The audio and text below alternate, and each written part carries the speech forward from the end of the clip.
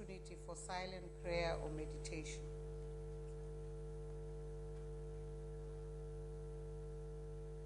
Thank you. Please be seated.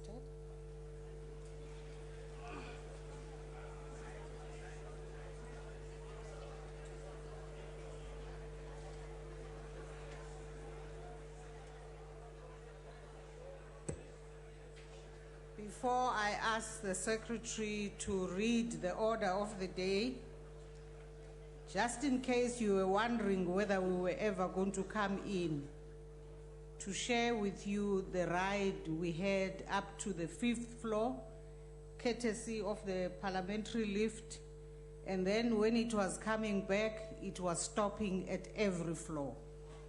So our apologies. The Secretary will read the order of the day. Debate on the President's State of the Nation address. Honorable Speaker.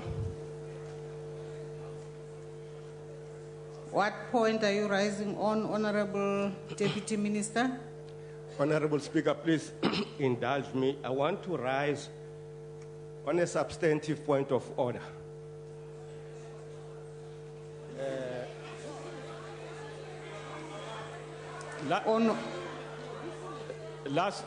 Yes, Honorable Deputy Minister. Honorable Speaker, during the opening of Parliament on the 11th of February, last week Thursday, there's a political incident that happened in the House, which is that there are members of the House who displayed in the full glare of those who were in the chamber and those who were watching at home contempt for the national anthem. Now, on a point of order, Speaker. On a point of order. He's not citing which rule is he speaking on. He must rise on the rule. He cited the point of order, and I'm still listening, Honorable Makwetla. Thank you, Speaker. Chapter 1 of the Constitution,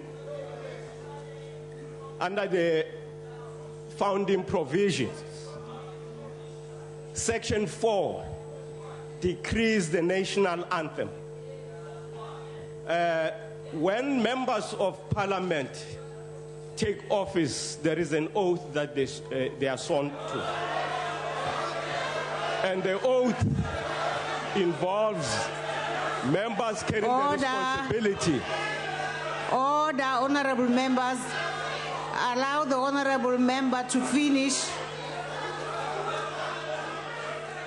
Just finish, Honorable Deputy Minister. When we take office, we are sworn in to uphold the Constitution. And upholding the Constitution, Madam Speaker, also involves upholding all the symbols of the Republic.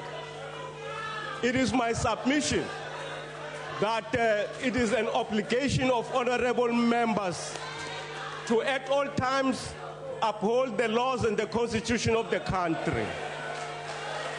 But because the incident took place in a joint sitting, Madam Speaker, my recommendation is that this matter be referred to the structures in both houses of Parliament where the members belong, for the matter to be addressed there. But I don't think it's an incident that should be left unattended to, because we'll be setting a precedent. Thank you, Honorable Makwetla. The next point. Honorable Makwetla, can we finish on this one? If you can just take your seat. I would like you, Honorable Member, to put that point in writing and submit it so that it can be fully considered, especially because you raise it in the context of constitutional ramifications. Thank you for the advice, Honorable Speaker. I shall do so. The second point of order that I want to rise on, Madam Speaker. Honorable Speaker. Speaker, Honorable member, I'm listening to a point of order, and I would like Honorable Speaker, can you please I will listen to this recognize you, urgent but point of order? I am dealing with a point of order, and I would like you to take the your urgency seat. of this point of order, I'm raising on the person who's speaking. No, Honorable Shibambu. Allow me to come to you. Okay. Allow me to arrive at the point when I come to you, but allow the Deputy Minister to finish what he is raising. Proceed, Honorable The Makwetla. second point of order, Madam Speaker, relates to what is just happening now, which is that one of the very basic rules of this House is that in order for the business of the House to proceed smoothly, when the presiding officer calls a member to order, the member shall resume their seat, and the presiding officer will address a member, and only after the presiding officer has finished addressing a member, then a member can rise to continue with the point that he was making. Now, Honorable Speaker. Honorable Makwetla, I've heard you. Honorable Speaker, in the sitting last week, there was what was almost a mockery in this House, where the presiding officer was busy reading out to the House what she wanted us to take note of, and at the same time, there was a member who was on the microphone who continued talking simultaneously with the Speaker. Now, of course, this never used to happen before. The point that I want to raise, Madam Speaker, is this. The presiding officers have switched off buttons there at their disposal. I want to know, at what point are those buttons used against members who showed You are total asking disdain? a question. We've heard your question. Please take your seat now, Honorable Makwetla. Honorable Speaker. There's one more point. The third point that I want to rise on, Madam Speaker. There's a third point. Order, honorable members. Honorable members, we should learn That to point, be Madam patient. Speaker. We should learn to be patient with one another. I said I am coming to Honorable Shibambu. That's what I said. And I will indeed come to him. My last Honorable Makwetla, please wrap up. It's my last point of order, with due respect, Madam Speaker. Madam Speaker, it is convention in all gatherings and meetings that speakers will always enjoy the protection of the chair in a meeting. Now, I want to ask the question, Madam Speaker. The laissez-faire attitude of the presiding officers not to protect us, what does it expect us to do?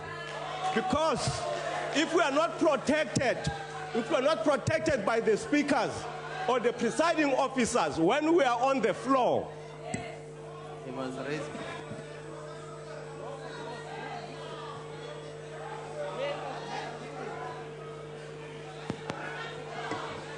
Honorable Speaker, I was making the point that if we are not protected by the presiding officers when we are on the floor, Honorable Makwetla, this is no longer a point of order. It's now you throwing questions at the chair.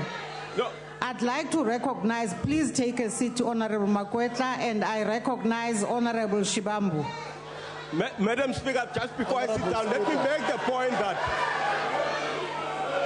Can I Honorable Makwetla, you are now just venting. I demand respect from Tabang Makwetla. I must sit down. Now, Speaker, the traditions of this House is that if there's a violation of a rule, you immediately stand up to raise a point of order.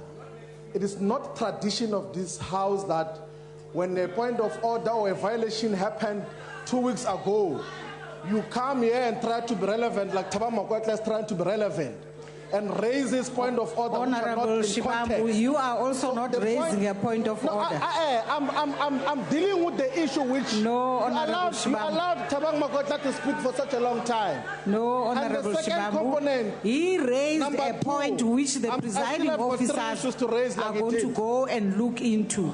He then later raised other issues which I have You allowed addressed him. myself to. Let's deal with those issues before we proceed. No, we will not deal with those issues Before we because they are proceed- not on the agenda. Points of orders are raised immediately. Honourable There's a Shivambu. violation. It's not allowed that you must leave it until the next meeting. So even Honourable the written letter Shivambu. which is going to give Honourable is going to Shivambu. be relevant because it's not part of this particular process. Take your seat. Honourable members, I would now like to call on the Secretary to read the order of the day.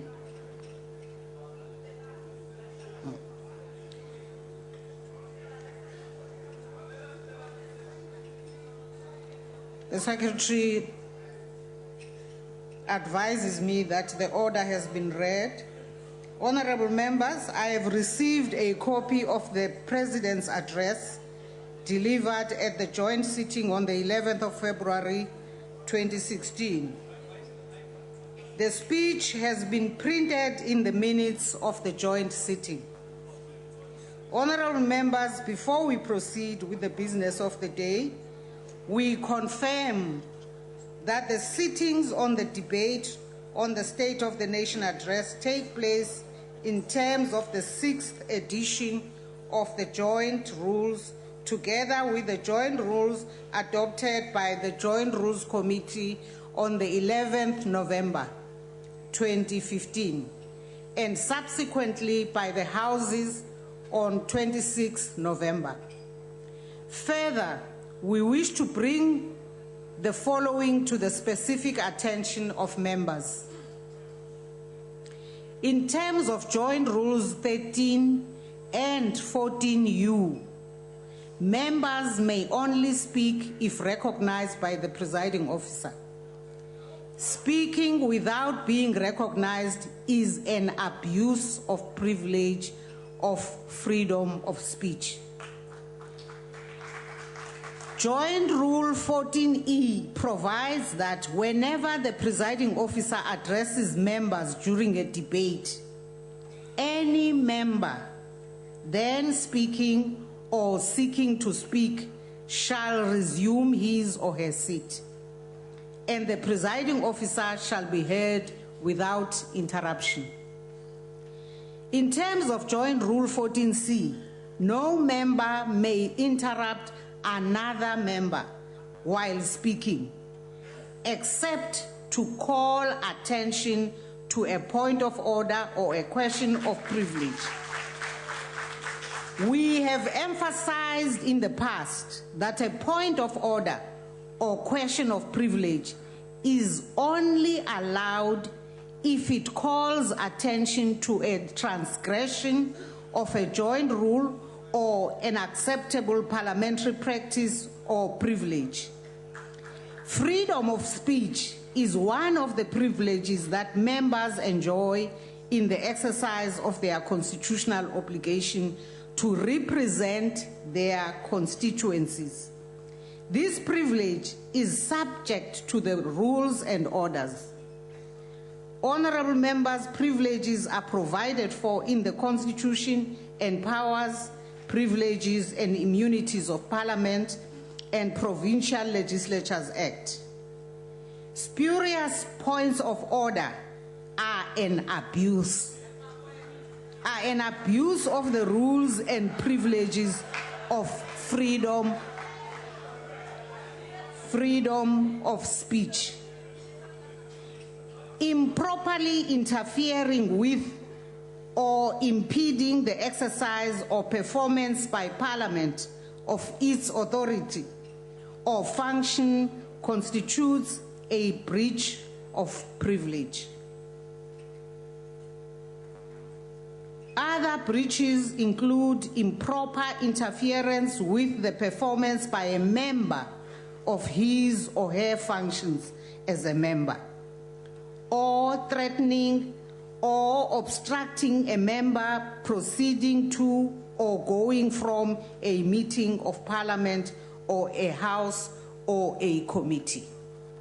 We do this, honorable members, as an attempt to ensure that the debates take place in a manner consistent with the decorum of the House and to avoid the acrimony that unfortunately tends to characterize our proceedings lately.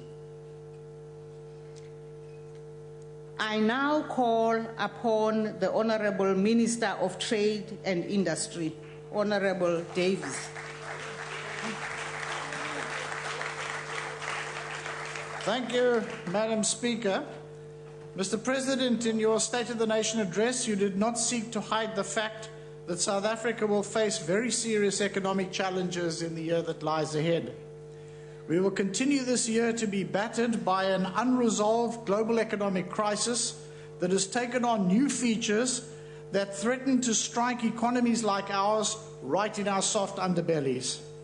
Demand for mineral commodities has slumped, with consequent sharp falls in the dollar prices of almost all mineral commodities.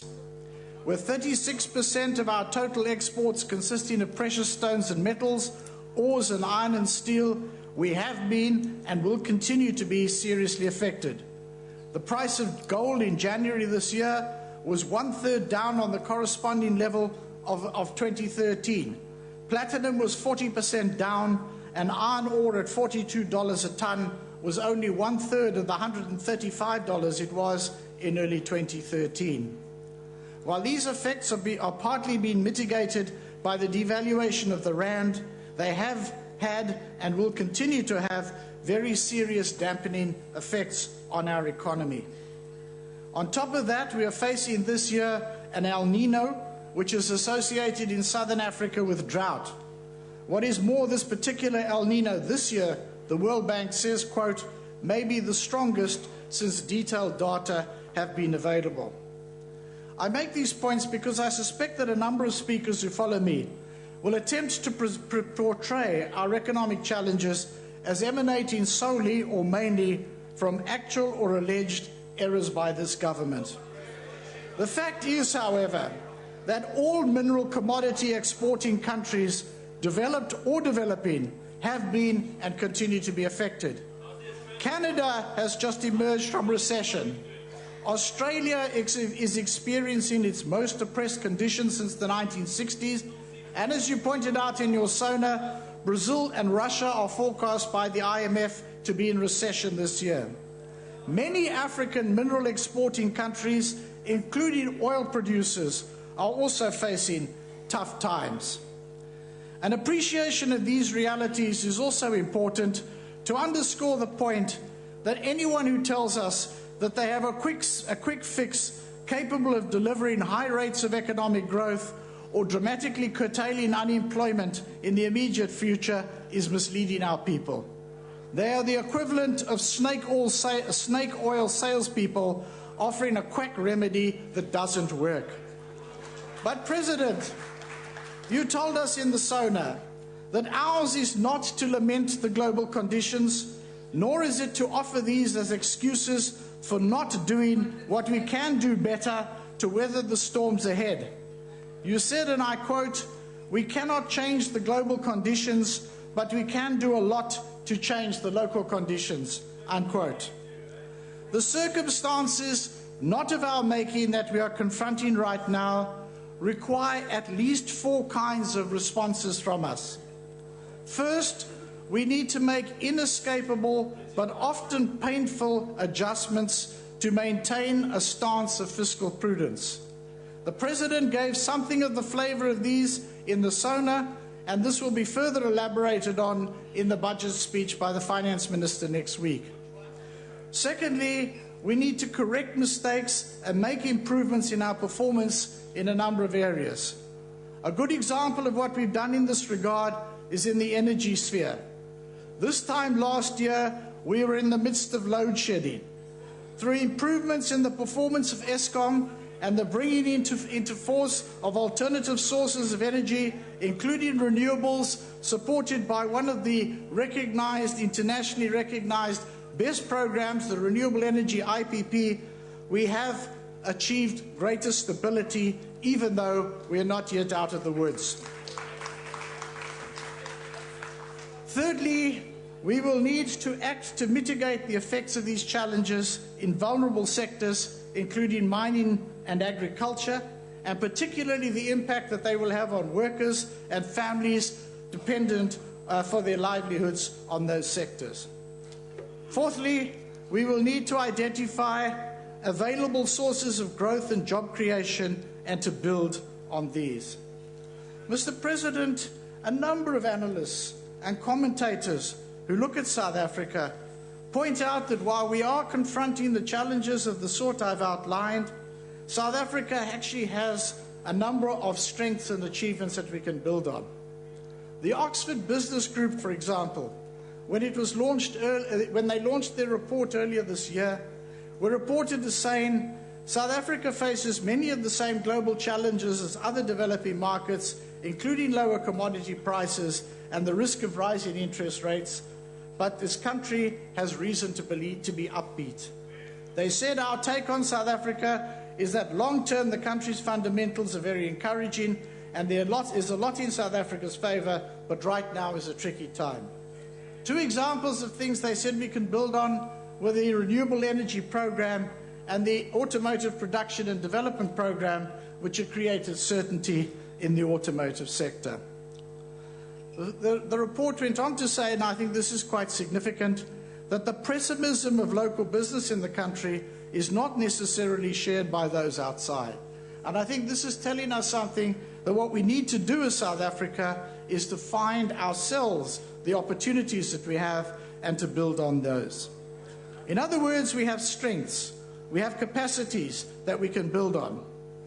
Since the start of this administration, we have followed, in pursuit of the objectives of the National Development Plan, a program that can be characterized in 6 I's: infrastructure, industrialization, investment, innovation, inclusion, and integration.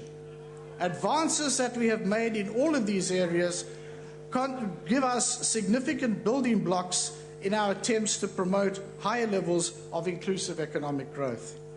For example, Mr. President, with the onset of the global economic crisis, we launched a much higher impact infrastructure program, which has been given more effect by the establishment of the Presidential Infrastructure Coordination Commission, and an infrastructure program which delivered in the last term of government double the amount that was actually spent on infrastructure at any time in this country's history.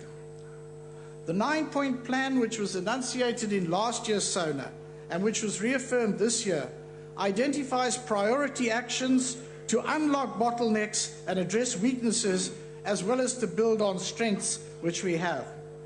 In the time that's left to me, I want to speak on just 3 elements or components of the 9-point plan: a higher impact industrial policy action plan, minerals beneficiation, and investment.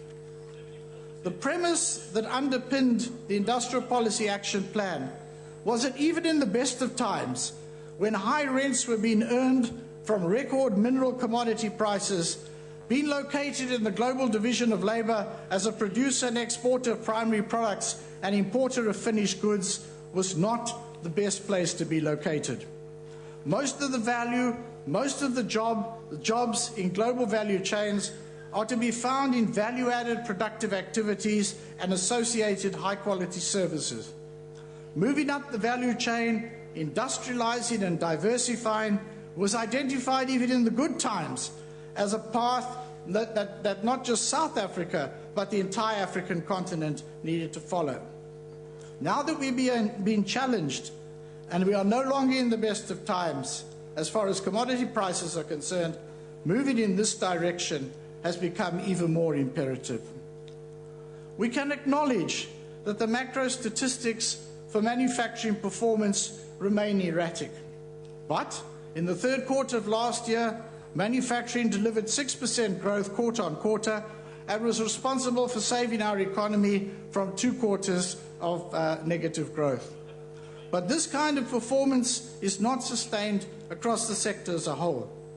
The reality is that the fortunes of important manufacturing subsectors are closely tied to those of mining. Others, such as the iron and steel value chain, are facing additional problems, such as the global glut of steel, which have created challenges that I can say government is working on, and we are close to finalising an agreement with the sector on this. But within the mixed picture, there are some quite significant successes. In clothing and textiles, this sector was in terminal decline. But what we did was we took steps based on the Clothing and Textile Competitiveness Program, such that between 2010 and March 2015, we supported 3.7 billion rands worth of competitiveness raising initiatives in the sector. As a result, 68,000 jobs in this sector have been retained, and 6,900 new jobs were created. 22 new factories in the leather and footwear sector have been opened. The sector has been successfully stabilized and is steadily regaining its domestic market share and beginning to grow exports. A sign of this is that retailers such as Foschini have been happy to invest in productive clothing companies in this country because they realize that there's value to be had. 4 vertical clusters have been established involving successful value chains, and textile companies and apparel manufacturers are poised to move further ahead as time goes on. The automotive sector. We have seen in the past 5 years 25 billion rand of investment by automotive companies. Last year, following the successful review of the Automotive Production and Development Program and indications of early work on its successor program, BMW announced what was at the time the largest single investment in the automotive sector, 6 billion rand. They were followed within a few weeks by an announcement by BAW, Beijing Auto Works, of 12 billion rand of investment. The trend is continuing. Last week, the Mercedes-Benz announced that new truck products would be manufactured at its East London plant. And I can assure this House that there are further investments that will be announced in the auto sector in the weeks that lie ahead. In addition to manufacturing passenger vehicles, we are now also manufacturing public transport vehicles in this country. Minibus taxis, which in 2007 were wholly imported, are now increasingly being manufactured in South Africa. As late as the FIFA World Cup, all of the buses that were procured to transport passengers for that event were fully imported. Now, all the buses that have been procured for the bus rapid transit systems are having their bodies manufactured in this country.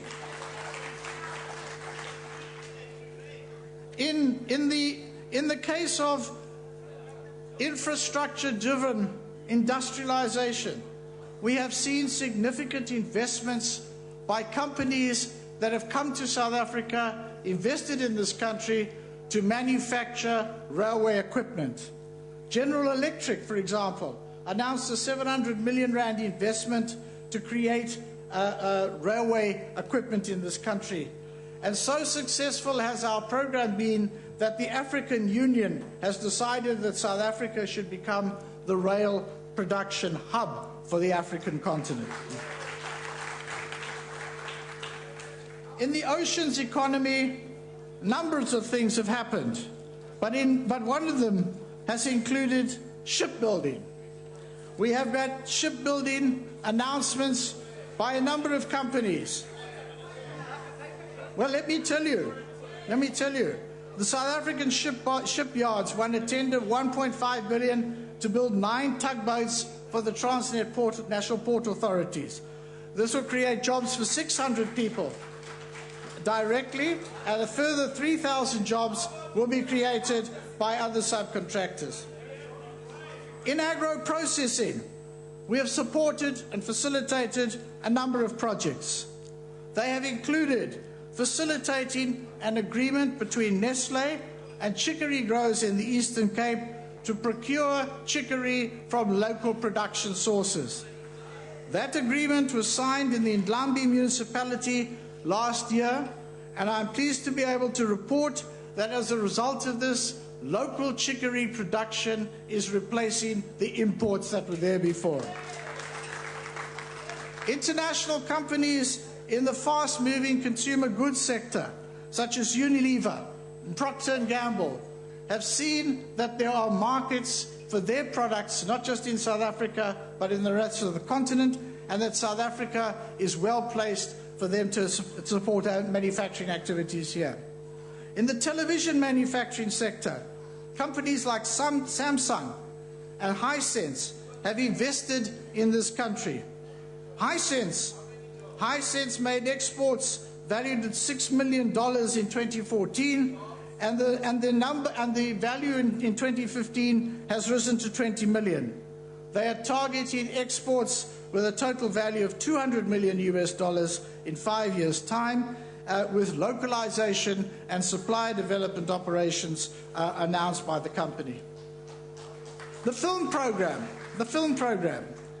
Since 2004, the rebate program which we've been running as government has supported 583 productions. 336 of these are South African, 86 of them are co-productions, but also they have included attracting major international film studios. One of the Oscar nominees this year is for a film that was made in South Africa with location scenes in our neighboring country, Namibia.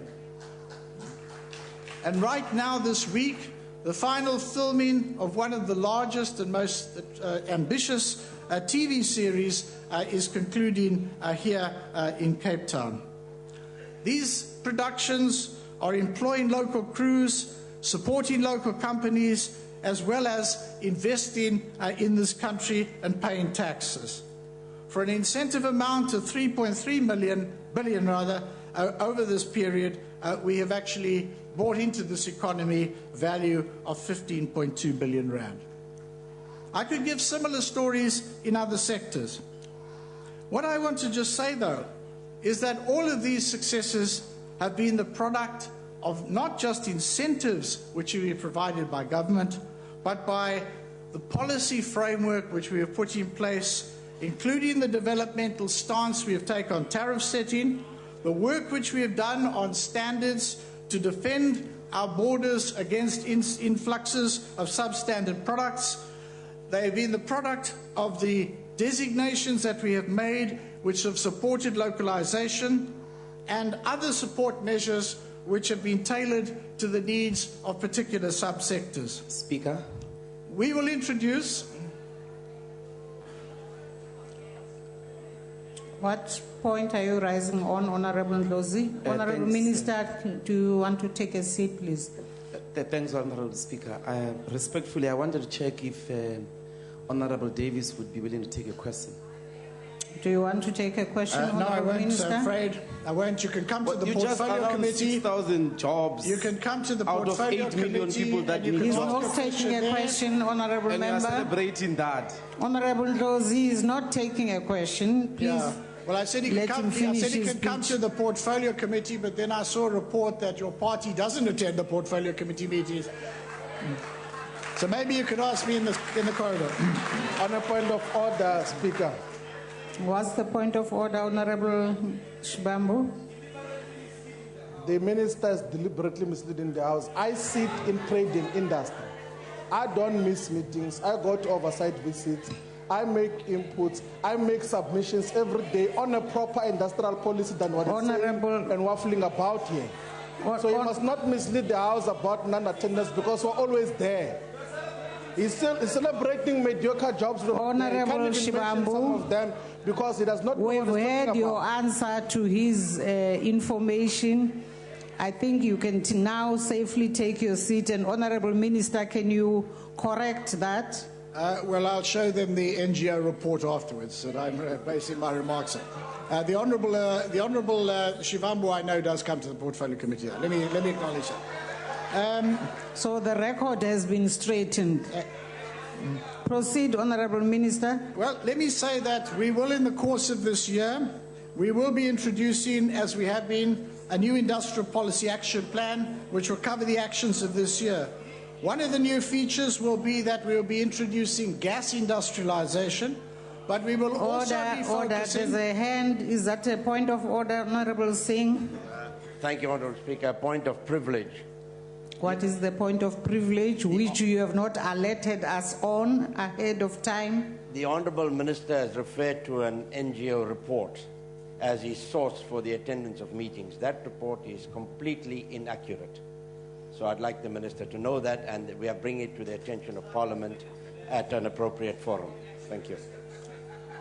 Thank you, Honourable Singh. Honourable Minister. Okay, let me not fight over an NGO report that I saw. Let me not fight.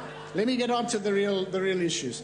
What I wanted to say is that in addition to new areas like gas industrialization, we're also going to be focusing on labour-intensive sectors, taking forward the work on the clothing and textile sector, on agro-processing, and so on.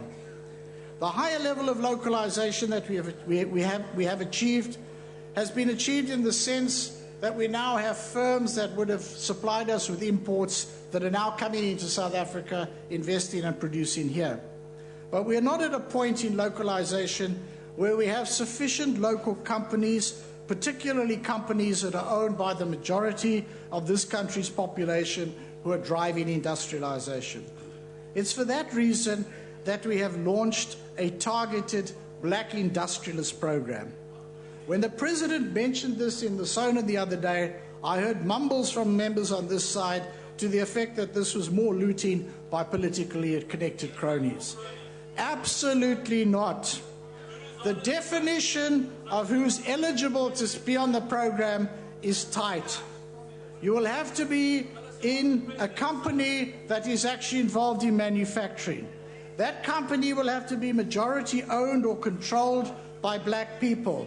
Those black people will have to be directly involved themselves and taking risk. The Black Industrialist Funding Forum that will be created will be attended exclusively by officials responsible for funding decisions from participating development finance institutions that will also be responsible for the final decisions on funding. They will also provide non-financial support as well as identify potential access to public and private procurement opportunities. I'm happy to indicate that we already have pledges of over 30 billion rand from institutions like the Land Bank, the Industrial Development Corporation, the Small Enterprise Finance Agency, the Development Bank of Southern Africa, and some provincial organizations like the KZN Growth Fund. We have already received applications, and I'm pleased to be able to say that the Funding Forum will hold its first meeting next month. On mineral beneficiation, we have moved from saying we need to do this to actual action. We are working in a number of priority areas. They include platinum group metals, titanium, iron and steel, where there are very significant challenges, polymers, and mining equipment.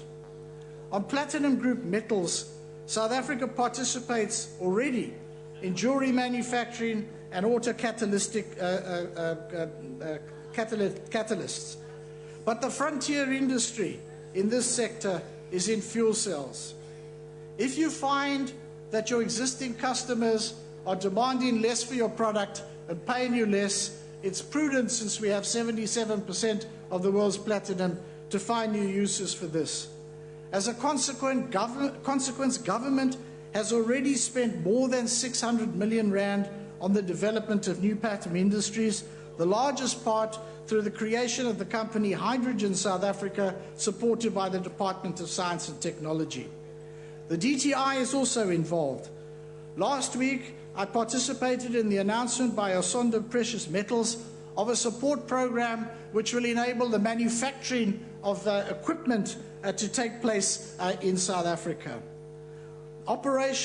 Some operations will start in the industrial development zone around OR Tambo International Airport, revitalizing that long declared but moribund special economic zone. But we've also said that before this year is out, we will proclaim a dedicated Platinum Valley Special Economic Zone in the Northwest Province. Also this year, we anticipate a metallurgical and trading Special Economic Zone will be established in Musina in Limpopo. On investment, we have sought to improve our investment facilitation. We have established Invest South Africa as a one-stop shop.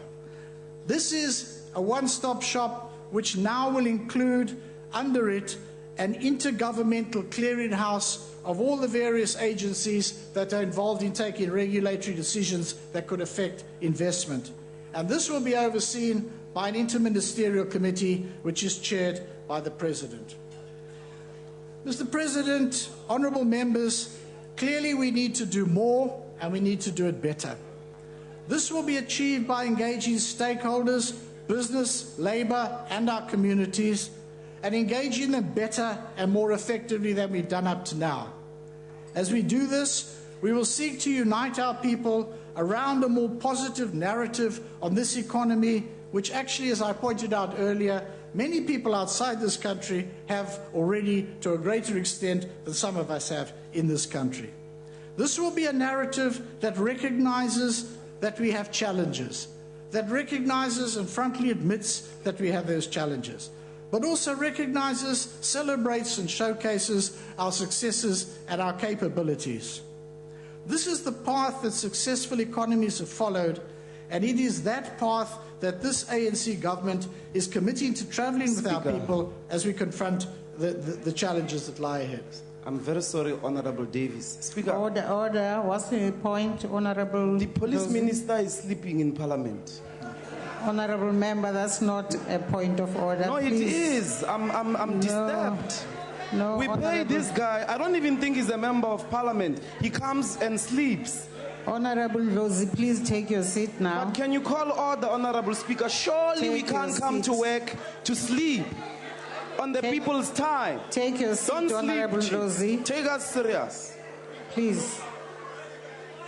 Please finish up, Honorable Minister. Yeah, thank you very much, Speaker. I've less than a minute to go, so I think everybody can wake up. We can throw stones at each other, and no doubt many will be thrown in this debate. Where criticisms are warranted, we need to respond to these and to do better. But we can't be distracted by grandstanding and histrionics too often, as we too often see in this chamber. The economic issues are just too important to the people of this country to allow them to be used as political footballs in agendas of people that really don't have any answers to the substantive challenges faced by our people. We have serious work to do, and this ANC government is committed to do it. I thank you. The Honourable, the Leader of the Opposition.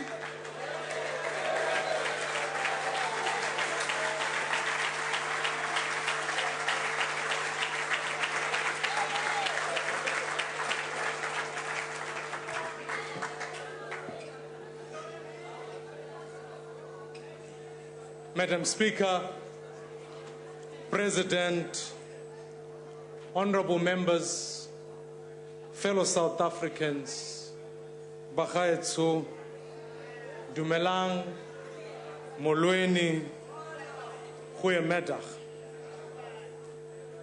Before I begin, I would like to offer up my thoughts and prayers to the families of the workers trapped underground at the Lily Mine in Mpumalanga. We cannot imagine your pain and anguish these past 11 days, and we stand with you as a nation, and I hold you and your loved ones in my prayers. Madam Speaker, last week, while razor wire was going up around Parliament and stun grenades were dispersing the crowds, the President was tucked safely away somewhere on planet Zuma. You see, planet Zuma is a parallel is a place in a parallel universe, far, far away from the lives of ordinary South Africans. Planet Zuma is a place where a swimming pool can be called a fire pool. It is a place where all the continents of the world fit into Africa. It is a place where the finance minister flies economy class, but the president buys himself a 4 billion rands jet.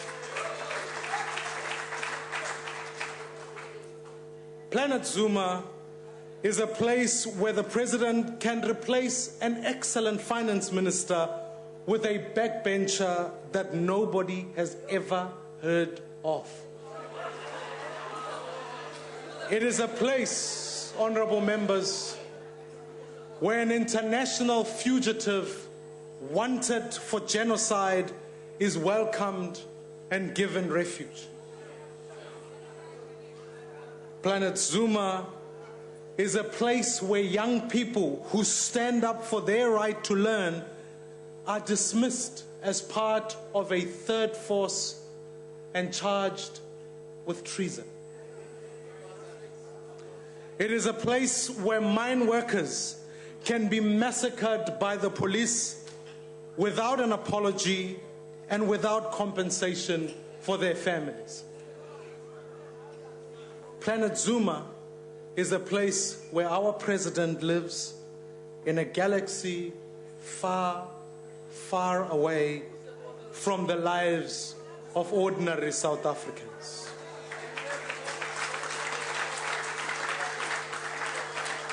In his speech on Thursday, we learned more about Planet Zuma than the country we live in.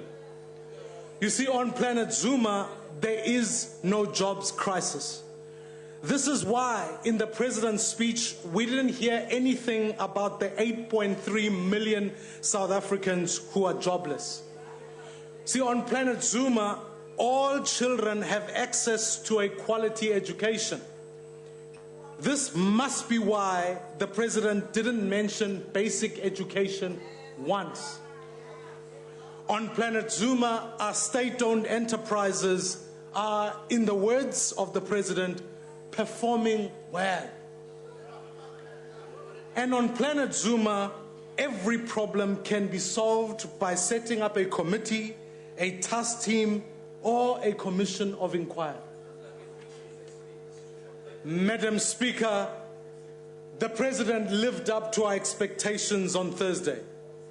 We expected to hear the empty words of a man out of touch with the people, and that is exactly what we got. We knew what to expect, but we came to listen anyway, and we stayed until the bitter end. Because this is what the South African people expect of us. They expect us to be here in this parliament making it work. Let me be clear. We came to listen to the president out of respect for the Constitution and the office he holds. But we did not come out of respect for Jacob Zuma.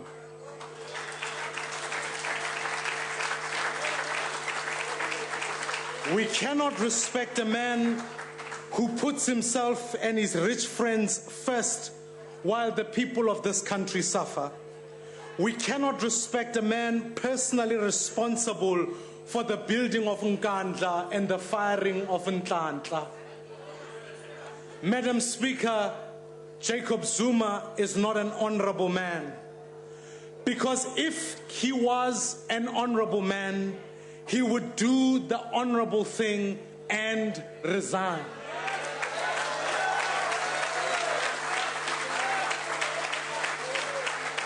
The president is not alone on Planet Zuma. Its gravitational pull is so strong that the entire ANC... Speaker, point of order. Sorry, can you pause the time? Yes, honorable member, what is the point of order? Honorable leader of the opposition, can you take your seat? The No, my name is Tlomane Chauke. My name is Tlomane Chauke. Speaker, I'm saying that even if we can differ, but we have to maintain the respect. You still remain the president of the ANC. Even whatever you may differ, no matter you can say, he remains the president of the ANC. The Honorable, the President is actually the President of the Republic of South Africa. Proceed, Honorable Maimane, but do respect the Honorable, the President of the Republic of South Africa. Madam Speaker, it is very difficult to do when the President's own counsel have admitted that he's misled this House.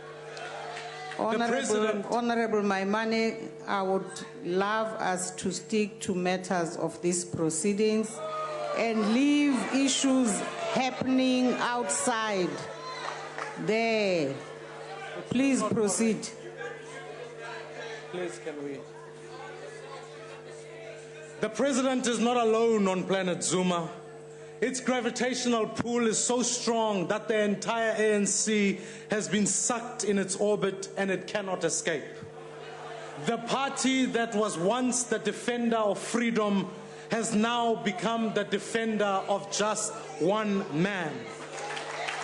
Make no mistake, there are many good people in the ANC, and many of them sit in these benches. And there are still some excellent cabinet ministers who do a good job in a difficult circumstance.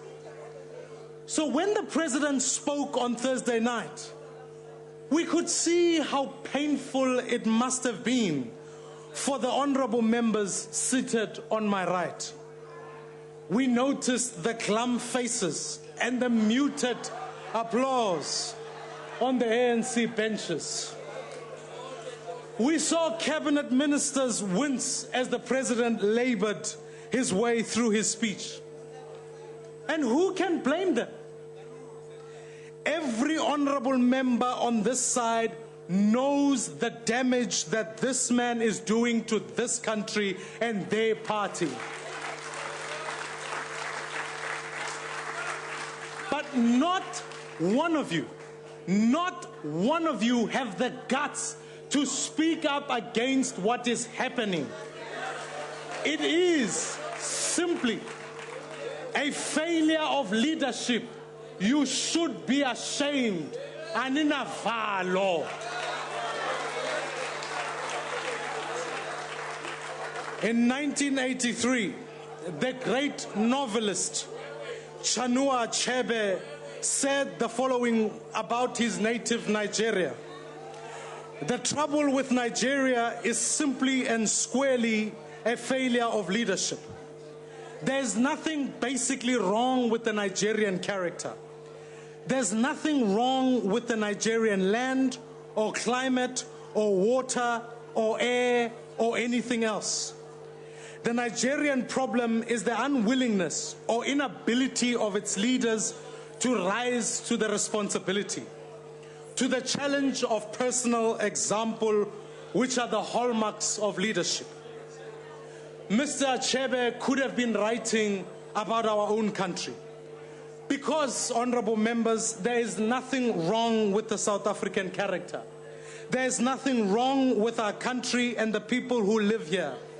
But there is a lot wrong with our leadership. Mr. President, let us rewind to a few days before the State of the Nation address, when your Nkandla case was heard on the Constitutional Court.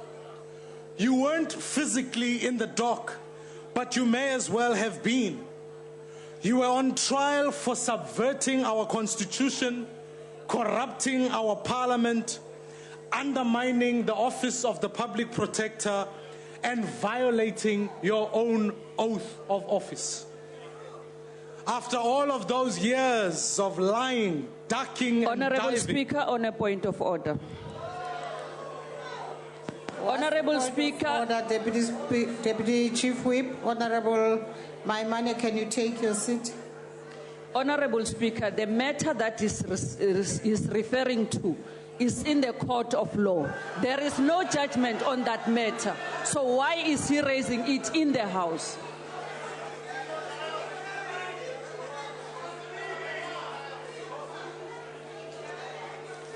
Honorable members, on the issue of sub judice matters,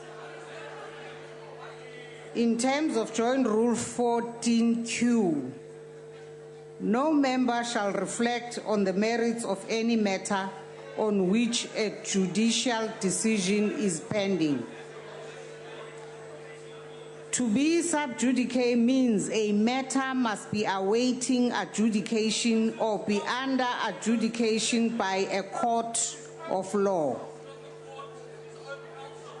Honorable members, the chair has a responsibility to apply this rule in such a way as to impose the minimum limitation on open debate and the right of members to freedom of speech. The practice has therefore been to allow members to refer to matters before the courts in general terms, but not to discuss their merits or to refer to the matter in a way that could prejudice the case.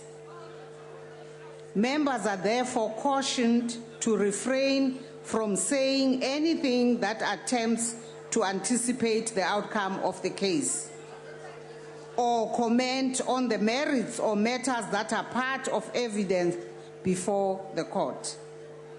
So, honorable members, what we are saying and the position we're taking and reflecting on here is also out of respect for the principle of the separation of powers.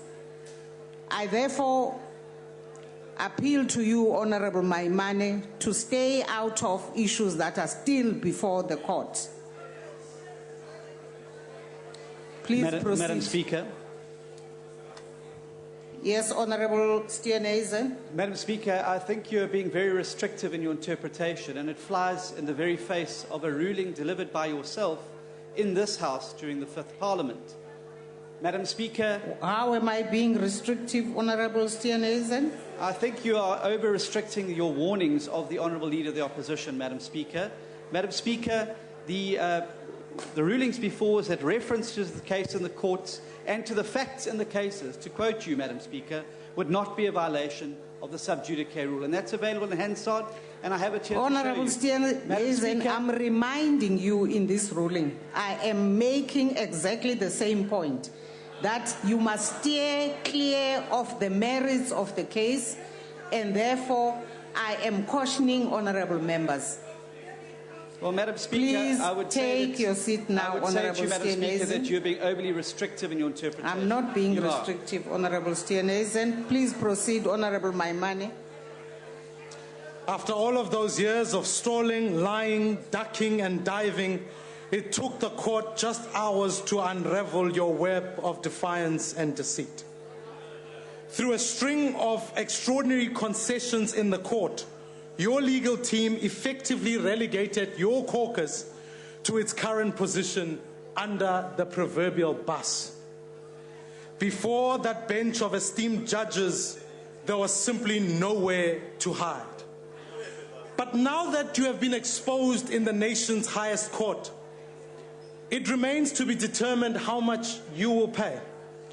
Because here's the thing, whatever the amount, it will be nothing compared to what the people of this country have already paid for your presidency.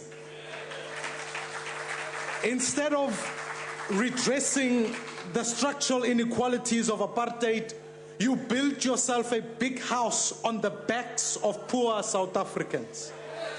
Instead of breaking down the barriers that keep young black people excluded from the economy, you introduced BEE codes that keep empowering the connected few.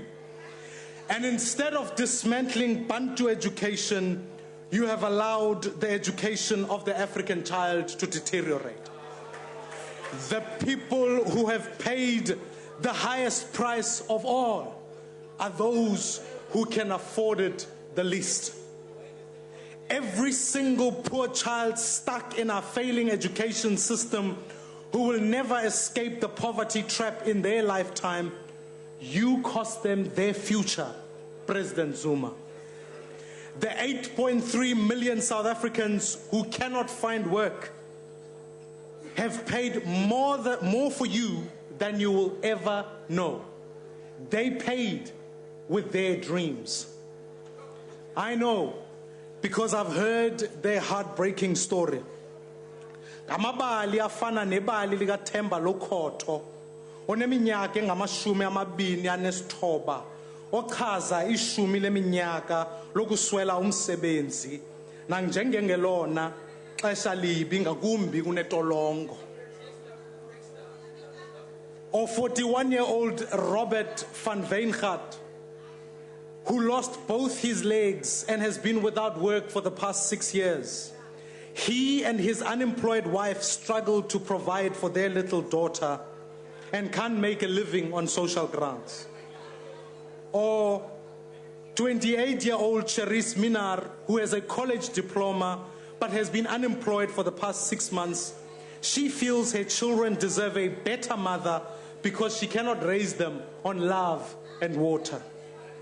Khotsa Mbusicele, wadinaga di le some a mabedi le bobedi o nang le master's degree mme ga ise a bone ditiro mo dingwageng di le pedi. O ra gore o setse a ineeletse mo botshelong. And there are many who are just like them. We simply couldn't fit the 8.3 million in this book, but Mr. President, here are some of their stories, the people your government has long forgotten about. I believe every single person has a conscience. Mr. President, my question is, how do you live with yours?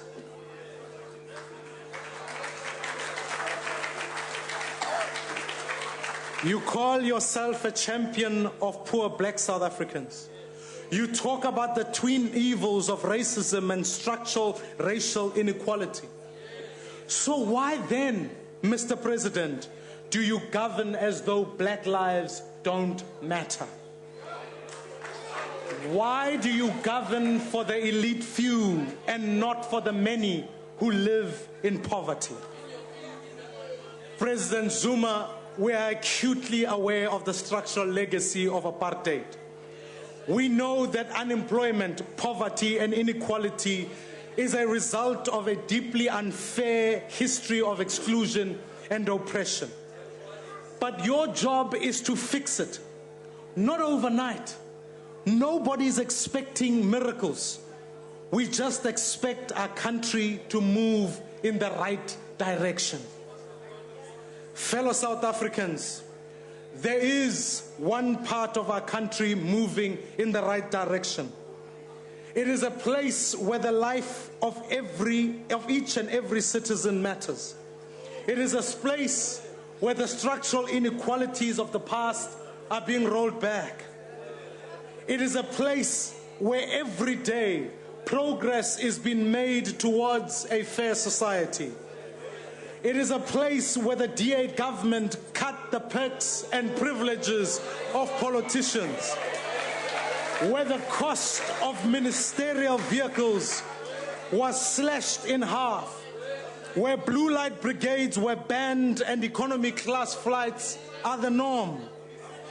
And please note, President Zuma, these cost-cutting measures were implemented not because the economy was in meltdown. They were implemented because we don't think politicians are more important than other people.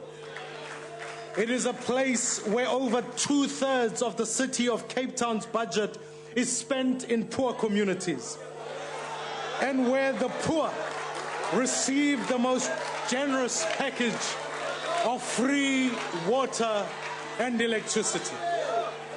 Dit is 'n plek waar die regering vir al die mense werk. It is a place to grow the economy and to create jobs, the government focuses on getting the fundamentals right. Clean government, policy certainty, infrastructure development, support for entrepreneurs, and an aggressive targeting of investment. It's a place where fewer people are unemployed and more people are hopeful of finding a job. It is a place where the iniquities in the health system are finally being undone, not by an unaffordable new scheme that will bankrupt the system, but by sound, clean government that delivers health care for the poor. It is a place where the first new hospitals built by the DA government were in Khayelitsha and Mitchell's Plain, areas rejected for decades by the ANC. Order. Yes, Honourable Member, are you rising on a point of order? Honourable Speaker, I just want to check whether is it DA's policy to retain racist people in the No, opposition? Honourable Member. Point of There's order. no such point. Point of order, Madam Speaker. Yes, Honourable Steenhuisen. Madam Speaker, you see, this is the problem in the House, is that when we in the opposition stand up and make what you term frivolous points of orders, we are dealt with in a very severe manner. Yet that gentleman at the back there continuously is allowed Honourable to rise Member, on frivolous points of order, and you ignore him. I've ruled him out of order. So please, how harshly is harsh? Proceed, Honourable Maimane. It is a place where getting the basics right pays dividends, where the matric pass rate last year was improved to 84.7%, the highest in South Africa, while the pass rate in every other province declined. It is a place where the pass rate in schools in the most impoverished areas increased from 57% under the ANC to 73% under the DA. A place where this year, for the first time, every matriculant who passed qualified for access to some form of tertiary education, and half of them for university entrance. Mr. President, while you and your cronies are on planet Zuma, we are here where the people are. We are improving people's lives step by step, day by day. And we are making progress. James Baldwin, the renowned American novelist and civil rights activist, once said, "The most dangerous creation of any society is a man with nothing to lose." Mr. President, your neglect has created 8.3 million jobless people, many with nothing to lose. The time is coming soon where they will sweep you and your cronies out of office and vote in a new government. A government committed to building a fair society where every chance has a chance to be the best they can be. And when we deliver our inaugural State of the Nation address, it will sound very different to yours, Mr. President. We will announce a number of measures to turn our economy around and lift people out of poverty. We will cut the size of your bloated cabinet in half, saving 4.7 billion. We will privatize our failing state enterprises, beginning with SAA and Eskom, who guzzle billions of rands every year. We will make South Africa a nation of entrepreneurs by cutting red tape and providing more support and training for businesses. We will improve black economic empowerment so that it rewards companies that invest in their workers and creates jobs instead of simply re-empowering the connected few. We will turn basic education around before we lose another generation of black children. We'll do so by giving teachers the support and training that they need to equip our children to compete in a global economy. We will increase NSFAS funding for poor students so that no qualifying student is denied further education because they cannot afford it. We will make communities safer by putting 250,000 properly trained police officers in the streets. We will fight gangsterism and drugs by reinstating the Narcotics Bureau and building more rehabilitation centers. We will save 30 billion rands a year by cutting corruption and firing corrupt officials.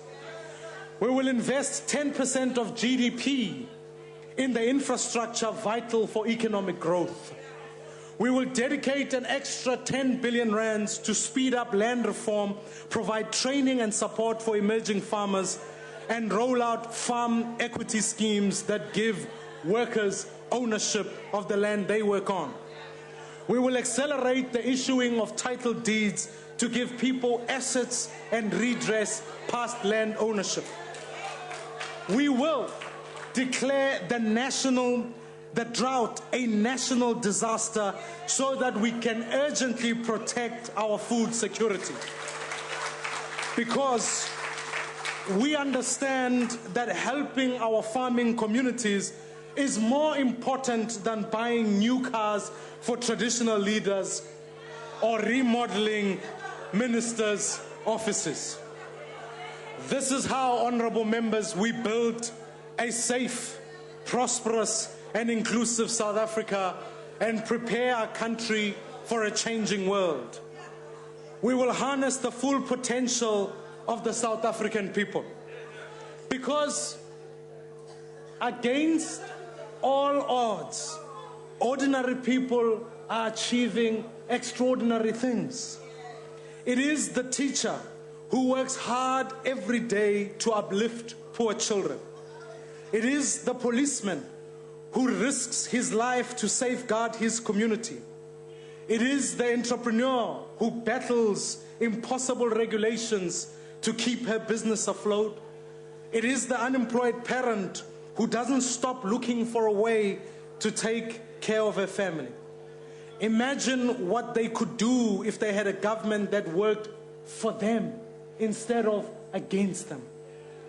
Mr. President, in your parallel universe, I'm sure your State of the Nation speech would have been just fine. But here, in the real world, it did not cut it. On planet Zuma, you can pretend the schools are working, that investors are lining up, and state-owned enterprises are thriving. But in the real world, none of that is true. On planet Zuma, you can carry on dismissing the aspirations of young black South Africans. You can keep betraying their hopes for a brighter future and govern as if their lives don't matter. But here, in the real world, each one of those lives really matters. Here, in the real world, we need a president and a government that serves all the people of South Africa. We need a president with a vision and the power to unite people, black and white, in striving for this vision. Because we are better together. We prosper together. We need a president who is an example to his government and to the nation. We need a president who is in touch with the people of this country. We need a president who puts people first and himself last. You, sir, are not that president. I thank you.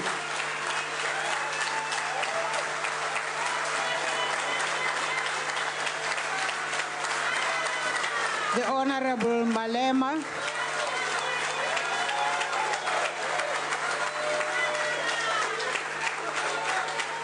Honorable members, can I ask that even when you are heckling, which you are allowed to do, please don't drown the speaker.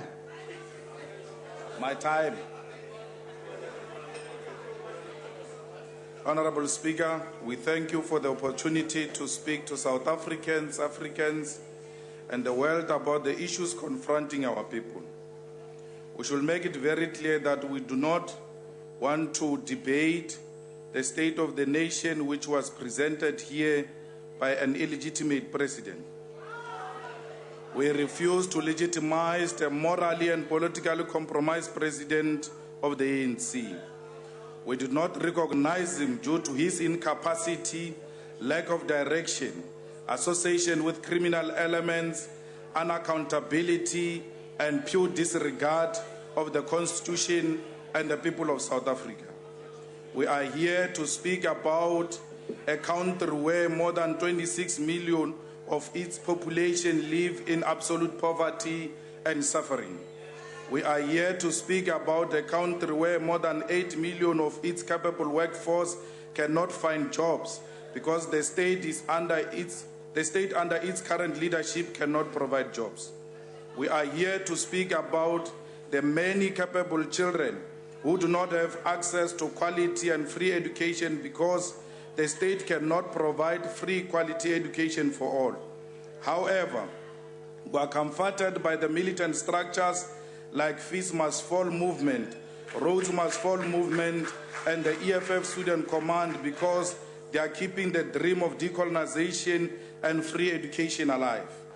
We must not forget that we are in a country where black majority, more than 80% of the population, is congested and squeezed in less than 20% of the land because the rest of the land is owned and controlled by those who colonially took it from the African majority through committing black genocide. We must not forget that we are in a country where settler, colonialist, and white monopoly capital is in control of almost all sectors of the economy. The white minority own and control every section of the economy, including the maize mill which feeds majority of our people because the former liberation movement betrayed its founding principles. We must not forget that we are in a country where African majority continue to be slaves and suppliers of cheap labor to the white minority as cleaners, garden boys, domestic workers, car guards, petrol attendants, security guards, and rock drill operators, and everything that pays low wages. The ANC has destroyed the nursing, teaching, and police profession by paying those workers peanuts. Our people are hungry for land.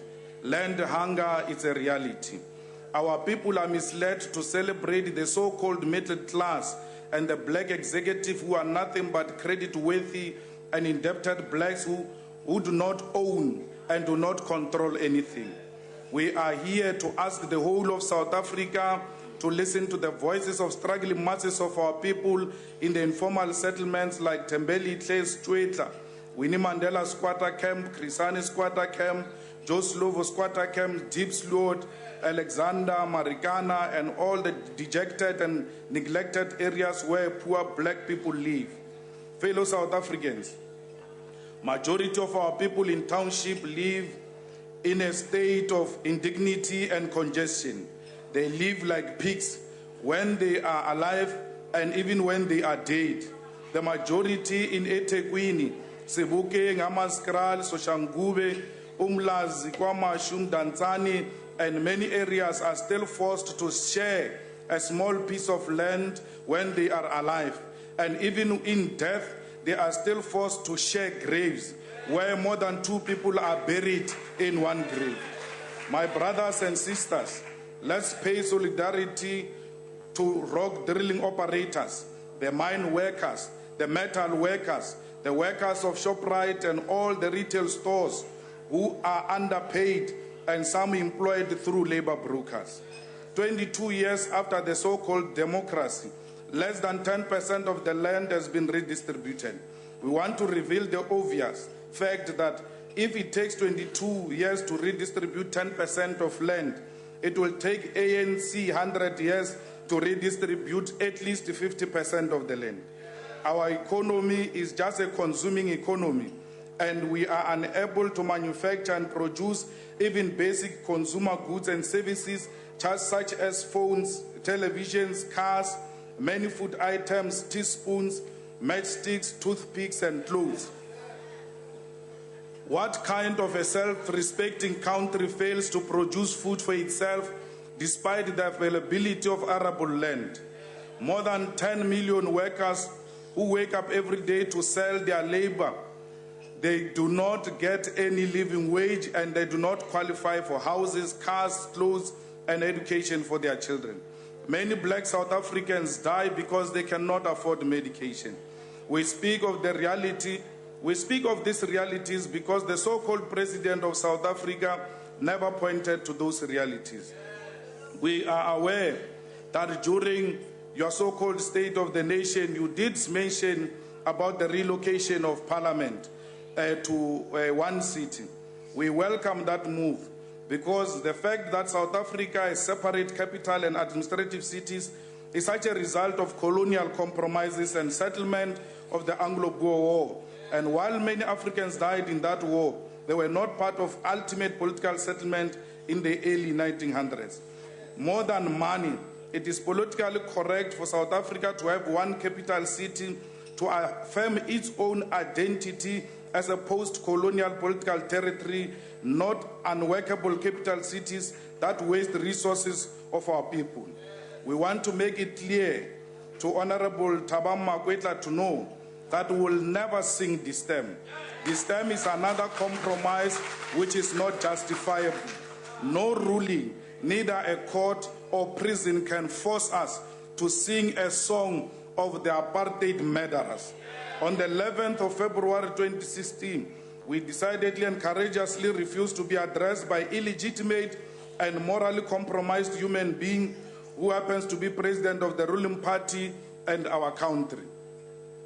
In our previous life, we uncritically accepted so many lies, fictions, and conspiracy theories created about you, Mr. Zuma.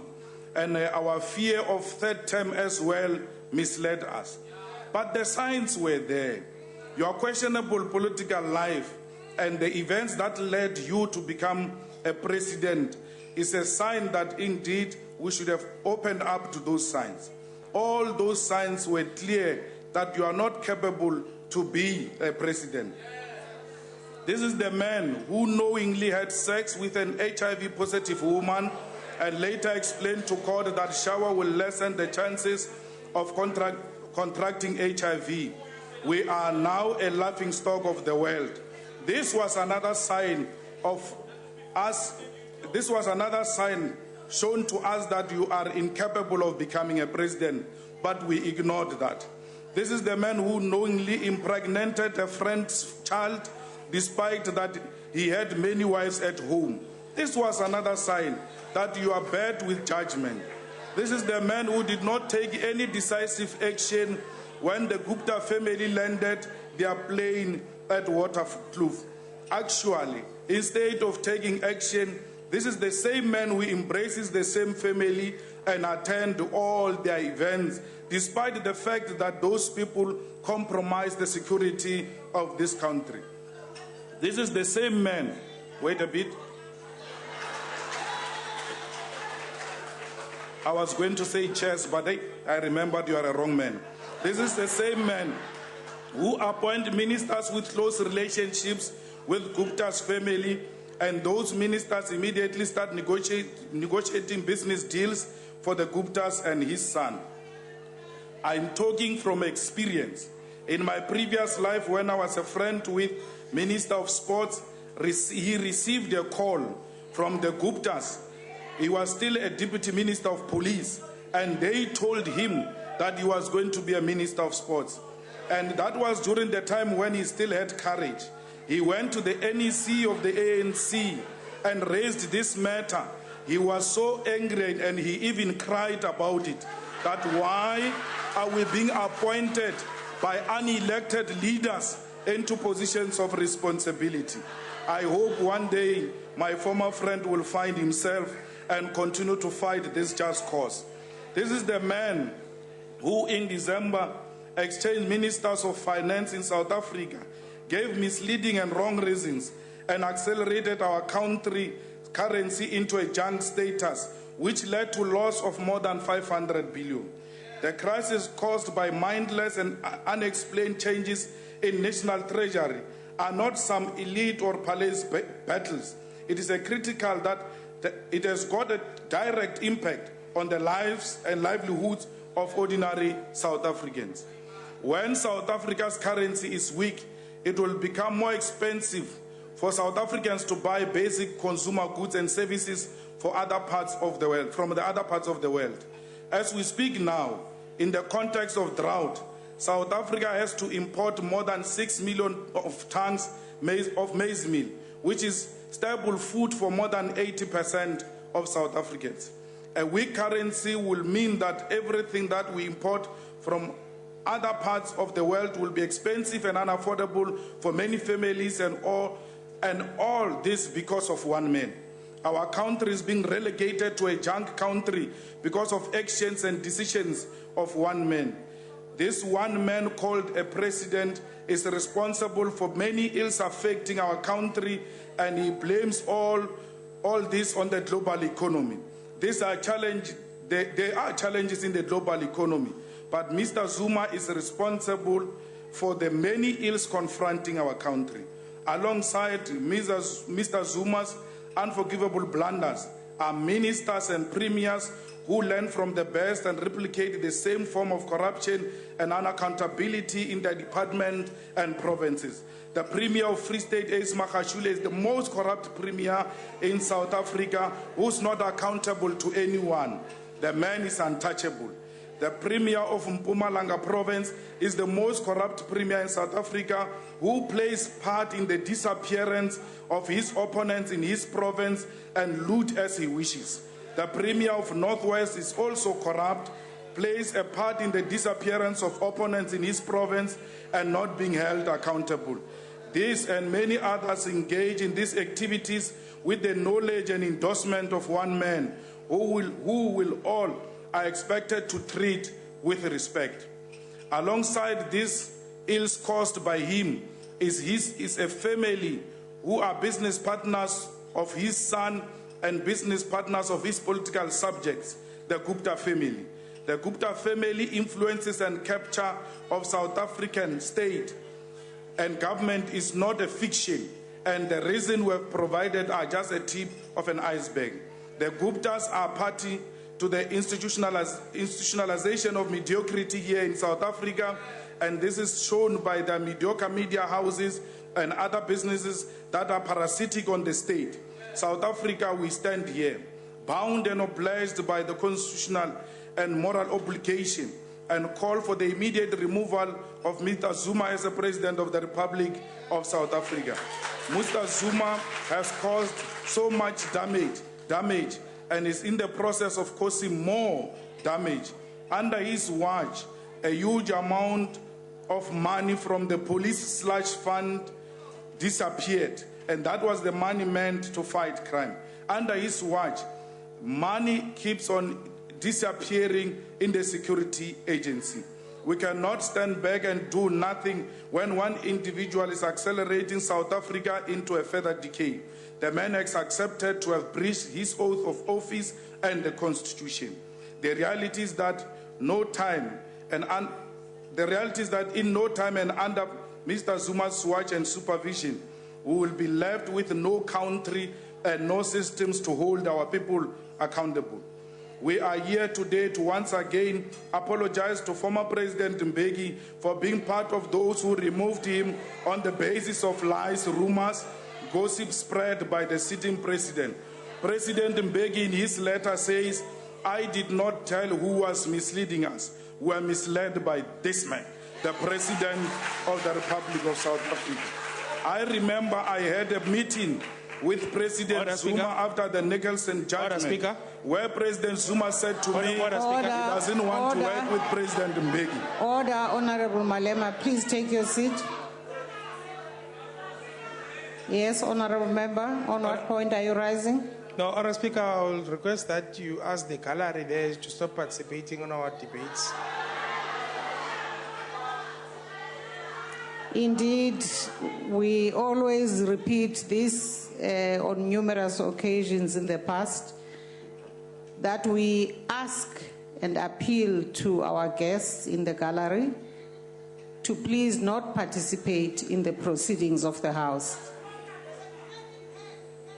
by clapping your hands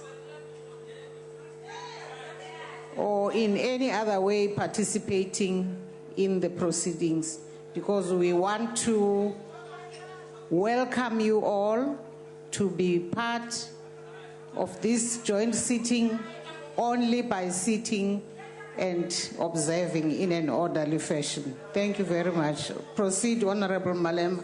I led the charge on the removal of President Mbeki after the meeting I had with President Zuma, where he made it very clear to me that he's not prepared to work with President Mbeki.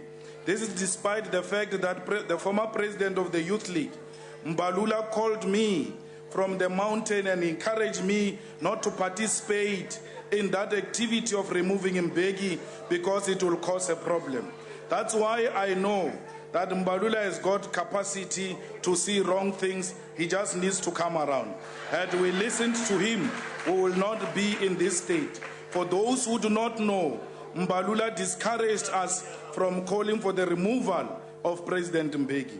We apologize to President Mandela for allowing Mr. Zuma to reign his legacy and turning South Africa into a junk country.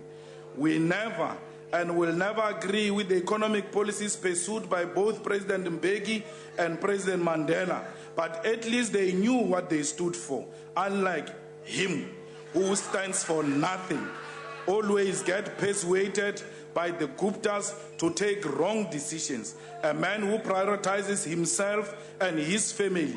If all of you doubt that, then you must refer to the presentation which was made in the Constitutional Court, where all of you were damned by the president. A man who can single-handedly destroy what used to be the movement of the people. A man who says, I will not pay. The whole movement says he must not pay. A man who says, now I will pay. The whole movement says you will now pay.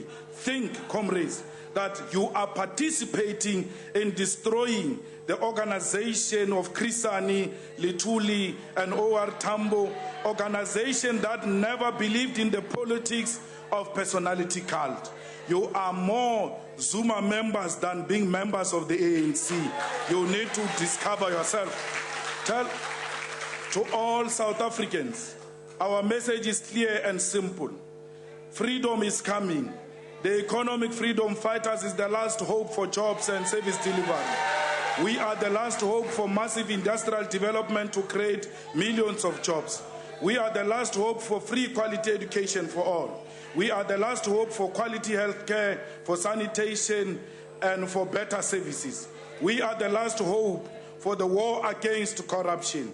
The EFF is the last hope for the people of Stretla, of Mdantsane, Umlazi, Soweto, Makwilering, Bushbuck Ridge, Orange Farm, Guguletu, Kailicha, Umtata, and all areas where there are no jobs and basic services for our people. The EFF is the last hope for the workers of Toyota in KwaZulu-Natal, of all metal workers in Nelson Mandela, Buffalo City, and Tshwane. We are the hope of all mine workers in Marikana, in the entire Platinum Belt, in Kuruman, Kimberley, the trapped workers of Lily Mine, and all the areas where workers face brutal exploitation. Mr. Zupta, your legacy can be summed up into three things: Mushiniwam, Nkandla, Guptas. And I'm leaving. I can't sit here to debate what you presented here because you are not a legitimate president. Bye-bye. Honorable Malema, as you leave, I want you to know that, as you know, what you did was wrong. You should have done it in the form of a substantive motion. You did it knowingly, and it was wrong, and shall be expunged from the Hansard. The Honorable Buthelezi.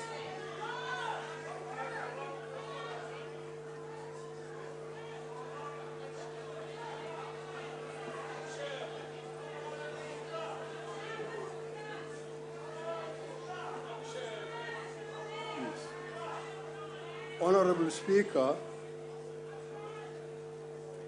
Your Excellency, our President,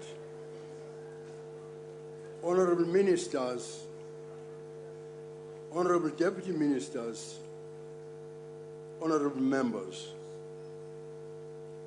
At the beginning of this year, the Cape Town Press Club invited me to deliver an alternative State of the Nation address, Mr. President, revealing what South Africa really needed to hear. I noted then that although I served under our two presidents as acting president more than 20 times, and although I've debated with 4 different presidents over the course of 21 years in this House, I've never had the onerous task of doing what Your Excellency did last Thursday. I also said that what we most needed to hear was a good dose of honesty about the economy and about the fracturing of social cohesion and about the dire situation of our people face because of drought. To my mind, it is better to be frank with our people so that they will know how long the night will last and whether the dawn is actually coming. Our people are remarkably patriotic and have been enduringly patient. It is morally reprehensible, therefore, to feed them empty promises, and it is eminently dangerous, in fact.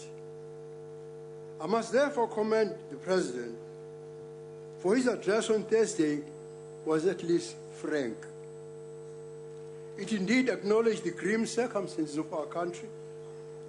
He did not shy away from the fact that, despite the hopes expressed in the National Development Plan by all parties, that we could achieve a 5% economic growth rate by year 2019, that this will not happen. This forces us to face the fact that there is no prospect of turning our economy around in the foreseeable future. For that 5% growth rate was our only hope for creating the level of employment that South Africa needs. Regardless of the myriad challenges put forward to justify the difficulties our economy faces, the closing line of the President's address was honest, and I wish to quote you, sir. We cannot change the global economic conditions, but we can do a lot to change the local conditions. In this regard, Madam Speaker, the IFU welcomes the establishment of an interministerial committee dedicated to enhancing investment, and we welcome greater cooperation with the private sector in the hope of placing our country on a growth path. I suspect that South Africans welcome the back-to-basics approach on local governance and the South African Police Service. Our people certainly welcome the announcement that there will no longer be lavish dinners following departmental budget speeches, and that the need for constant travel between two capitals is no longer considered feasible and must be addressed. But when one listens to the President's choice of words when announcing cutbacks and efforts at better financial management, the conclusion is inescapable that government has indeed gone too far in abusing state resources. It is a damning admission, but a true one. I refer here, Madam Speaker, to statements which I'll quote from the President's speech. Quote, "We have made an undertaking to spend public funds wisely," unquote. And, quote, "I invite premiers and mayors to join us as we begin eliminating wasteful expenditure in government." I ask the question, is this too little, too late? Is it enough to restore our nation's confidence in the present leadership of the country? undoubtedly it is not enough to pull us out of our economic distress. That would be bold policy decisions. When the President addresses the disastrous financial situation of state-owned enterprises by saying, we have had concerns, but some of them are doing quite well, it is clear that nothing will be done to plug the fatal drain of state-owned enterprises like South African Airways. I remember that even when I sat in cabinet some 10 years ago, we were constantly being asked to bail out the South African Airways. Why are we still doing it? Too often it comes down to poor policy decisions. The President, for instance, applauds the recent changes in visa regulations in order to boost tourism and enhance investment. What he doesn't say, however, is that these changes were required because visa regulations were passed against all good judgment. That did enormous damage to our tourism industry. We'll struggle to attract foreign investment, in my view, for as long as there is policy uncertainty. For instance, on the issue of land reform, we heard the President say during the State of the Nation address in 2015 that foreign land ownership would be barred. He has now repeated this in 2016. For the past year, foreign investors have been in limbo as to when and whether this policy would be implemented. At times, the President's address seemed to spend more time describing the way things should work and what they look like when they're working than explaining how we are going to get from here to there. He made a statement of drought, for instance, that I found quite discouraging when he said government provides relief to affected communities. What does that mean to the millions of people struggling without sufficient water? What does it mean to the farmers whose livestock are dying every day? Is it a statement of what a government in general does or a promise of what this government will do? The effects of this drought on our people must be taken more seriously.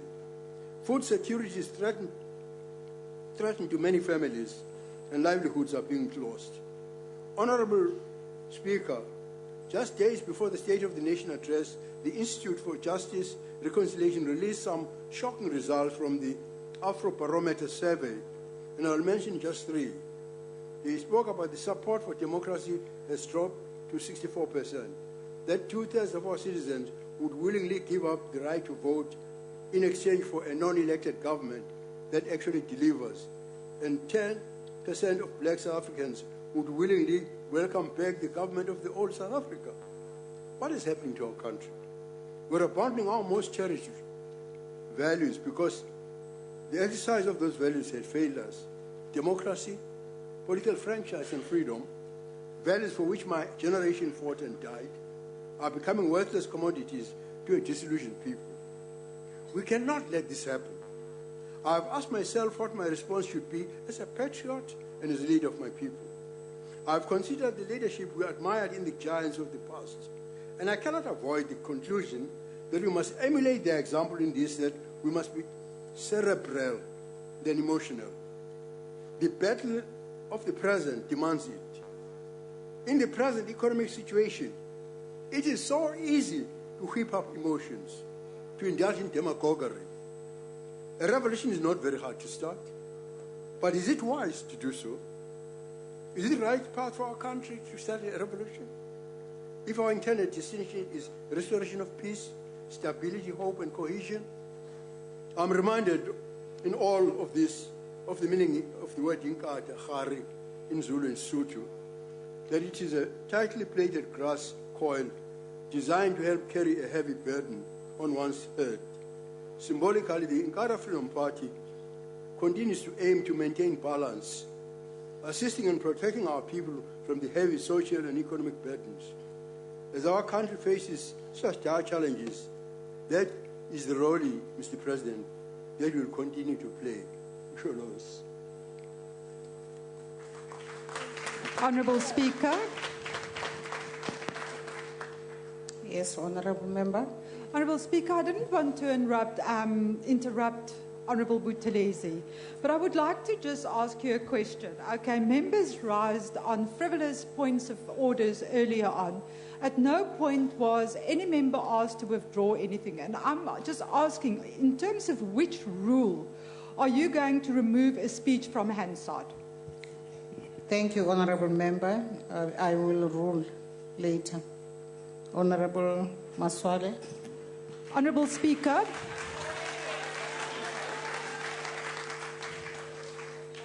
on what point are you now rising? Honourable Speaker, you've made a ruling about Yes, 15 I minutes said- ago. Now you say you're going to rule again. Yes, I said I am going to rule on what you are raising. But I just need, in terms of which Honourable rule you are Member, doing, a rule number. I am not having a debate with you. I'm not refusing to rule. I'm just saying I will rule later.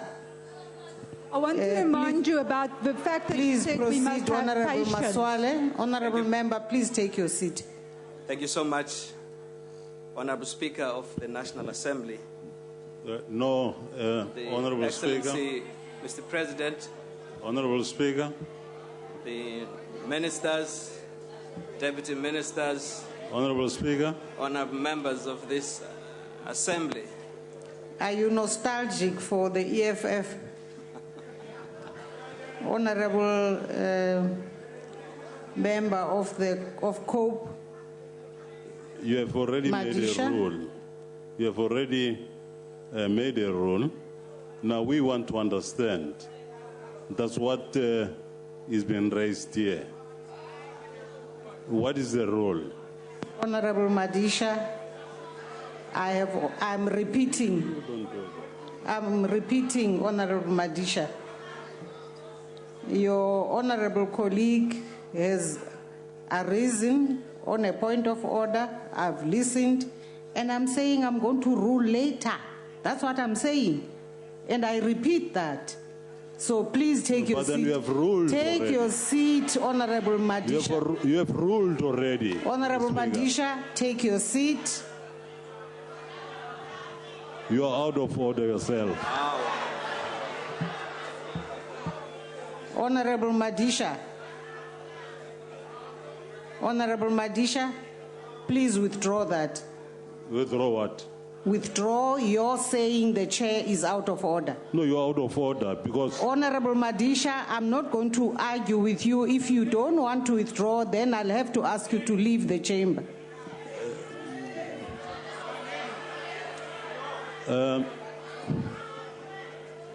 we withdraw. That's Thank you true. very much. We Honourable withdraw. Maswale, please That's true. proceed. Thank you again, Honourable Speaker. Thank you for the privilege and honor to stand before this august House to be part of this debate. We dare not forget that history has given us the honor to serve our people and change their life conditions. Madam Speaker, last week's State of the Nation address by the President was very concise in leading the charge on what needs to be done to address South Africa's challenges. More than that, the underlying message of the President once more appealed to all South Africans to ask not what South Africa will do for each one of us, but what together we can do for our land to prosper.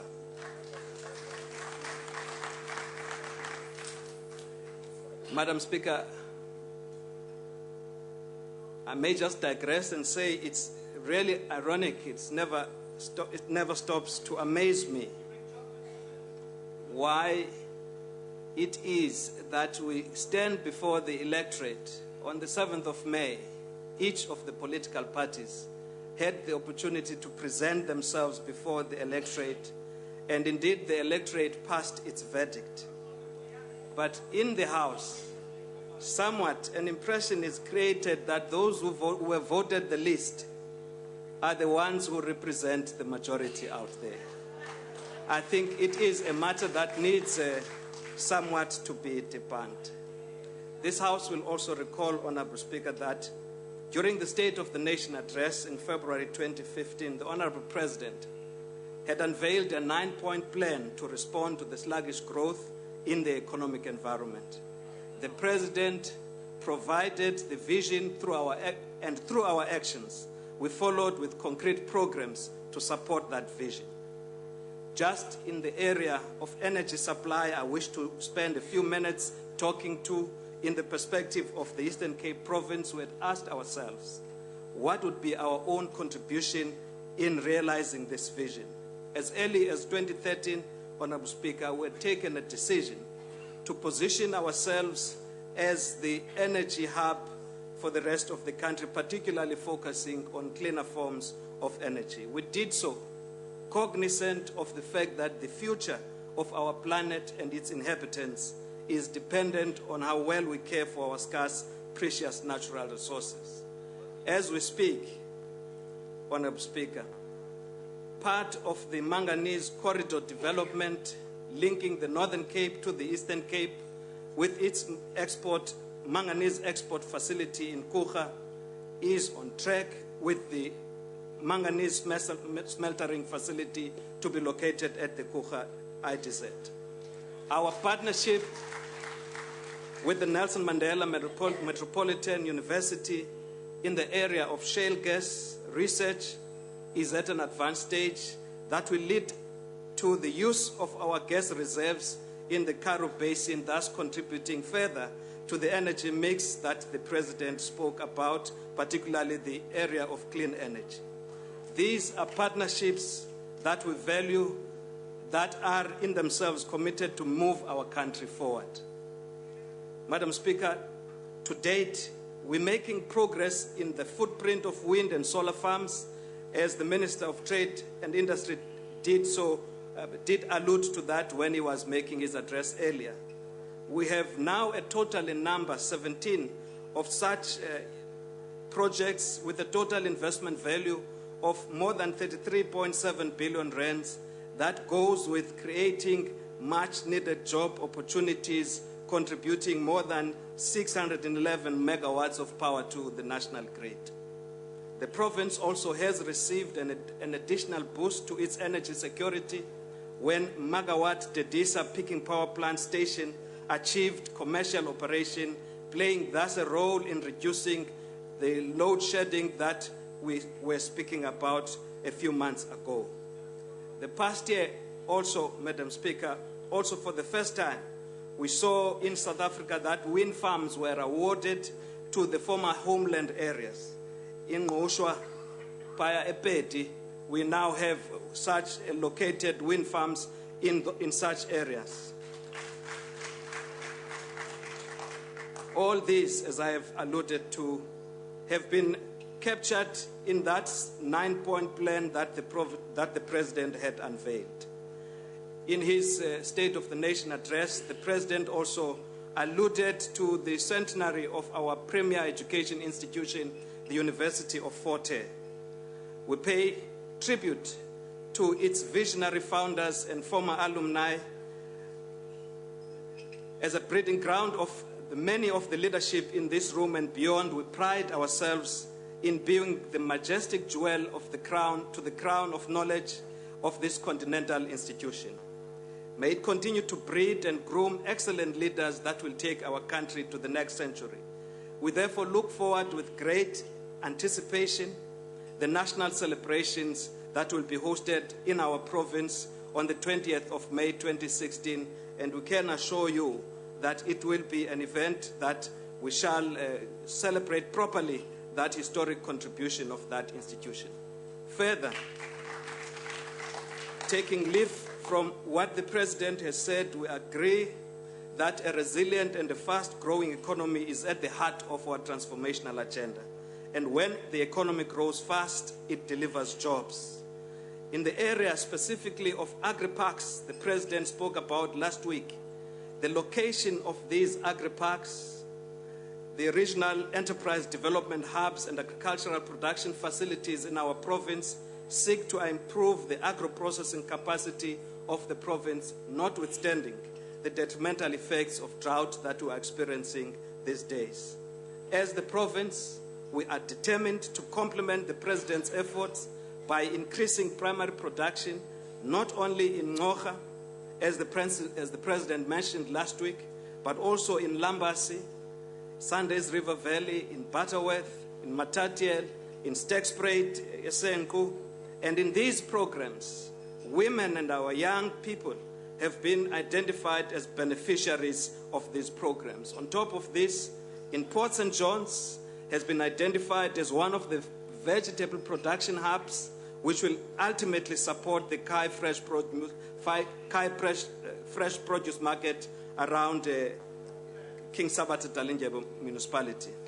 It has warmed our hearts to hear the President acknowledge the work that we are doing through the industrial development zones based at Kocha and in East London.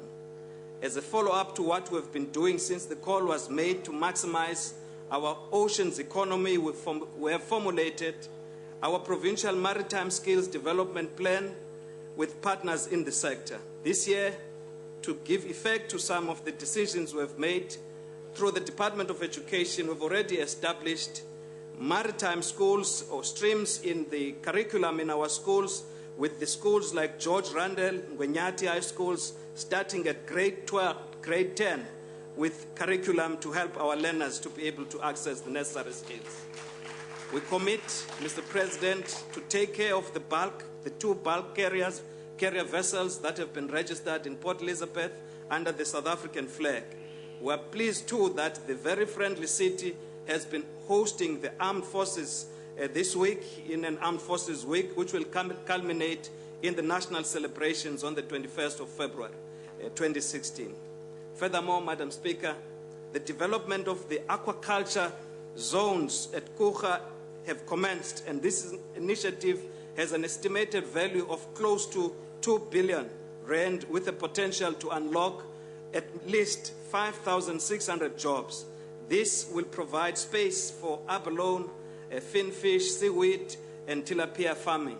We're also proud, Mr. President, to register progress in your expansion plans to expand the Kocha dairy and Kocha cheese plants aimed at increasing milk exports volumes by 200% at least. And this will also see an increase in cheese export production to well over 60%.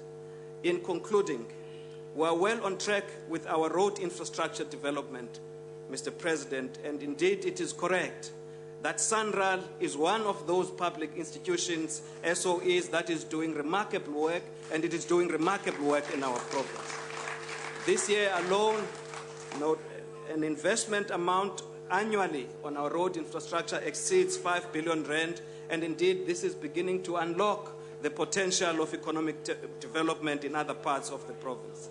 We take the President's challenge that South Africa should strive to become a financial center of Africa. In our province, we have many capable men and women produced from the institutions we have in the province who can contribute to this vision, compatriots who will ask not what South Africa will do for them, but what together we can do for our country. Now it is time not to lose hope, but indeed to look ahead, forge ahead, and move the country forward. I thank you. The Honorable Shelembe.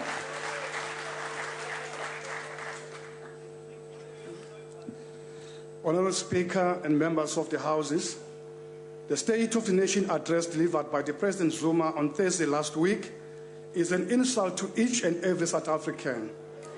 Apart from a slight mention of the economic crisis we are faced with, very little was said to give the people a true account of the state of our nation.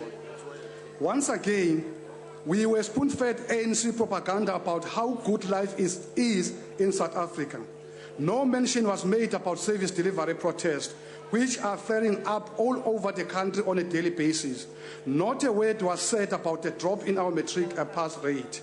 And the President was silent about the drought which is crippling our economy and threatening our food security. The President made mention of weak economy but did not take any responsibility for the weak performance, rather than admit that he made a serious error when he appointed Van Rooyen as a Minister of Finance to appease the Guptas, and in doing so, wiped out almost 700 billion rand of wealth in South Africa. The President remained silent. This, honourable members, is the crux of the problem with President Zuma. He never takes responsibility for things that are going wrong. The Guptas landed at Waterkloof and President Zuma knew nothing.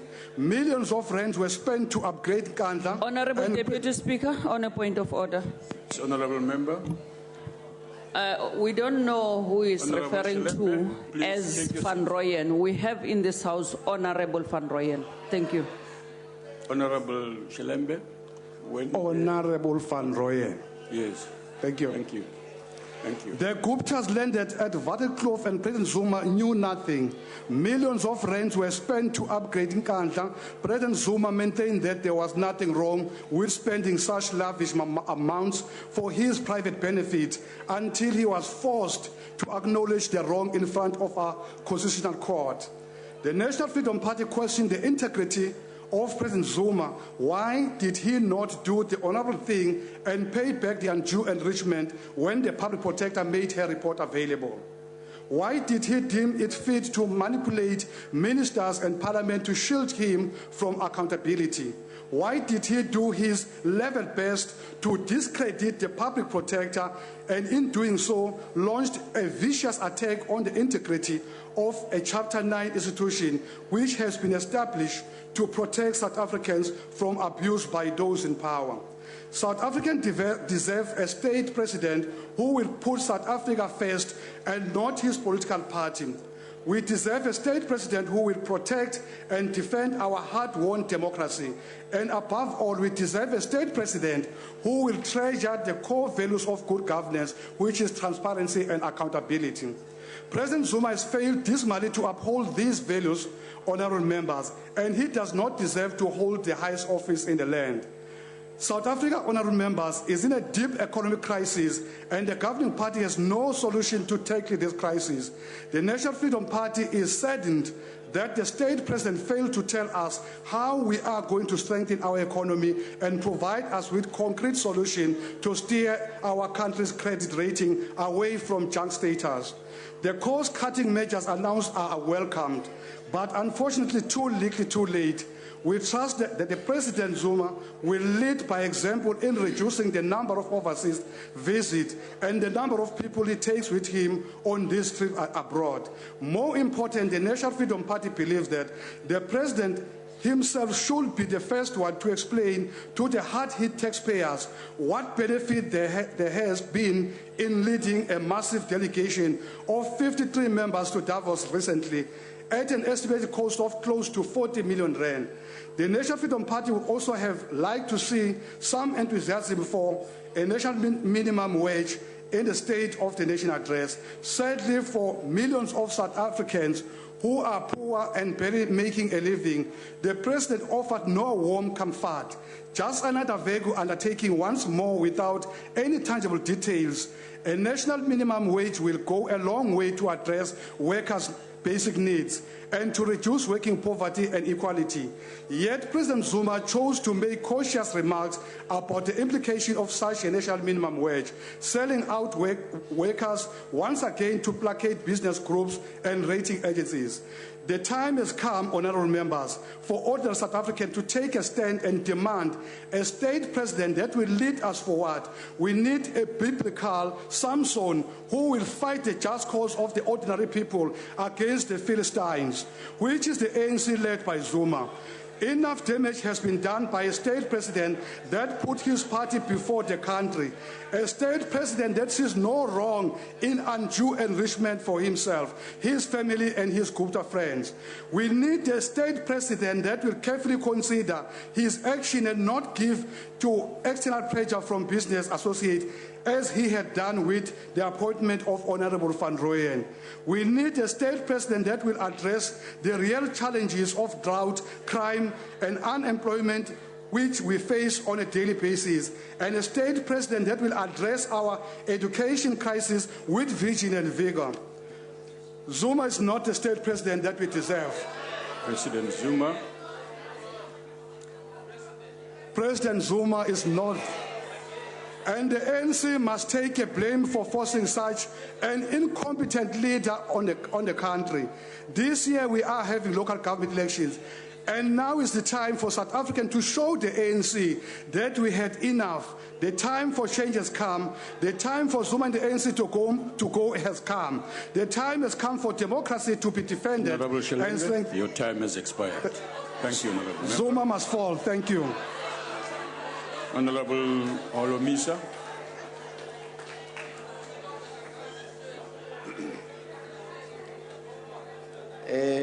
Deputy Speaker, Honorable President, Deputy President, and honorable members.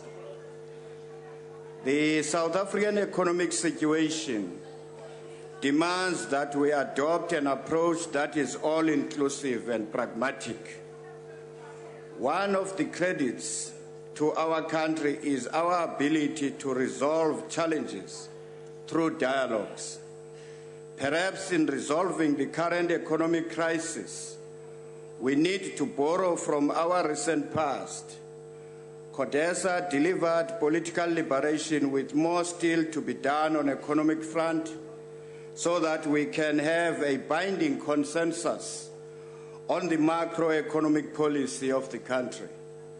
In this regard, the United Democratic Movement suggests as follows: that an all-inclusive national summit be convened to develop and adopt a framework to guide all role players towards a national economic transformation in Indaba, whose resolutions will result to a progressive amendments in the current legislative regime.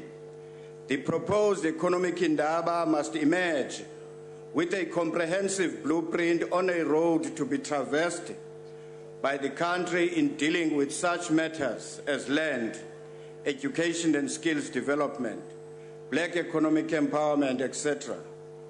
Deputy Speaker, the security of the workers' pensions needs immediate attention, given that the Public Investment Corporation seems to be a source of questionable deals for cronies of the ruling elite through, amongst others, consortiums like Kilimanjaro, Sakumnoto, and some not-for-profit organizations like the one called Global Fund for Christ.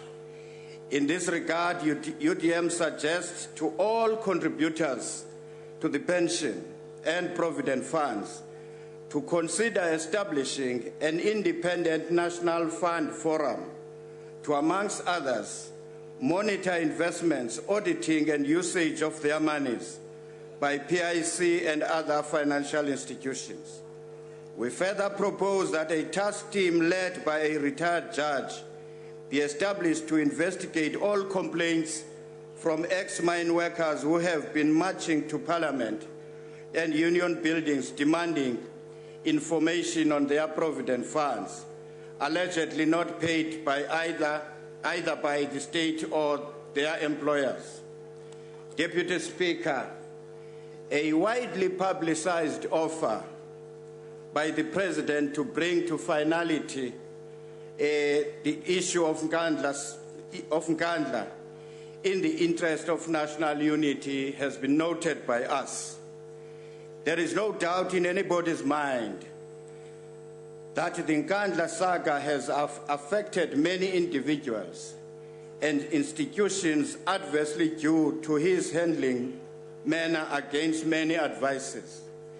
As we speak, this has affected the trust and confidence of many public representatives in this House who felt abused or betrayed during this process. In this regard, we appeal to the revolutionary consciousness as a patriot with unquestionable struggle credentials to place the interest and unity of the nation first and vacate the office with dignity. Give us a mandate, Msholos, to handle your exit in a dignified manner. Further, and to avoid another embarrassing sitting president scoring own goals, the House must demand the long-time promised ministerial handbook for scrutiny.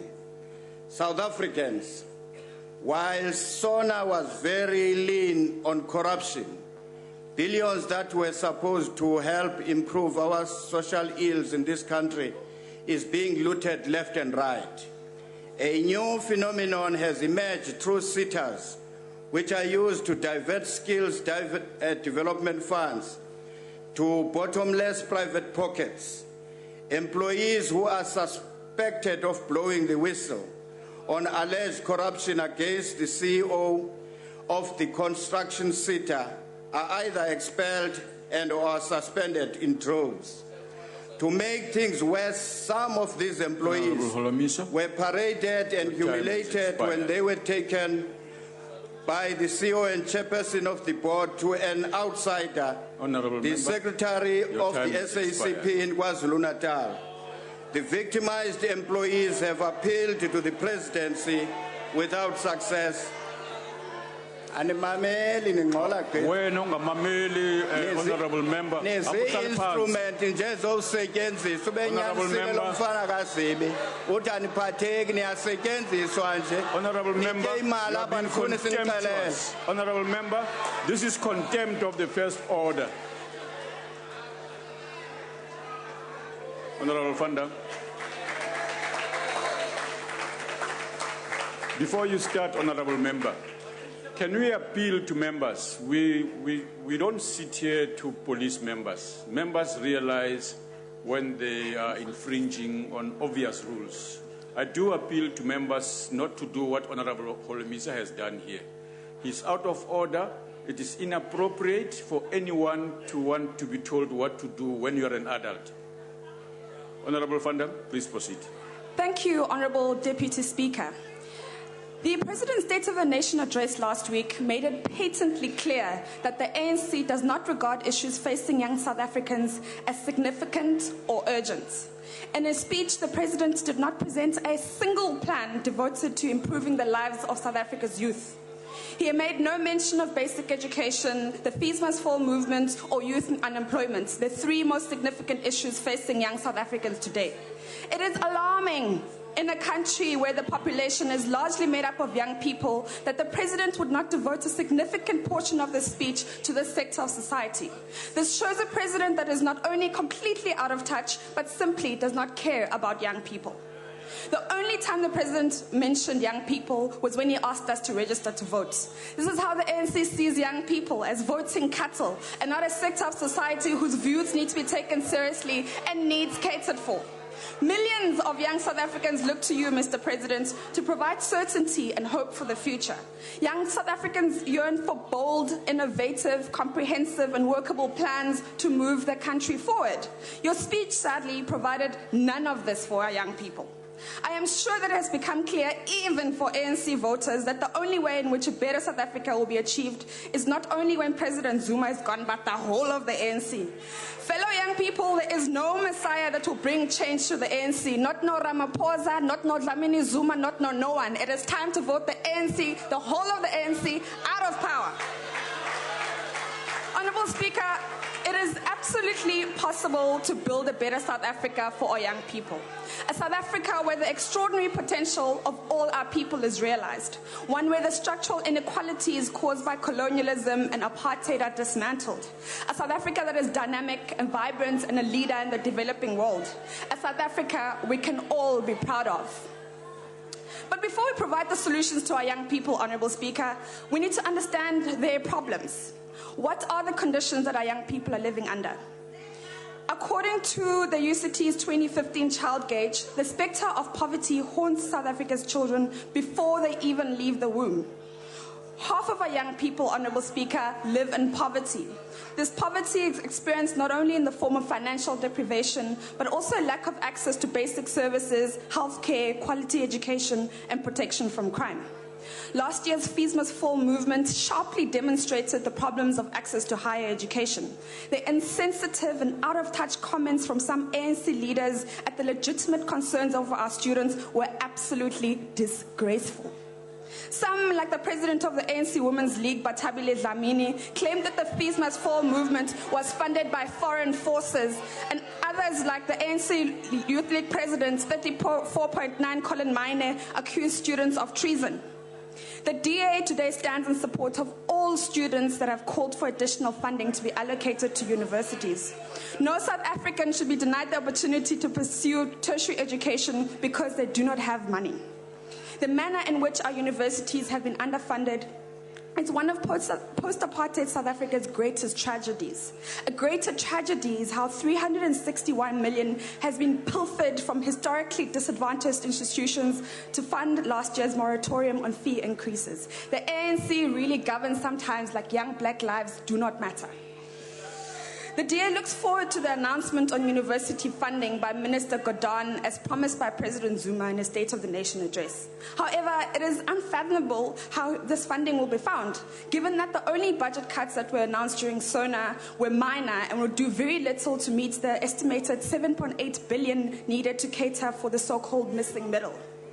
If you really want to fund funding for universities, Mr. President, you would cut your number of ministries to 15. That already is 4.2 billion. Put your money where your mouth is, cut the number of ministries, and provide that money to universities. The next higher education crisis looming, Honourable Speaker, is at our TVET colleges. The syllabi at these universities are generally out of date, markers are unqualified, and exam papers are largely inconsistent.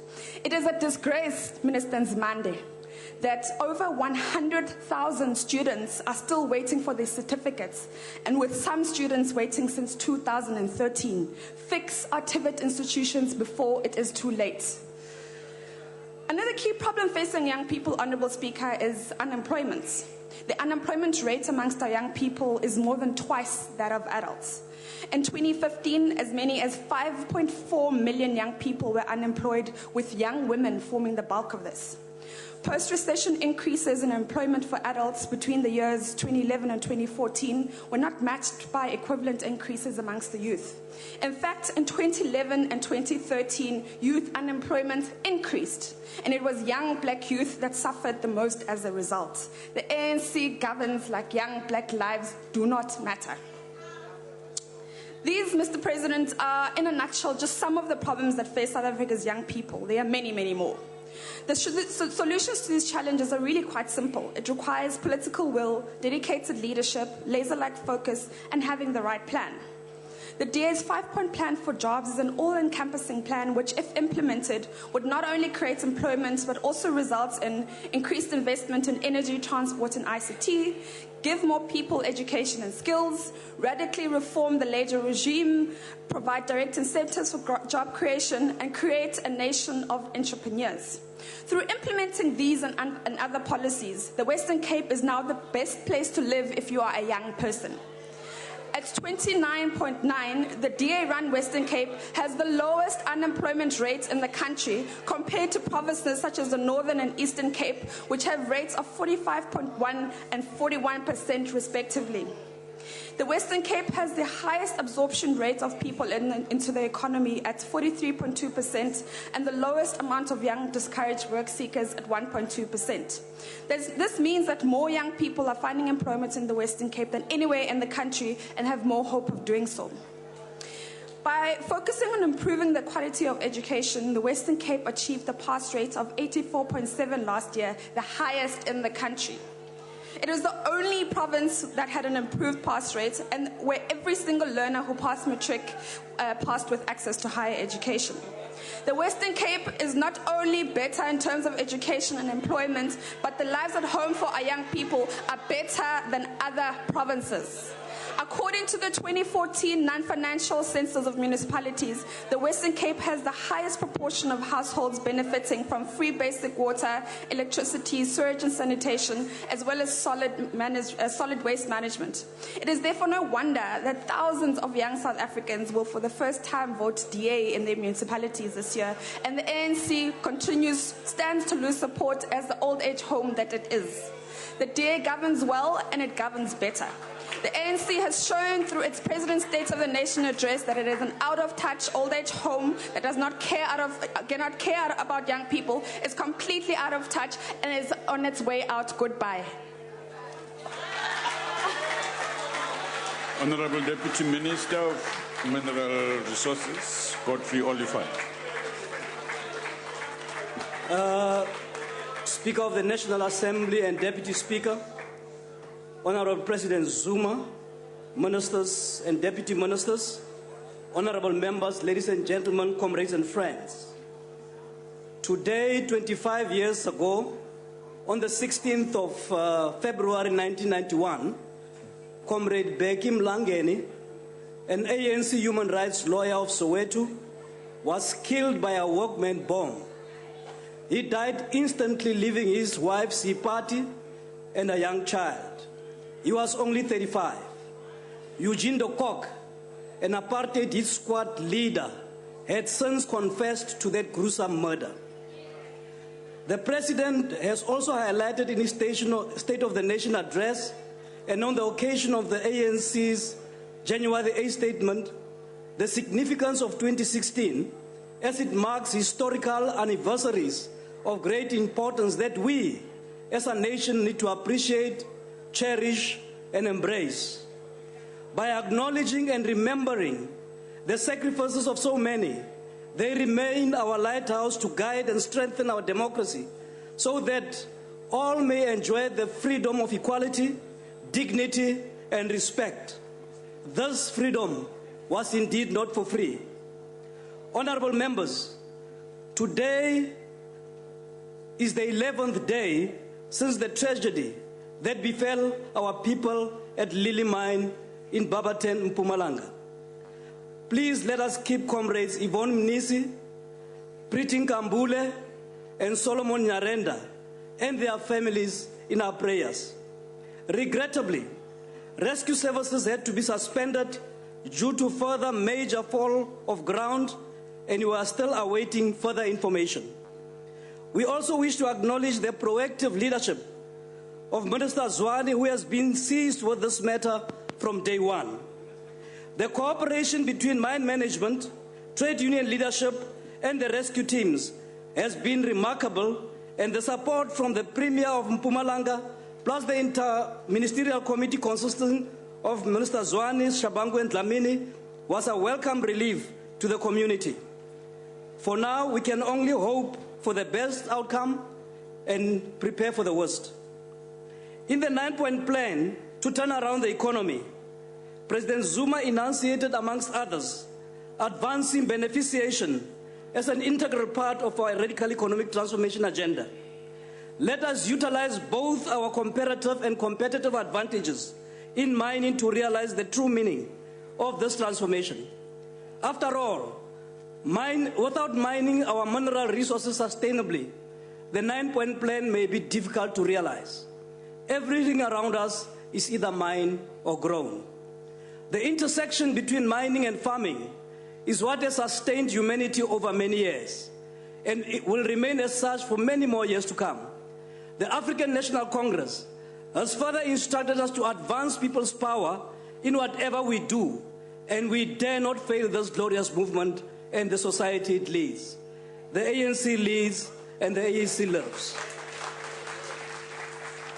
I think it's important at this juncture to recognize also that, Mr. President, peaceful revolutionaries have got nothing to offer.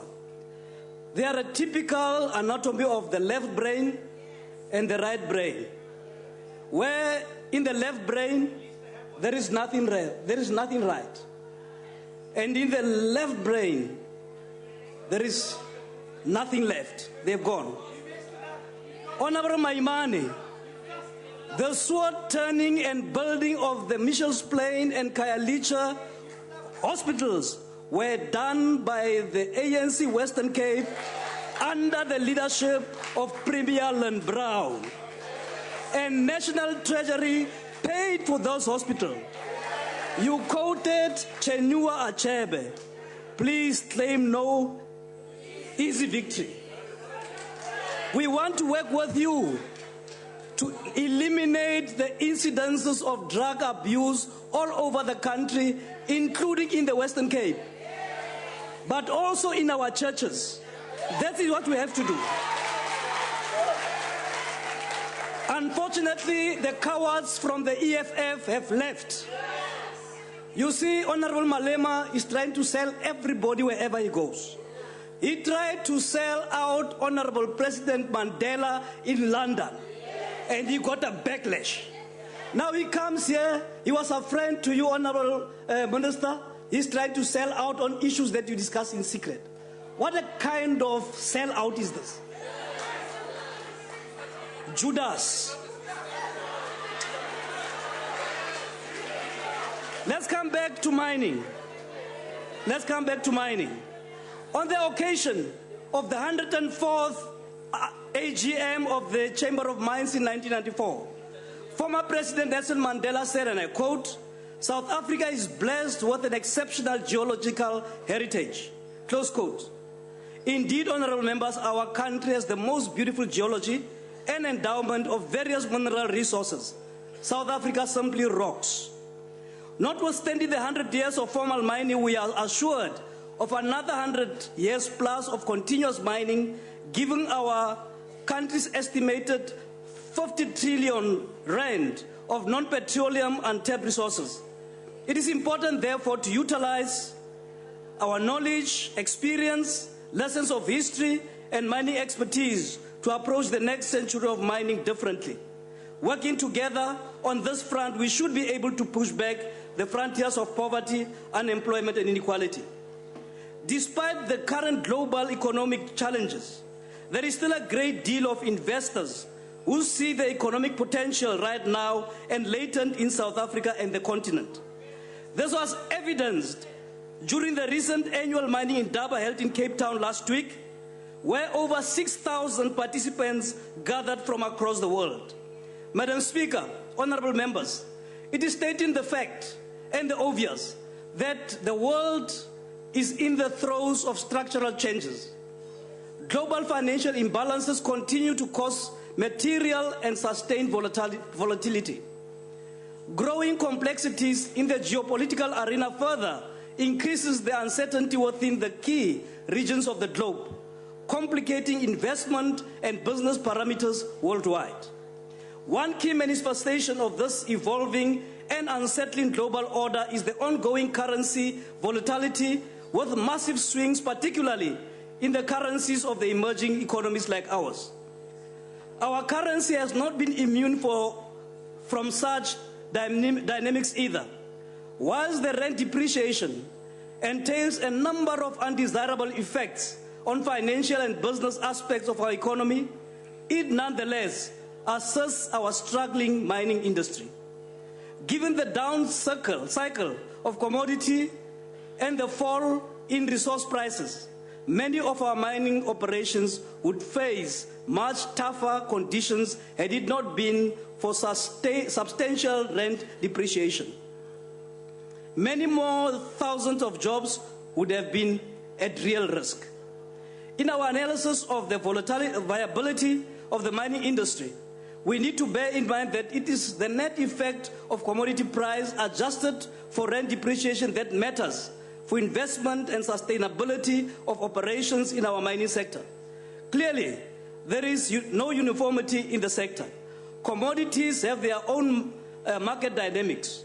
Nonetheless, it is safe to argue that one thing common across all mining operations is the fact that the business operations and corporate structures need to respond to the new and prevailing order in the sector. Business as usual can no longer be sustained. Going forward, Mr. President, our competitiveness of our national mining industry will, to a large extent, depend on the degree to which it adopts green technologies, sound environmental practices, humane labor practices, and effective health and safety standards. Let me reiterate what you said, Mr. President, in your State of the Nation address, and I quote, "Our country remains an attractive investment destination. It may face challenges, but its positive attributes far outweigh those challenges. We must continue to market our country as a preferred destination for investment. This requires a common narrative from all of us as business, organized labor, and government," unquote. Let me assure you, Madam Speaker and Deputy Speaker, that we are not resting on our laurels.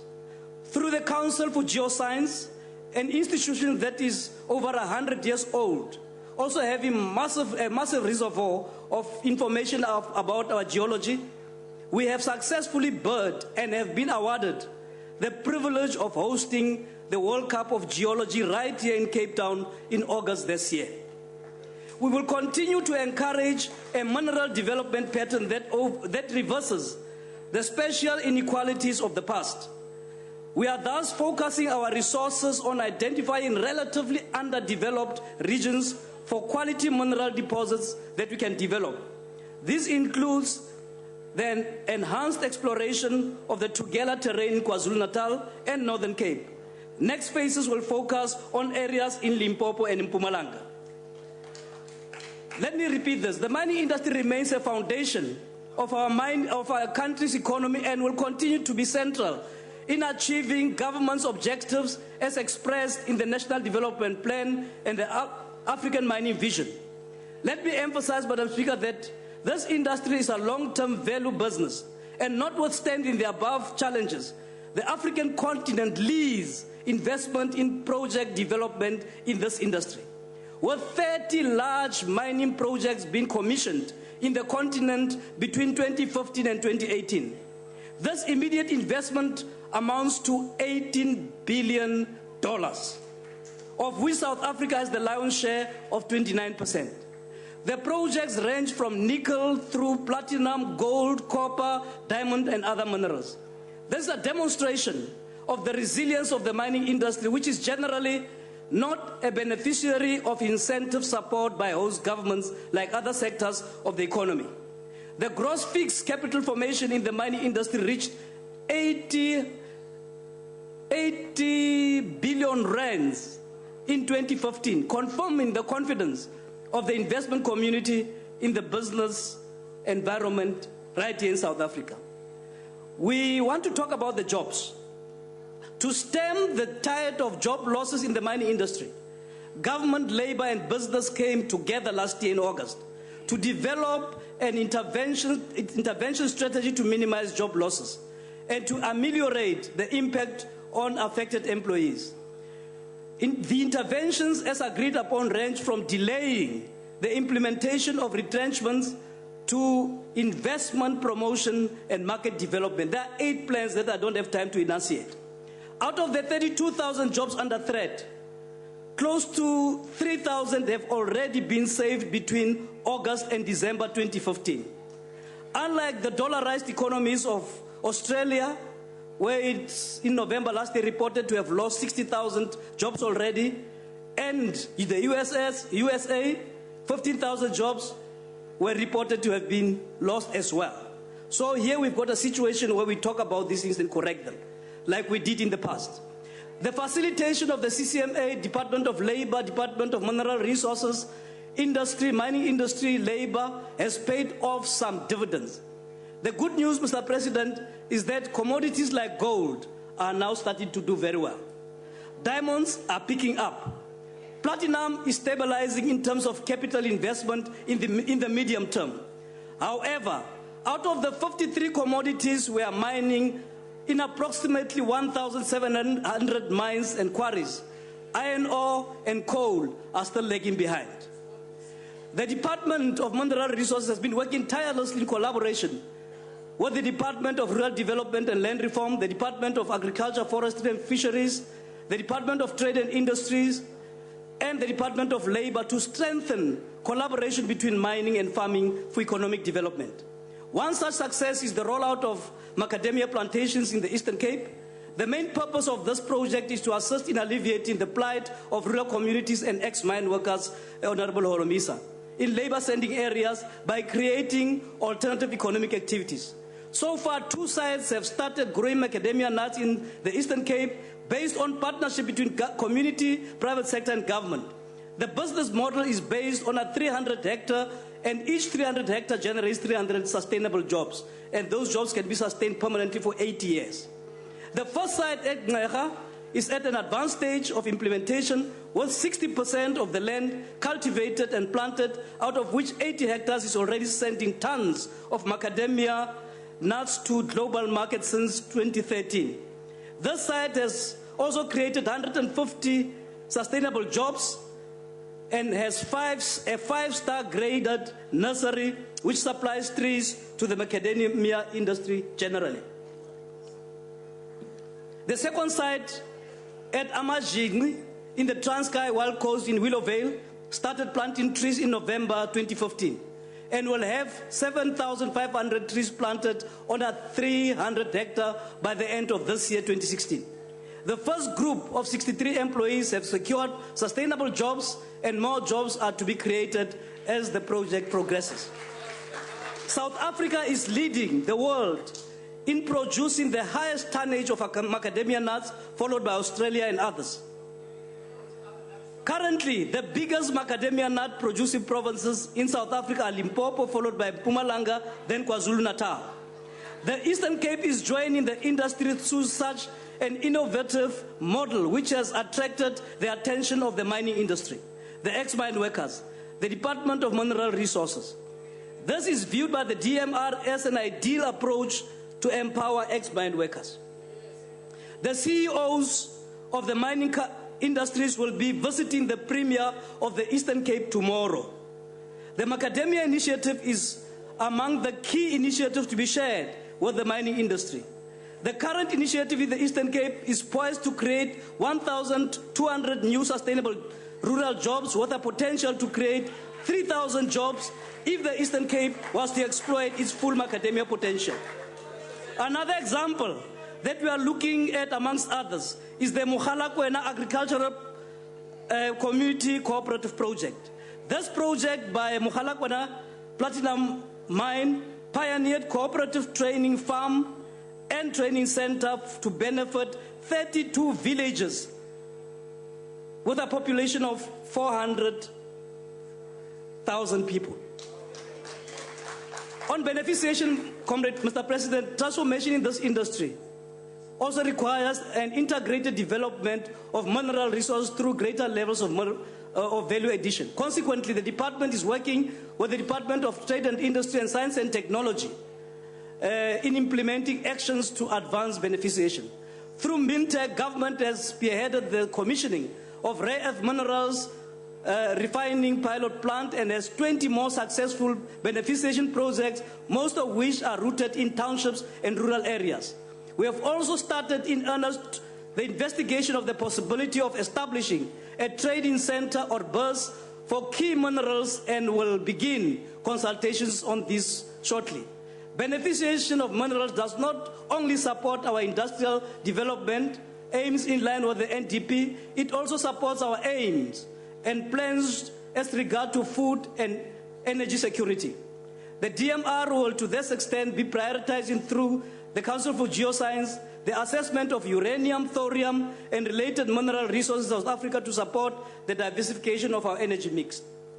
Now that the time is not on my side, let me deal with the issue of the fuel cells. We have many successes, for instance, in platinum fuel cells, and such is the Naledi Trust Community in Kroonstad, which has been empowered by 60 kVA peak power fuel cell system via a mini-grid. The system was designed, integrated, and assembled in South Africa by local engineering companies. The fuel cell plant, mini-grid, and reticulation were done by local companies, including the fabrication of methanol tanks. Government also supported the demonstration of a 100 kilowatt fuel cell plant at the Chamber of Mines.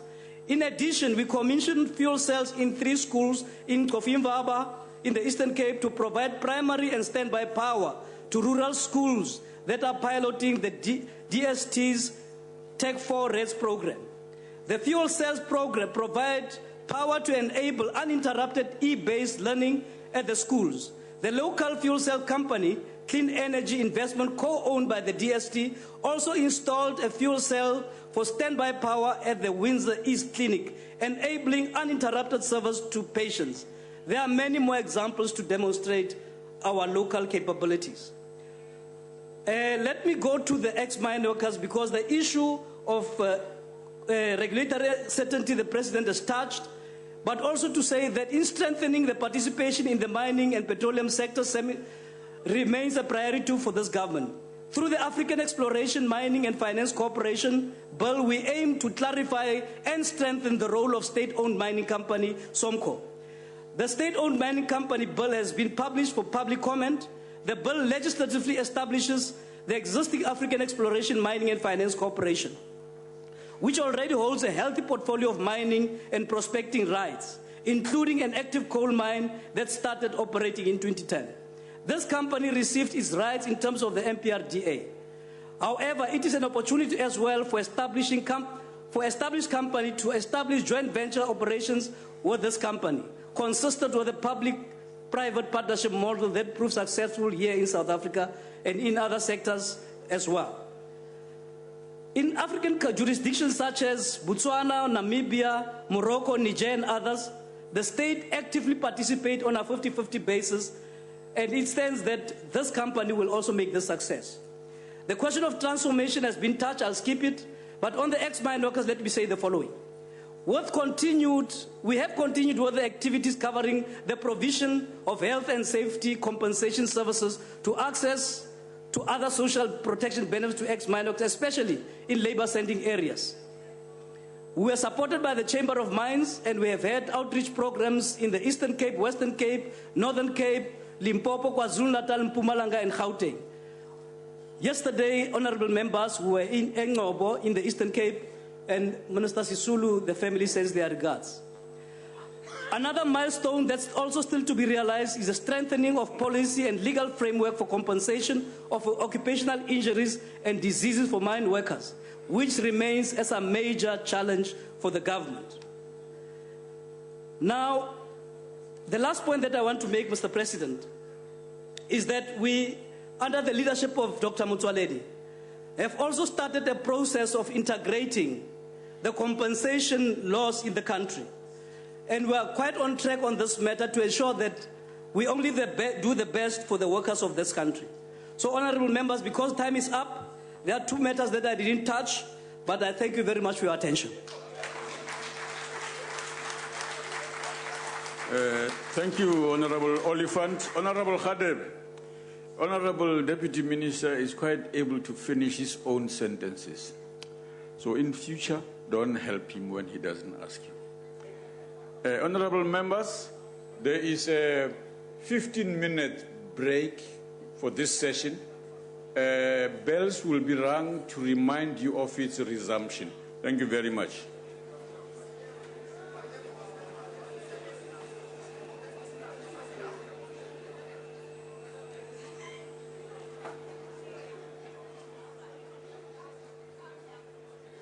Well, that has been your live parliamentary debate of opposition parties responding to the State of the Nation address that was presented by President Jacob Zuma last week, Thursday evening. While DA leader Mmusi Maimane poked holes in the president's speech earlier, and while the leader of the EFF, Julius Malema, lamented on the economic circumstances the majority of black South Africans are living in. Well, political parties have debated President Jacob Zuma's State of the Nation address earlier, and the debate continues. As you have seen earlier, I heard that they are taking a 15-minute break, and they will be back in a jiffy, and we'll continue to bring that live transmission. And when you take into account of the event, we had several political parties being represented on the podium to air their views in response to the State of the Nation address. The DA, for example, talking about President Jacob Zuma having not touched on issues of the basic education and the 6.8 million people that are unemployed in the country, and of course the issue of Feast Must Fall campaign. We also heard the EFF talking about the president saying that they are not going to refer to the State of the Nation address as they walked out last week when he was presenting it. And we also heard the ANC members also coming to the defense of the president, saying that he responded to the issue of the 9-point plan that he presented to the Parliament a year ago, and giving a report back on the achievements of the government hitherto that. The debate continues, and we will continue to cover it live from Parliament right here on SABC Channel 404. My name is Colin Limon, and this is News Today. And as we continue to bring you that live coverage of the debate, well, the session started with the Speaker of Parliament going into the rules of the sitting. We wish to bring the following to the specific attention of members. In terms of Joint Rules 13 and 14U Members may only speak if recognized by the presiding officer. Speaking without being recognized is an abuse of privilege of freedom of speech. Joint Rule 14E provides that whenever the presiding officer addresses members during a debate, any member then speaking or seeking to speak shall resume his or her seat, and the presiding officer shall be heard without interruption. In terms of Joint Rule 14C, no member may interrupt another member while speaking, except to call attention to a point of order or a question of privilege. We have emphasized in the past that a point of order or question of privilege is only allowed if it calls attention to a transgression of a joint rule or an acceptable parliamentary practice or privilege. Freedom of speech is one of the privileges that members enjoy in the exercise of their constitutional obligation to represent their constituencies. This privilege is subject to the rules and orders. Honorable members, privileges are provided for in the Constitution and powers, privileges and immunities of Parliament and Provincial Legislatures Act. Spurious points of order are an abuse of the rules and privileges of freedom of speech. Improperly interfering with or impeding the exercise or performance by Parliament of its authority or function constitutes a breach of privilege. Other breaches include improper interference with the performance by a member of his or her functions as a member, or threatening or obstructing a member proceeding to or going from a meeting of Parliament or a house or a committee. We do this, honorable members, as an attempt to ensure that the debates take place in a manner consistent with the decorum of the House and to avoid the acrimony that unfortunately tends to characterize our proceedings lately. Parliament Balekambete going through the rules of Parliament before the State of the Nation address debate resumed in Parliament this afternoon. And when the proceedings started, Trade and Industry Minister Rob Davis said that the country's economic woes are not the sole result of the government's alleged errors. And when he opened the debate on the SONA address by the president, he actually talked about the issues that were pertinent to the speech. And when he elaborated on them, he said that President Zuma announced that the country is feeling the impact of the poor economic performance globally, also by the country's BRICS partners, Brazil and Russia. Minister Davis told a joint sitting that the external factors are contributing to the country's poor economic state. The higher level of localization that we have achieved has been achieved in the sense that we now have firms that would have supplied us with imports that are now coming into South Africa, investing and producing here. But we are not at a point in localization where we have sufficient local companies, particularly companies that are owned by the majority of this country's population, who are driving industrialization. It's for that reason that we have launched a targeted black industrialist program. When the president mentioned this in the SONA the other day, I heard mumbles from members on this side to the effect that this was more looting by politically connected cronies. Absolutely not. The definition of who's eligible to be on the program is tight. You will have to be in a company that is actually involved in manufacturing. That company will have to be majority owned or controlled by black people. Those black people will have to be directly involved themselves and take in risk. The Black Industrialist Funding Forum that will be created will be attended exclusively by officials responsible for funding decisions from participating development finance institutions that will also be responsible for the final decisions on funding. Of Trade and Industry, Rob Davis, they're opening the debate in Parliament as political parties are responding to the State of the Nation address by President Jacob Zuma as it was delivered last week, Thursday. And of course, we told you earlier that the DA, as well as the EFF, as well as the IFP, had a chance to respond together with the ANC itself. And the debate has been robust, and we are bringing them live to you straight from Parliament. We're going to take a breather now, and when we return, we hope that the adjournment will end and the proceedings will resume. Stay with us.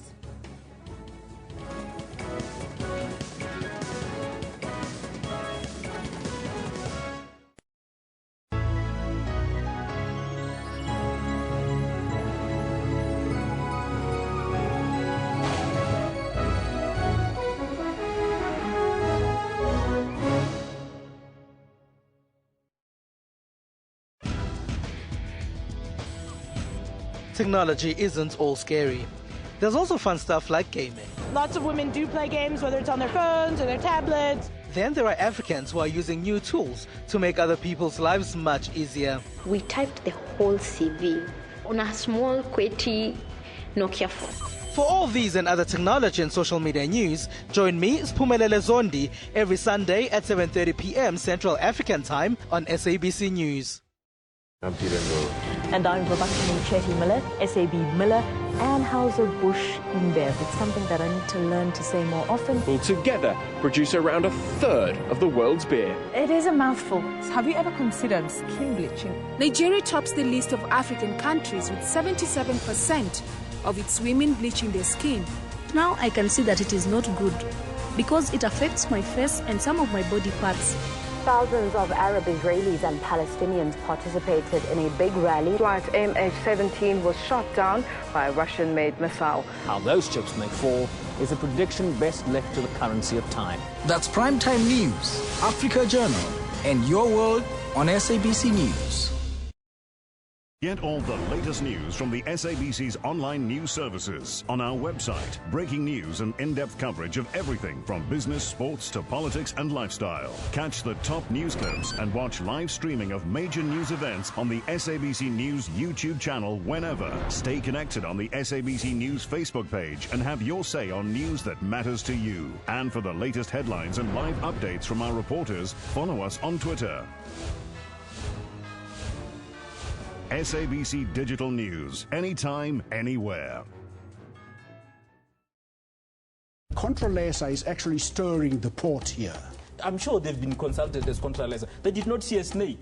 Now that in certain areas there are certain benefits that might possibly be accruing, there is a snake, now we need to reverse the process. I agree, but it is not above the sovereignty of the people. The very same court you're talking about. The sovereignty of the people, probably you should explain that to me. The sovereignty of the people is above everything. It is not proper the way facts are presented to the public. Are you in contact with Khosikgolo Motshodi? He was kicked out by the court because he wanted to be amicus curiae. For your weekly dose of all things legal, join Dumile Mateza every Sunday at 2 p.m. only on SABC News Channel.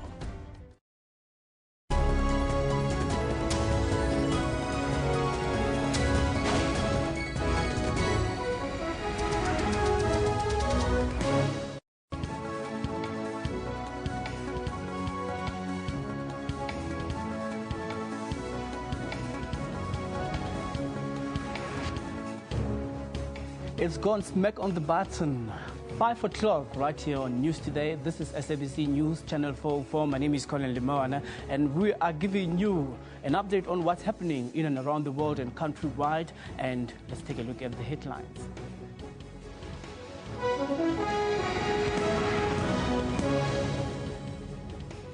Robust debate in Parliament as political parties debate the State of the Nation address. The team of 5 senior managers of Lily Gold Mine near Barberton in Mpumalanga, who went underground this morning to assess the safety of the mine, have not returned yet. The situation remains tense at the Mahikeng campus of the Northwest University. This follows violent police and campus security and protesting students. Political parties have been debating President Jacob Zuma's State of the Nation address this afternoon, and the debate continues. The debate once again started with a point of order raised by Deputy Minister of Defence Thabang Makwetla. He cited his concern that not all MPs stood for the full duration of the national anthem being sung during the SONA last Thursday. President Zuma is expected to respond to the two-day debate on Thursday. Questions ranged from South Africa's low economic prospects to the state of higher education to government's response to the drought. Well, setting the ball rolling, Trade and Industry Minister Rob Davis said that the country's economic woes are not the sole result of the government's alleged errors. Last week, President Zuma announced that the country is feeling the impact of global poor economic performance. Minister Davis told a joint sitting that external factors are contributing to the country's poor economic state. The higher level of localization that we have achieved has been achieved in the sense that we now have firms that would have supplied us with imports that are now coming into South Africa, investing and producing here. But we are not at a point in localization where we have sufficient local companies, particularly companies that are owned by the majority of this country's population, who are driving industrialization. It's for that reason that we have launched a targeted black industrialist program.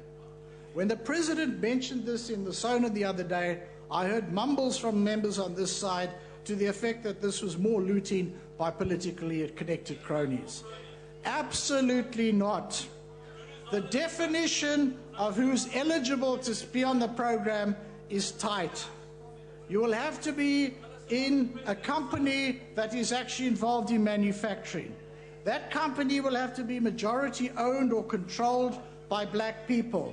Those black people will have to be directly involved themselves and taking risk. The Black Industrialist Funding Forum that will be created will be attended exclusively by officials responsible for funding decisions from participating development finance institutions that will also be responsible for the final decisions on funding.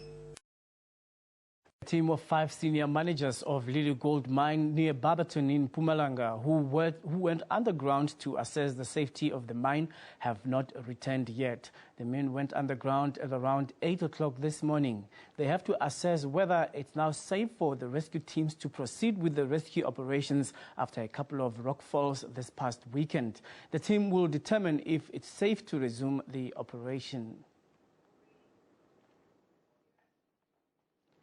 It's 11 days since the rockfall, trapping 3 miners underground. Priti Nkambule, Yvonne Mnisi and Solomon Nyarenda are still unaccounted for. Rescue efforts were suspended after mine management said the ground is unstable. On Monday, a ministerial team set up by President Jacob Zuma visited the mine. Lily Mine Management announced 50,000 rand compensation for the 76 miners who were rescued after their shaft collapsed 11 days ago, while the 3 who are still trapped will each get 200,000 rand.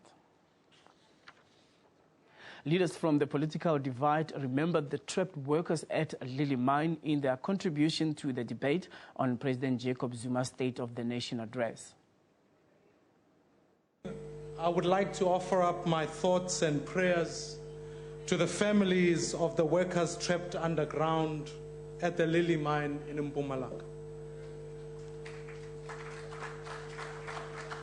We cannot imagine your pain and anguish these past 11 days, and we stand with you as a nation, and I hold you and your loved ones in my prayers.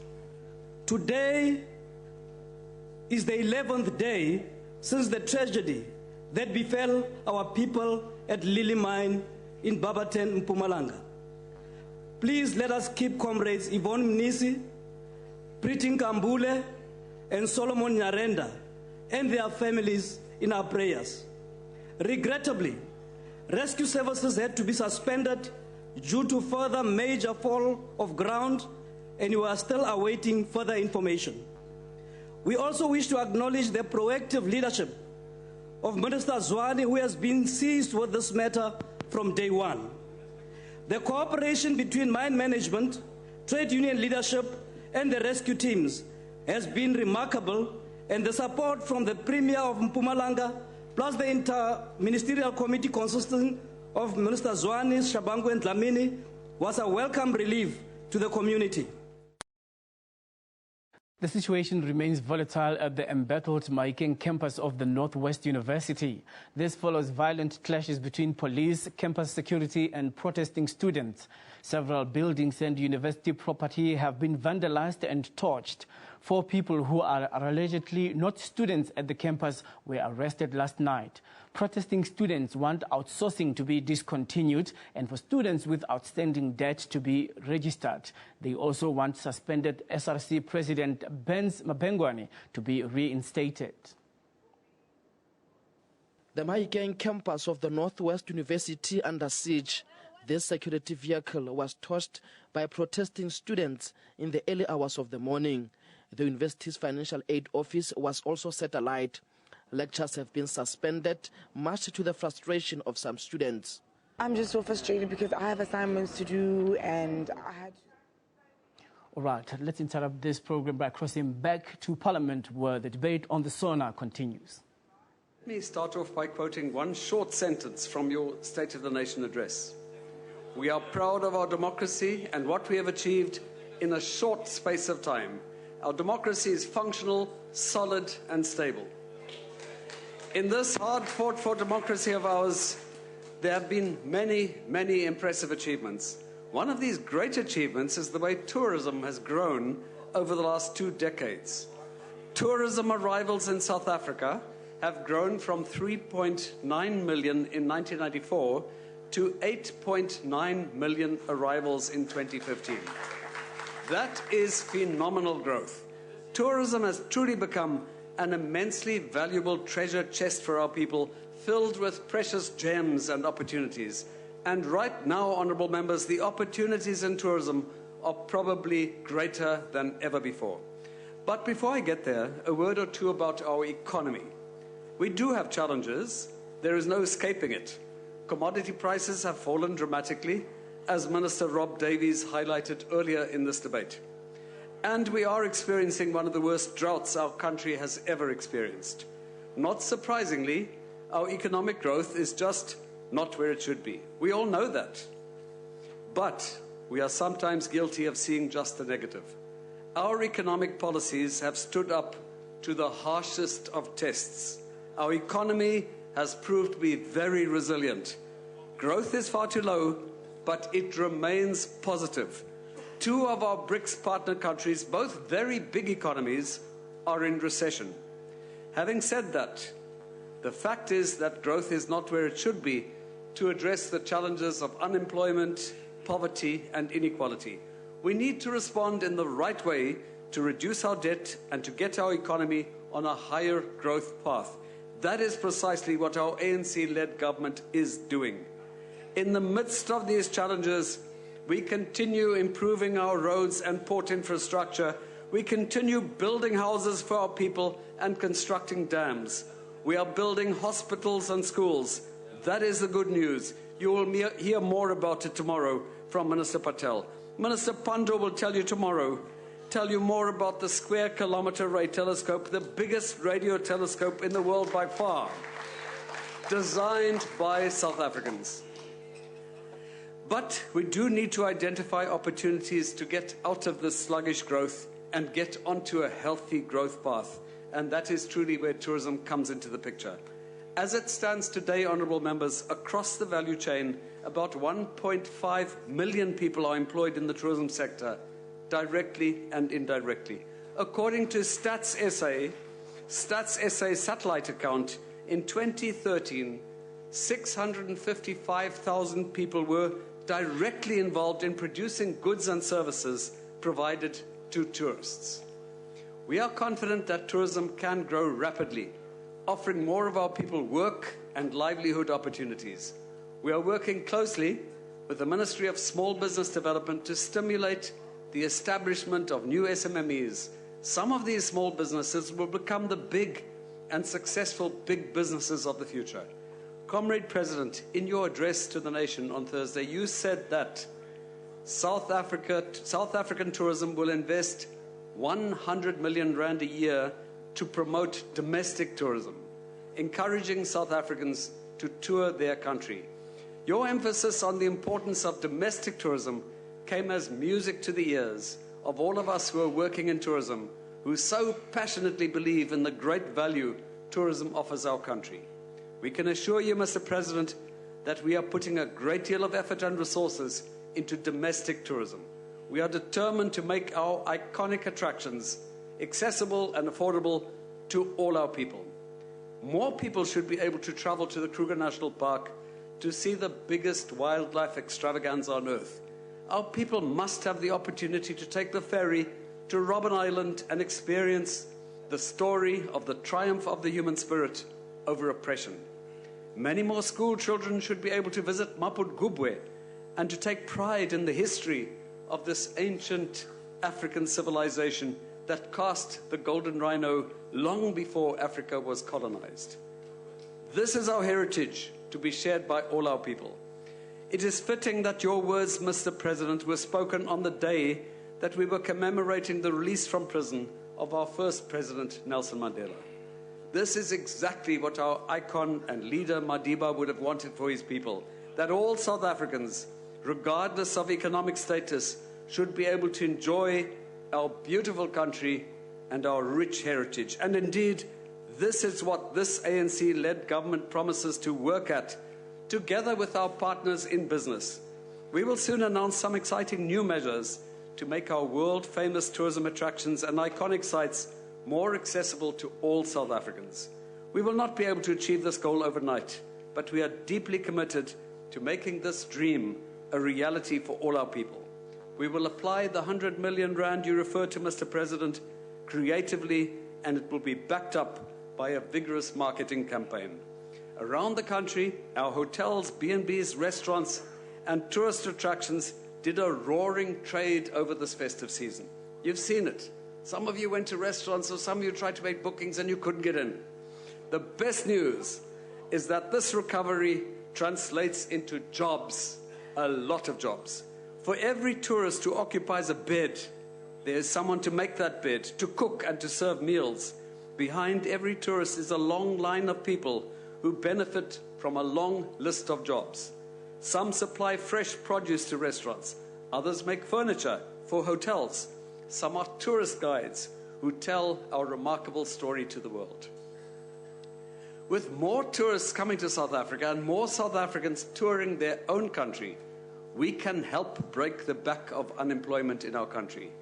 That is why every tourist counts. That is why it is so important for every person who has a job in tourism to do it well. And that is why the Department of Tourism is training our people in service excellence. The Kruger National Park welcomed 6% more visitors last year than in 2014. In December, the astonishing rock formations at Burke's Luck Potholes attracted 40% more visitors than the previous December. In the Eastern Cape, Premier, the Kamdeboer National Park welcomed 20% more visitors this December compared to 2014.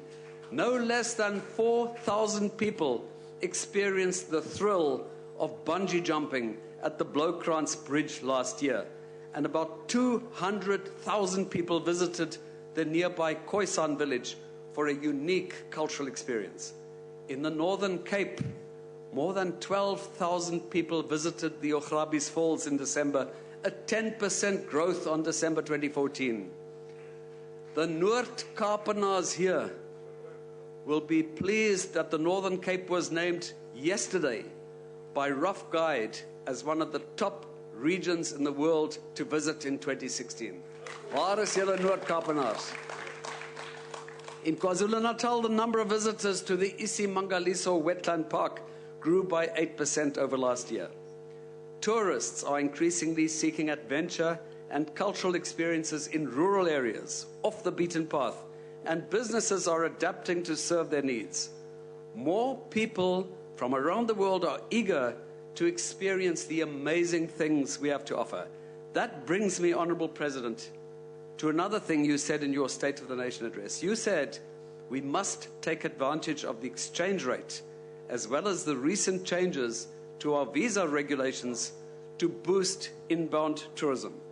Indeed, honourable members, the exchange rate is making a short left very attractive for South Africans. For visitors, the exchange rate coupled with the recent changes to the visa regulations offer massive opportunities for growth in international arrivals. Everything points to 2016 being a bumper year for tourism in South Africa. The Department of Tourism and Home Affairs are working closely to implement the cabinet decisions on visa regulations. Travel companies in China have already been accredited to submit visa applications on behalf of travelers. We expect very strong growth from the Chinese market in the future. The same visa application process will soon apply to India as well, and the same result is expected. While it is true, honourable members, that many factors affect tourism numbers, these changes are important and in line with the multilateral agreements in the United Nations World Tourism Organization, which advocates ease of travel as a means to promote tourism development and multiply its socio-economic benefits without compromising safety. 2015, Mr. President, indeed was not a good year for tourism in our country.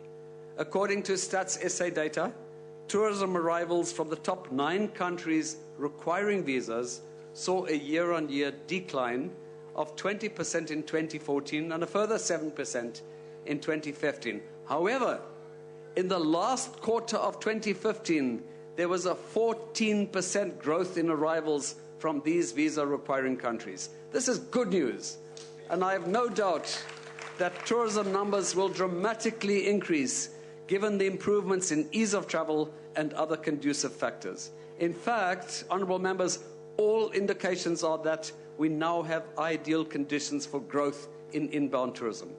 Growth means more decent jobs for our people. Tourism contributed 357 billion rand to our GDP in 2014 and supported 9% of total employment. The World Travel and Tourism Council estimates that by 2025, tourism will contribute 590 billion rand to our GDP and will support over 2 million jobs. Mr. President, this is the World Travel and Tourism Council. It's not my view. Many of us are convinced that we can do even better than that. Our ANC-led government knows what needs to be done to put our economy back on a stronger growth path and is systematically putting all the building blocks in place. We know what we have to do to achieve inclusive and sustainable growth in tourism. We so often forget what a special country we live in. Sometimes it takes someone from outside to remind us that we are so blessed to live in such a beautiful country. Recently, the influential BuzzFeed site voted South Africa as the most beautiful country in the world. The most beautiful country in the world. Our African sister countries also fared very well. Namibia, Kenya, and Tanzania were all in the top 10 list. The people of Africa are rising. The continent is attracting investment from around the world and opening the doors for tourism. Tourism can convert the natural beauty and cultural heritage of our country and our continent into an astounding economic and social success for all our people. We offer tourists unique and meaningful experiences. Tourists remember them forever, and they will tell others about it. And through the actual experience of our country, perceptions change. Our 8 World Heritage Sites ranging from Mapungubwe in the north to Robben Island in the south, from Isimangaliso in the east to Richtersveld in the west, each tells us a unique story of our rich natural and cultural history. We have become known as a country that offers the most diverse and exciting tourism experiences. You can dive with sharks in the Atlantic Ocean off Cape Town. Mr. President is not here. I invite Mr. Deputy President to join me in a bit of shark cage diving. No, the President will be invited to do some bungee jumping with me. You can hike in the silent magnificence of the Drakensberg Mountains or cycle through the bustle of Soweto. While you're in Soweto, you can experience the culture of Vilakazi Street, the only street in the world that was once home to 2 Nobel Peace Prize winners. Hotels, high-end properties and game lodges were in great demand over the peak season. This suggests that there are attractive investment opportunities in these segments. Bookings from our core markets, including the United Kingdom, the United States of America and Europe, increased, and guests are booking longer stays and spending more money during their stay. Our tourism businesses have done well in difficult times. We commend them for their hard work and perseverance and for their commitment to attract more tourists to our shores. Mr. President, we have said consistently in our manifestos and our National Development Plan that it is through working together that we can make South Africa a truly great country for everybody.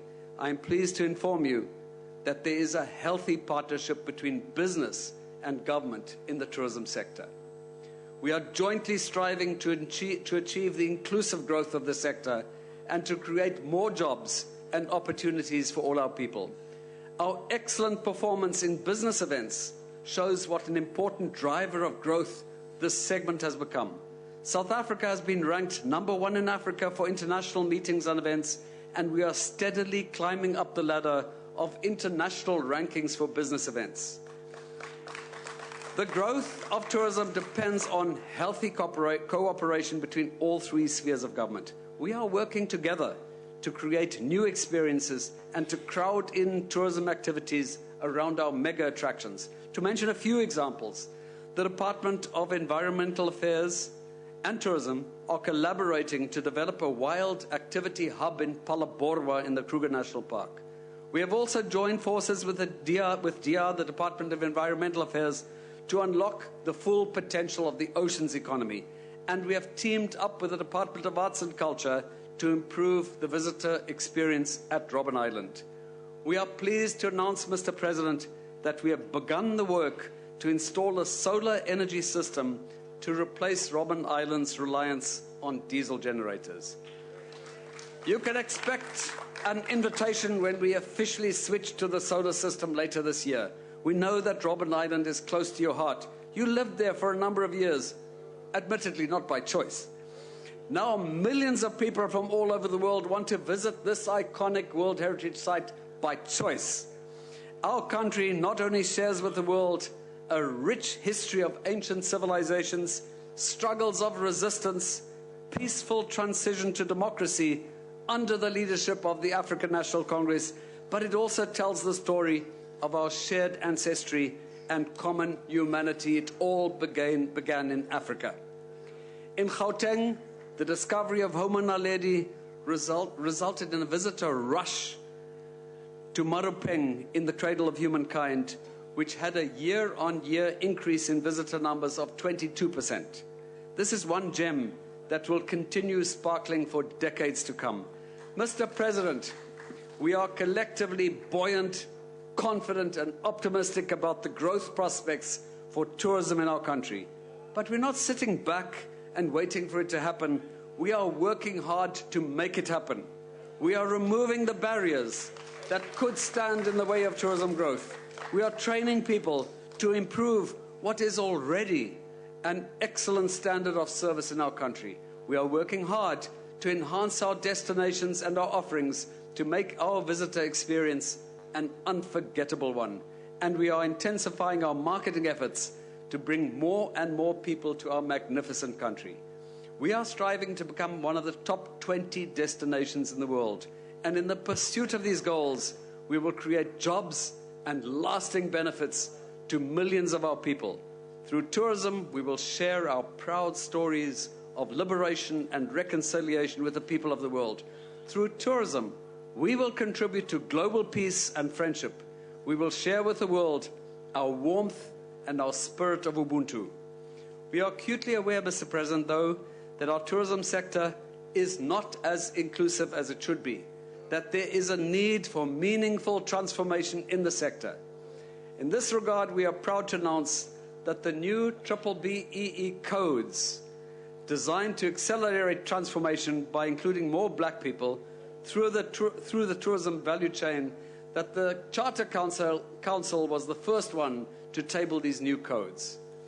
It will help us to develop black-owned suppliers and enterprises, which in turn will support jobs and grow communities. The code will also help to empower black women to take up executive management and leadership positions in tourism. So if you don't make it back to Parliament, you know where to go.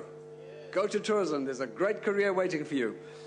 We need constant innovation to convert our challenges into opportunities. We have excellent tourism assets. We have a good performance record, and we have great potential for the future. More importantly, we have dedicated people in the tourism sector and in other sectors of our economy who are working hard to make South Africa a better place for everyone. We must stand together to combat all attempts to derail us from moving our country and our economy forward. One thing that should be said, Mr. President, is that all the good work that this ANC-led government is doing stands to be undermined by illegal activities. Wherever this happens, we must all stand together and put our country first. Drugs rob our youth of their future. Illicit traders threaten our collective livelihood. Operation Fiela was launched to combat attitudes of impunity and intolerance that had threatened the rule of law in some parts of our country. Our government acted swiftly and decisively to stabilize the situation and developed an integral national action plan to reassert the authority of the state. Between April and November last year, over 3,000 operations were conducted under the action plan.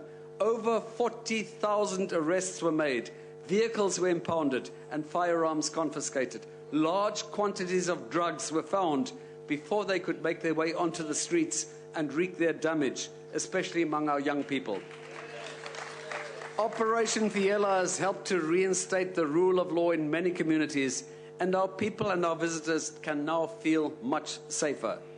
As we intensify our efforts around Operation Fiela, we are restoring an environment which is conducive to investment in tourism and the growth of our economy. Well done to our Minister of Police and all the dedicated policemen and women who are carrying out this operation. Getting back to tourism, though, with all the tremendous opportunities that tourism offers to help get our country on a stronger growth path, we must now stand together to build a tourism nation. That's what we need, a tourism nation. We are all brand ambassadors for our sector and for our beautiful country. People who come to South Africa as tourists could well return as investors if they believe that their investments will be secure. Let us not wait for BuzzFeed to declare us the most beautiful country in the world. Let's shout it from our own rooftops and billboards. Tourism gives us hope for the future. We need to stay positive and keep doing constructive things to build the sector together. To conclude, we do have challenges in our economy, and we do stand to lose jobs in the mining sector. That's the reality.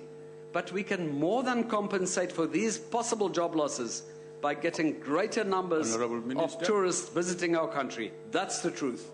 We must now remove all obstacles in the way of tourism growth.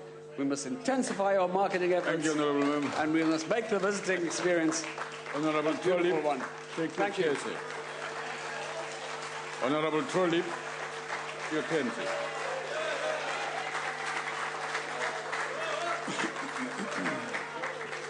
Honourable Deputy Speaker, what happened last Thursday might have created a misguided perception that the extent of the state capture is driven by one family. The fact is it's not. The truth is that it has systematically been captured by a number of families in the senior ANC leadership echelon and their friends, led inimitably by Jacob Zuma and abetted by the ANC itself. This was declared unambiguously when the President said that the ANC comes first, and you all nodded. Therefore, it is safe to say that your President, due to his despicable political chicanery, has no one to blame but himself. Honourable Trollip, please take your seat, sir. What's your point of order, Honourable Member? Perhaps Honourable Trollip's absence in the House has led him to forget it is His Excellency President Zuma, elect Zuma. Go ahead, Honourable Member. It's the President. He's right. Yes, iyandikhuthaza loo nto because it shows that change does happen. Since I left this House, some members have been convicted and converted. Therefore, it is safe to say to your President that due to his despicable political chicanery, he has no one to blame but himself for having to present his State of the Nation address from an unprecedented barbed wire and steel barricade. Lichazo elo. The fact that your address did not live up to the nation's expectations was best described by Aubrey Machiki, who said, and I quote, "You have not convinced the poor and jobless that anything will be better," close quote. You will know this in August, Honourable President, when the elections will toll the end of your presidency. You ironically declared that some people don't understand politics and that they move with the wind, being blown this way and that. Die beskrywing is toepaslik vir u, want dit is u wat heen en weer gewaai word deur die politieke winde soos 'n rolbos in die woestyn. What you and your government have come to represent is like the long parliament of Oliver Cromwell had become when he put them to bed. And he said, and I quote, "It is high time to put an end to your sitting in this place, where you have dishonored by the contempt of all your virtue and defiled by your practices of every vice. You are the enemies of all good governance," close quote. He went on to tell them and remind them, and I quote, "You are deputed here by the people to get their grievances redressed," close quote. You, sir, like them, have not redressed the people's grievances. You have compounded them, and worse, you laugh about it. To add insult to this neglect, you and your party have spawned a form of despicable and vitriolic racial fascism that has been fermenting in the ANC during your term of office, that is now sweeping across this country like a toxic red tide. Abazukulwane benu, kabazukulwane benu aba. You should be ashamed of undoing President Mandela's example and legacy in this fashion. Your unabashed performance here last week, where you addressed us without so much as a hint of an apology for your premeditated deceit, was a disgrace. Yes, can you believe that? Can you believe that you can come here and present that without even as much as an apology? In this regard, I brought a handkerchief for your footman. Dipatele elichefu, dipatele umphathisi uNhleko, akwazi ukuthi when Minister Nhleko has to tell the nation that what he described as a fire pool is in actual fact what we all knew it was, a swimming pool, he's going to need this handkerchief. Nabanye bazawufuneka bafumana amachefu. The other people that need to get a handkerchief are the Honourable Nxesi, the Honourable Sizane, the Honourable Mochecha, and the Honourable Frolic, and in fact the rest of the ad hoc committee. They all need a handkerchief to wipe the egg off their faces. Gaume mandicebise manonke manithenga amachefu nikwazi usulikande ebusweni benu. Honourable Speaker, the President had the temerity after one long overdue meeting with business leaders, with the private sector, to come here and tell us about business and economics when he and his tripartite partners malign business so easily at their meetings and rallies that the reason for the parlous state of our economy are the global headwinds of slowed growth and international recession. The President clearly didn't take this newfound economic wisdom into account when he fired Minister Nene and replaced him with his straw man, the now proverbial weekend special. His response that the nation and the markets had overreacted is what makes whatever he said about fiscal discipline and prudence completely incongruent. Mphathiswa, Mongameli, akuthembeki wena ngomcimbi zemali. The President's lack of credibility is sadly not only limited to the realm of economics. Politically, he has left a trail of broken promises and hamstrung administrations in all three spheres of government, especially in the Eastern Cape and Nelson Mandela Bay, where I come from. Despite what the Honourable Maswale said here, I have seen no evidence of the 9-point plan to eradicate poverty and to create jobs. The President's lack of example and leadership has led to factional chaos and management ineptitude at all levels of government. In the Eastern Cape, the shame of blatant state larceny, that is theft, in the name of none other than President Mandela in his fraudulent funeral saga remains unresolved. Your party insiders have also been directly responsible and implicated in the notorious multi-million rand Cienza toilet fraud scandal. Here too, there have been no consequences whatsoever. The President didn't say one word to us about what he expects municipalities to do under the leadership of his newly retreaded minister. Nelson Mandela Bay has an unemployment rate of 36.6%. and youth unemployment of 47.3%. Abaphangeli eBhaya abantu. And this city has two major ports, an established motor industry, the Kucha IDZ, the much vaunted Pakisa initiative, and it is a potential tourism mecca. Maybe the Honourable Minister that was here should go and visit Port Elizabeth, and yet the ANC cannot create jobs in Port Elizabeth. Why? Honourable Because Trolley, your term has expired. it is too busy navel-gazing and squabbling over political patronage. Honourable Jacob Mamabulo.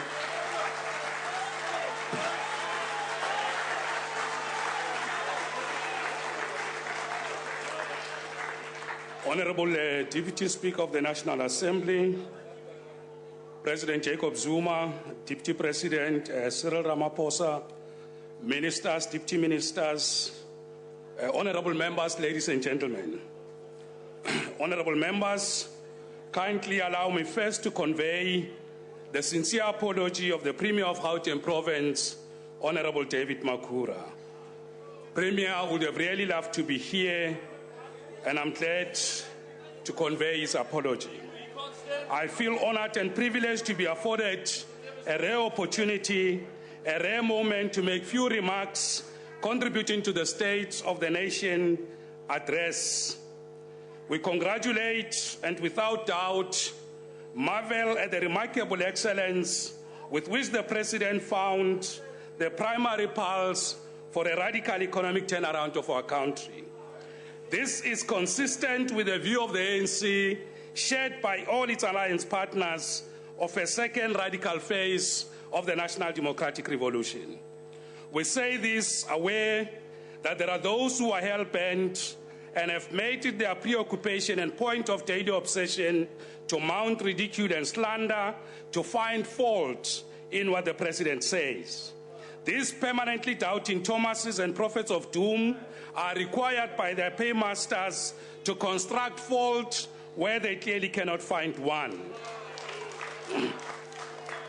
Honourable members, the President correctly articulated the economic challenges facing our country as a result of a number of factors, including external economic shocks. The Honourable President then made a profound call and said, open quote, "The situation requires an effective turnaround plan from all of us," close quote. Honourable members, the President further eloquently made the point, when outlining few points of what will certainly make a qualitative difference.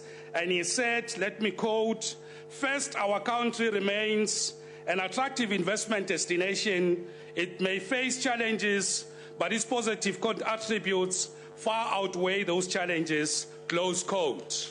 This point was well articulated by the Honorable Deputy Minister Oliphant.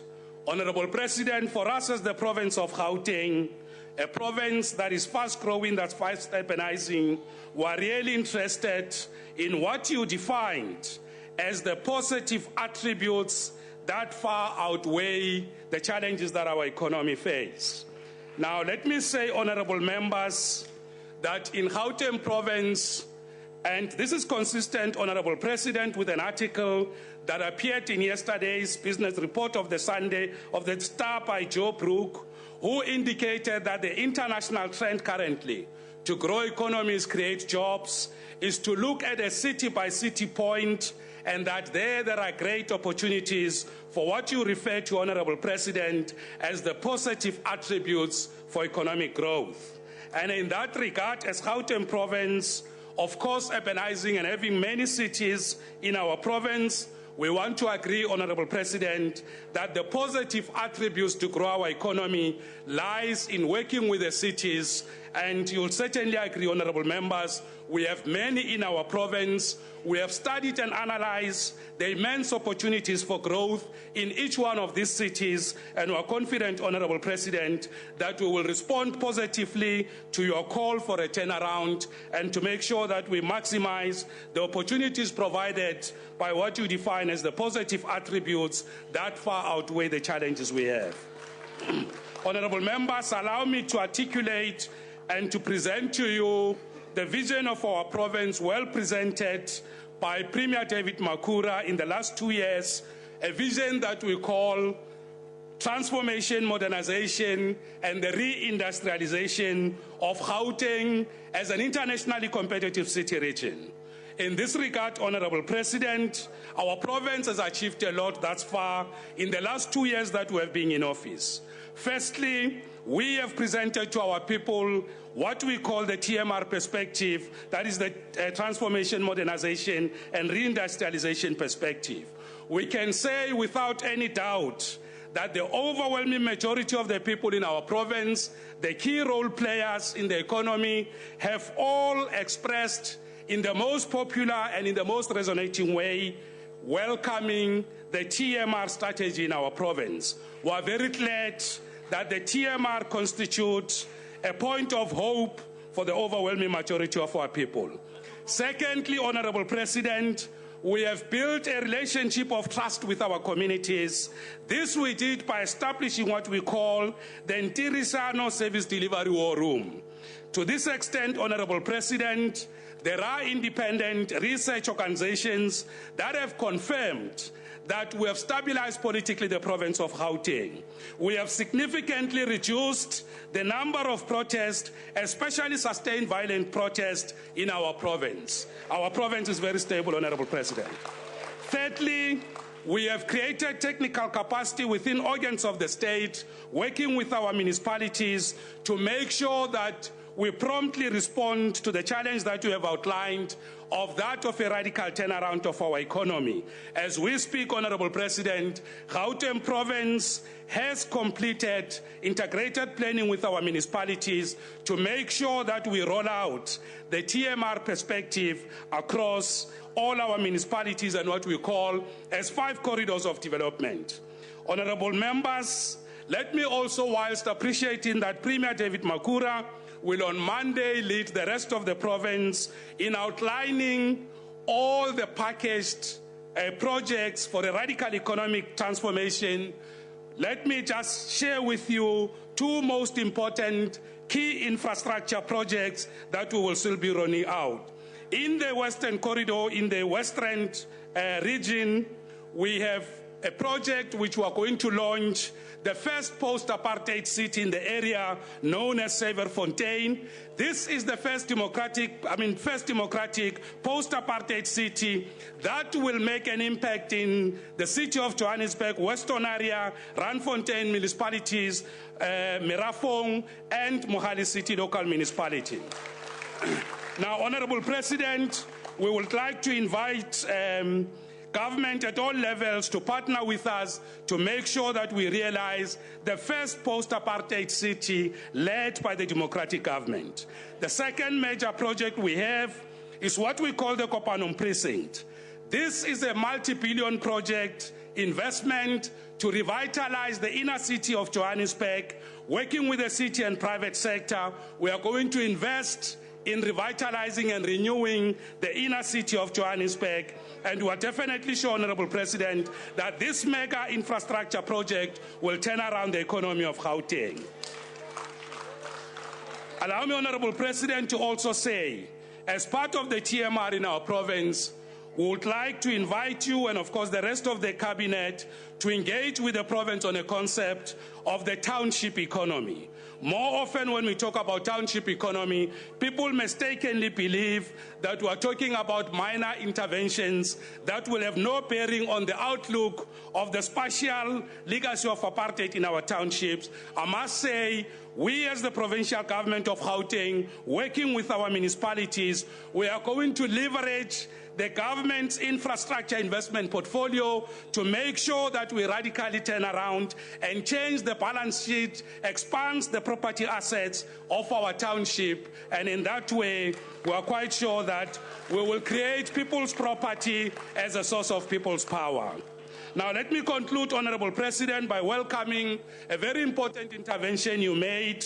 You have actually invited Parliament to consider open quote, a big expenditure item that would like to persuade Parliament to consider. Honorable Chair. Is the main Honorable maintenance. Mama Bolo, please take your seat.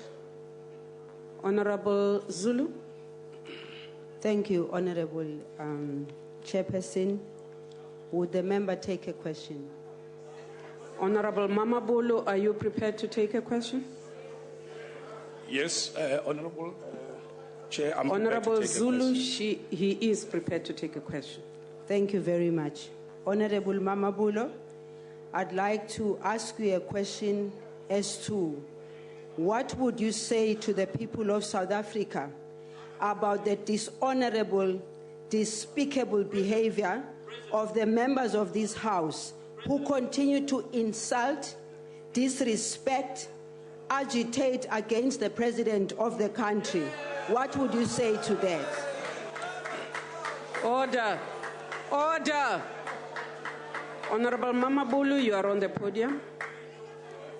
Thank you, Honorable Minister, for a very profound question, which I'm quite sure that worries many of the people of our country.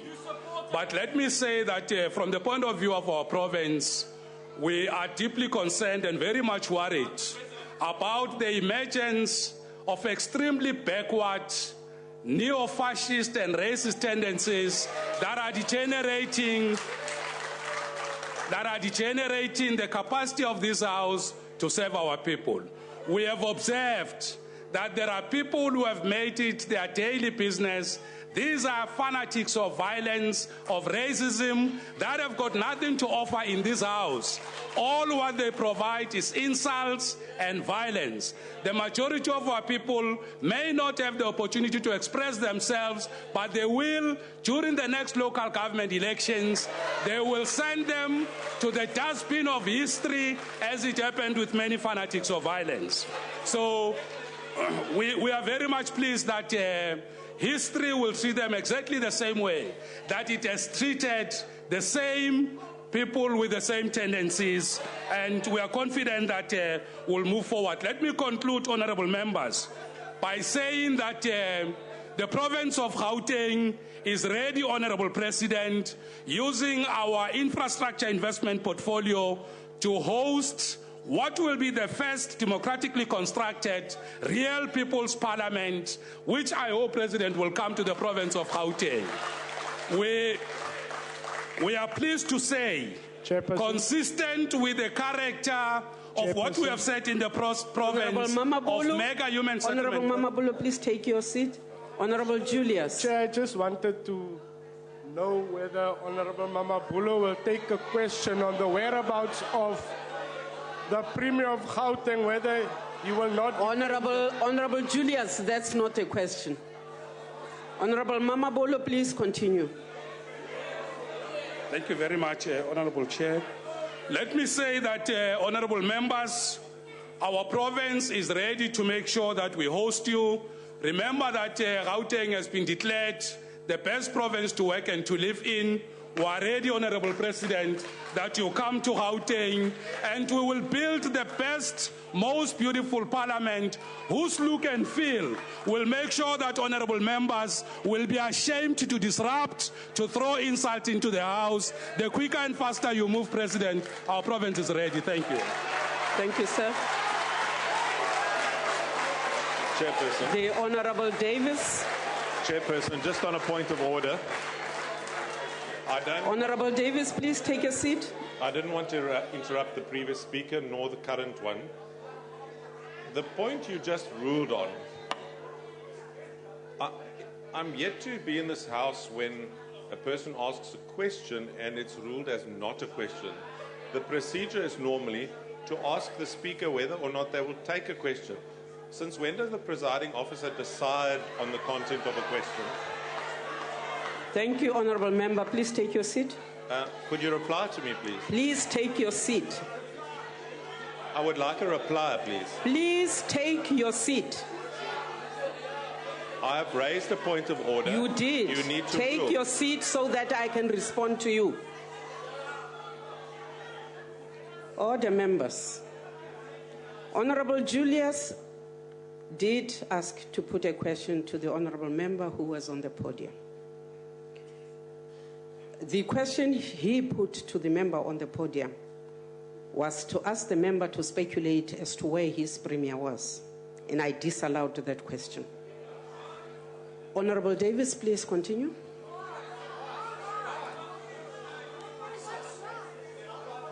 Thank you, Madam Chairperson.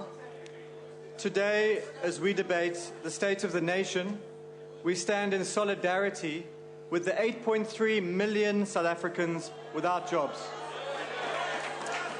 And we recognize the role that education can play in job creation and redressing the legacy of the past.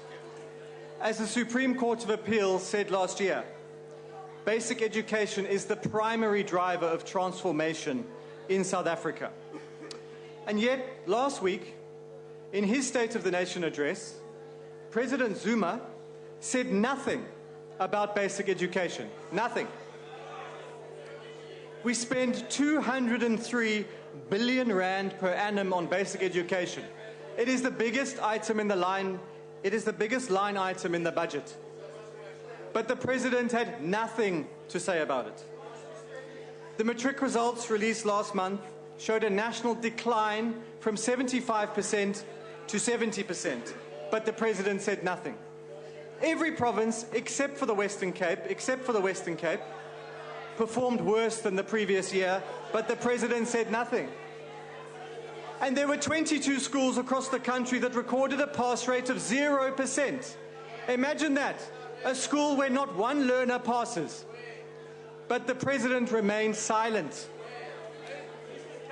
Madam Chairperson, the president was silent on Thursday because he is not in charge of education. Minister Motshekga is not in charge of education. In most provinces, the MECs are not in charge of education. Because in most parts of the country, it is the South African Democratic Teachers Union, SADTU, that is in charge of education. 3 weeks ago, Madam Speaker, we visited rural schools in KwaZulu-Natal. Now, government officials there, they told us how SADTU teachers, they drop their own children off at former Model C schools in the morning, and then they go on strike for the day, depriving other people's children of an education. One district director described it as, and I quote, the highest level of cruelty. We heard how in the Ugu district there was no teaching for 7 months over the last 2 years because of a dispute between SADTU and a district director. 7 months, no teaching. Is it a wonder that KwaZulu-Natal was the worst performing province? We visited Bekesizwe High School in the Umzenyati district. We heard how teachers go on holiday 2 weeks before the term ends, and they come back 2 weeks after the term starts. And they get away with it. At Dumapansi Secondary, 146 learners have written matric maths in the last 3 years, but not one learner has passed. And guess what? Not one teacher has been fired for underperformance. The reason for the high failure rate in the province was summed up by a district director who told us, and I'm quoting him, "Our teachers are not teaching. That's the bottom line. Organized labor has taken over the system. Until we correct that, we are wasting our time." Now, there are many, many hardworking and dedicated teachers who can't. There are many hardworking and dedicated teachers in our country, and we pay tribute to them. But we have to be honest about this. There are too many teachers who can't teach, and there are too many teachers who won't teach. And they are never held to account because they are members of SADTU, and SADTU is an alliance partner of the ANC. Madam Chairperson, Minister Motshekga will soon table the so-called Jobs for Cash report in this House. It has taken nearly 2 years for the task team to complete its work, but we have reason to believe that the wait was worth it.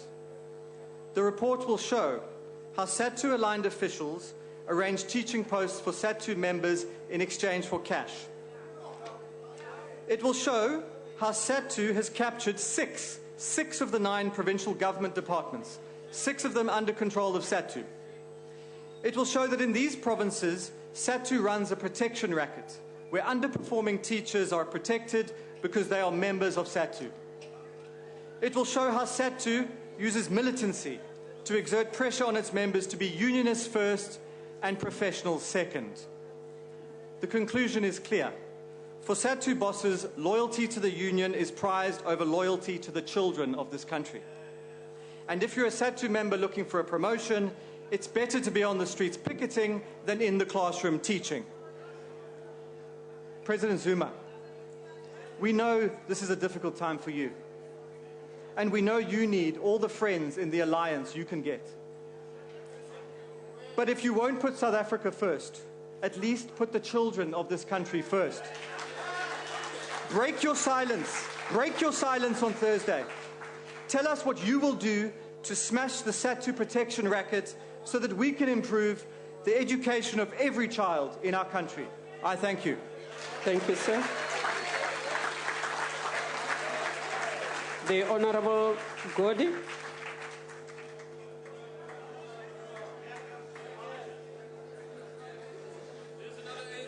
Madam Chair, Comrade President, comrades and honorable members.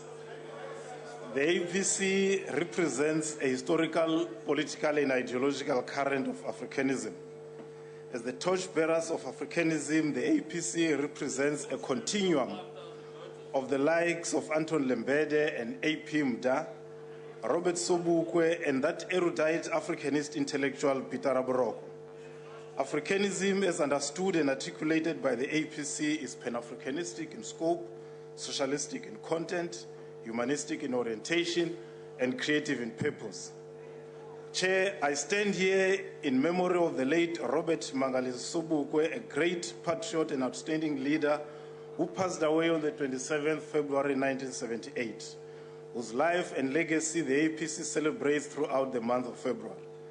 Through force of example, his personal integrity, he serves as an embodiment of the best product of the liberation movement, of leadership and our responsibility to our people. As he said, completely subjugating the self and having a consuming love for our people. Comrade President, we concur with you, racism is backward and hateful. Let's take from Sobukwe's teaching that there is only one race, the human race to which we all belong. This is what can save us from the racism that the majority of white South Africans end the xenophobic statements from one political party in this House. The APC is concerned about the persistent high unemployment levels, poverty and inequality affecting the majority of our people. Whilst to appreciate the unfavorable international economic environment, the APC believes that in this situation, taking the historical context, the state must enhance its role in the economy. 22 years later, private capital has failed this democracy. The state must have the courage and determination to lead. The grinding poverty of our people is a crisis that requires bold state action. Freedom must have material meaning to the lives of our people. We must never get used to the poverty and hardships of our people. As Lenin said, no amount of freedom can satisfy the hungry masses. The African people deserve better. I thank you. Thank you, sir. The Honorable Mtimunyi.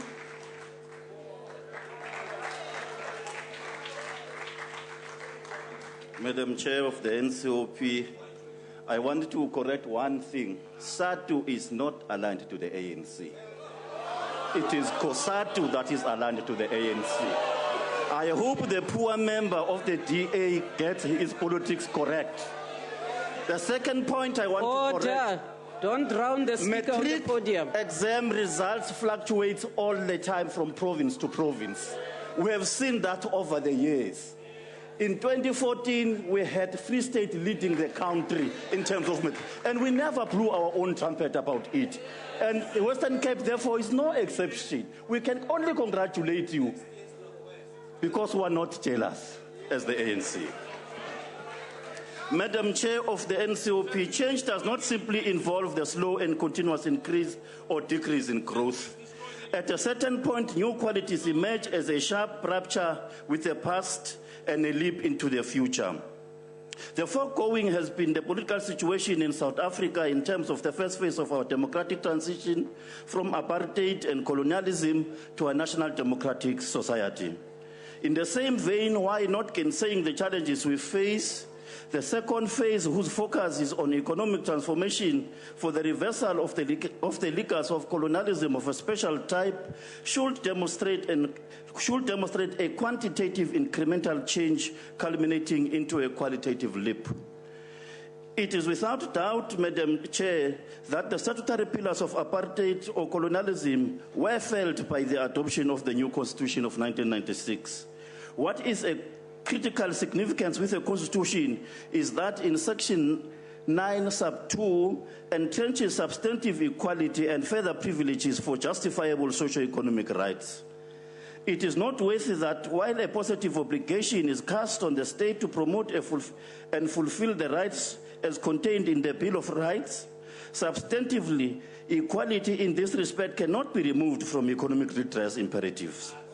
The state is empowered by the Constitution to take measures designed to advance persons disadvantaged by unfair discrimination of the past. Madam Chair, the ANC-led government is pursuing economic transformation as inspired by the vision of the Freedom Charter and its second transition document, that the people shall share in the wealth of the country. There has been advances made in the provision of essential services to the people, but the structure of the economy remains largely untransformed with monopolies abusing their dominance over small enterprises and sometimes driving them completely out of the market or into bankruptcy through anti-competitive practices that are well known by yourselves, and you represent those. It is still correct to contend, Madam Chair, that the major part of the economy remains in private hands. The ANC, it is therefore committed to employment, creating economic growth and protecting the rights to fair labor practice. The state is being capacitated to have less reliance on tendering, but deliver the essential services by the people, to the people by itself. Economic development priorities favors locally companies, cooperatives and social forms of ownership. There is an intention to ensure beneficiation of primary goods, including strategic minerals in the country. State-owned enterprise and development finance institutions are being strengthened to ensure that they play a key role in economic development and facilitating service delivery.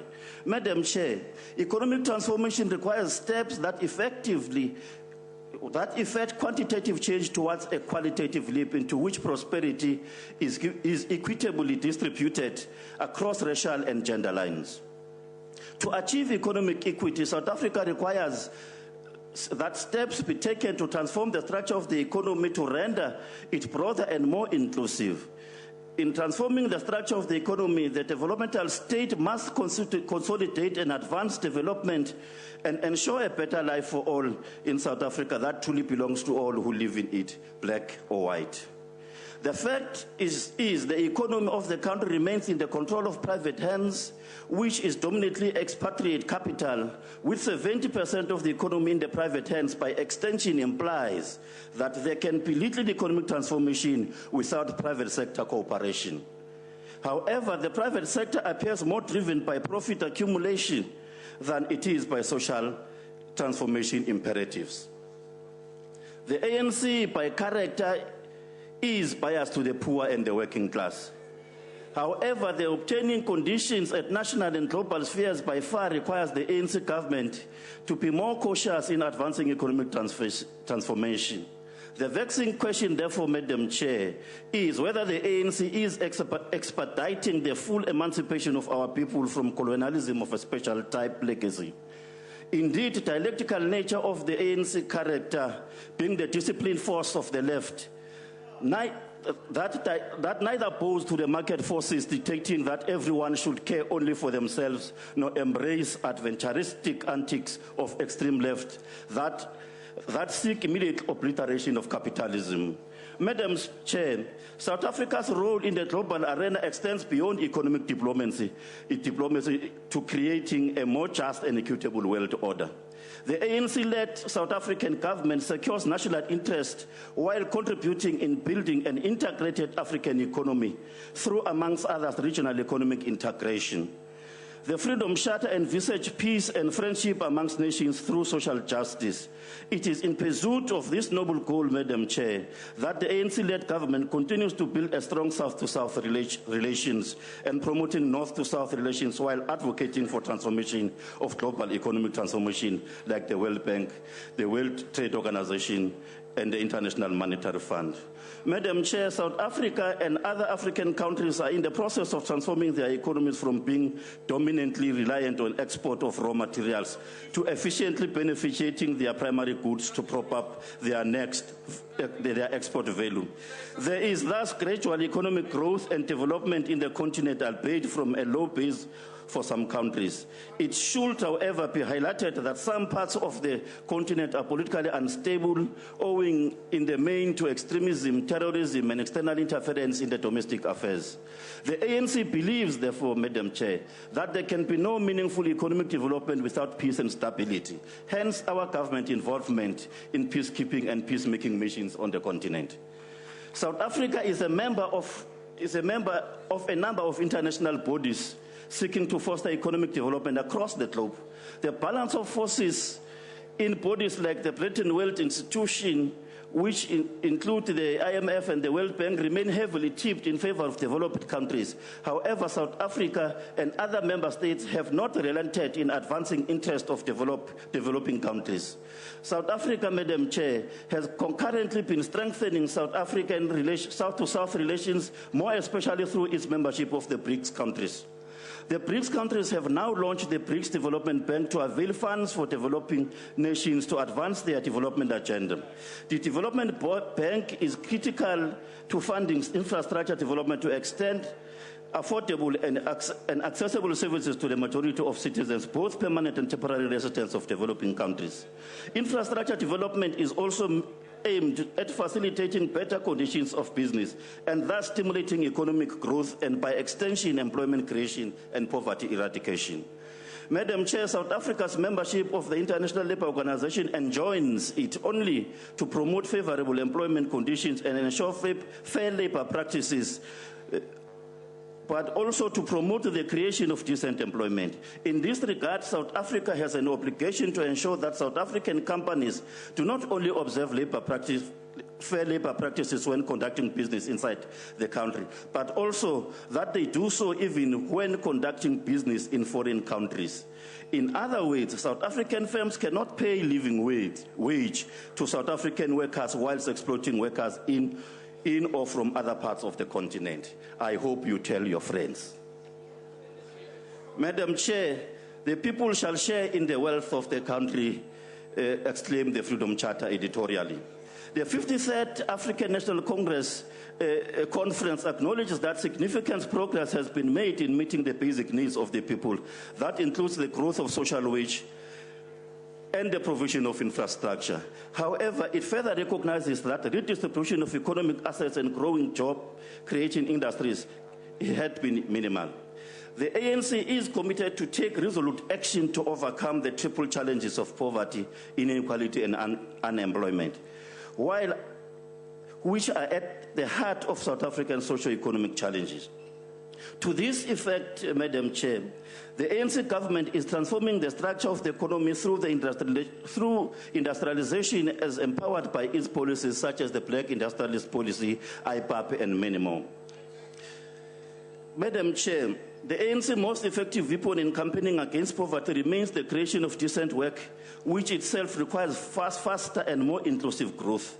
The triple challenges of unemployment, poverty, and inequality requires the accelerated growth to take place in the context of effective strategy of redistribution and build a new and more equitable growth path. Madam Chair, as I conclude, there is undoubtedly more to be done to achieve economic transformation and distribution of the economy. The ANC is therefore committed to ensuring that the people are emancipated from the legacy of colonialism of a special type. It is also committed to cooperate with labor and private sector to achieve employment-creating economic growth and strengthen regional economic integration for more prosperous and a united Africa. Economic transformation is therefore an endeavor to realize social justice for the prosperous South Africa, in a better Africa and a better world.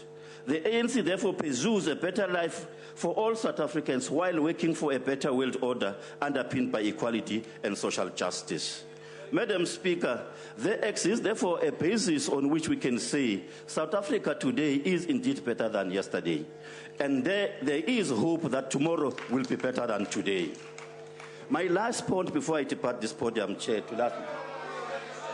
Ubaba uMalima wenze into elihlazo kabi. Mina la ngibuya khona siyawagcina amasiko.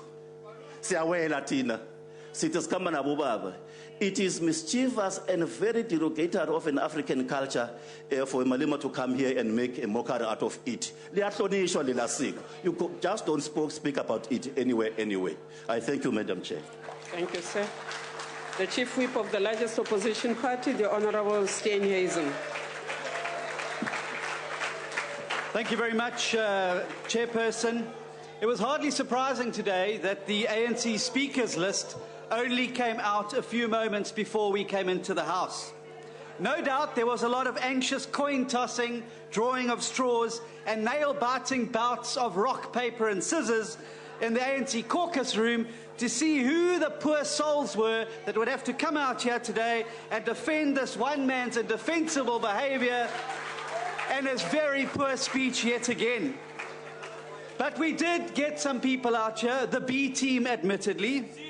But we started, of course, with Rob Davies, the minister. More excuses, more hand-wringing, more apologies. It's not our fault. We're buffeted by outside forces. Snake oil indeed, when one looks at the mismanagement that his department has affected over AGOA and other key job-creating agreements that we have. He comes here and expects us to come and grovel before his mighty feet because he's fixing Eskom. Well, who broke it in the first place? Your government, your policies, your inefficiency. You mess it up and expect us to be grateful. He goes on about the NDP. Now, let me tell you something, colleagues. He doesn't even believe in the NDP. And he expects us to think he's going to implement it in his department. The 9-point plan, the very self 9-point plan that led to a 74% drop in foreign direct investment last year, Minister Davies. He spoke a lot today about iron and steel. Well, let me tell you something, when it comes to the ANC, they iron over the problems and steal all the money. But you don't have to take my word for it. I'd like to quote the Lord of Latuli House, Mr. Gwede Mantashe. I quote, "Of great concern are the NEC members who are either charged or have pending cases of corruption against them. As the numbers of these comrades grows, we will be unable to sustain the technical argument of innocent until proven guilty, an admission from your own people." And he comes here with his hocus-pocus economics and voodoo tricks to try and trick us that the BMW deal is something to celebrate. What he doesn't say is they've withdrawn the 3 Series, which sells 3 times the models of the X5, and replaced it with the X5. Get real.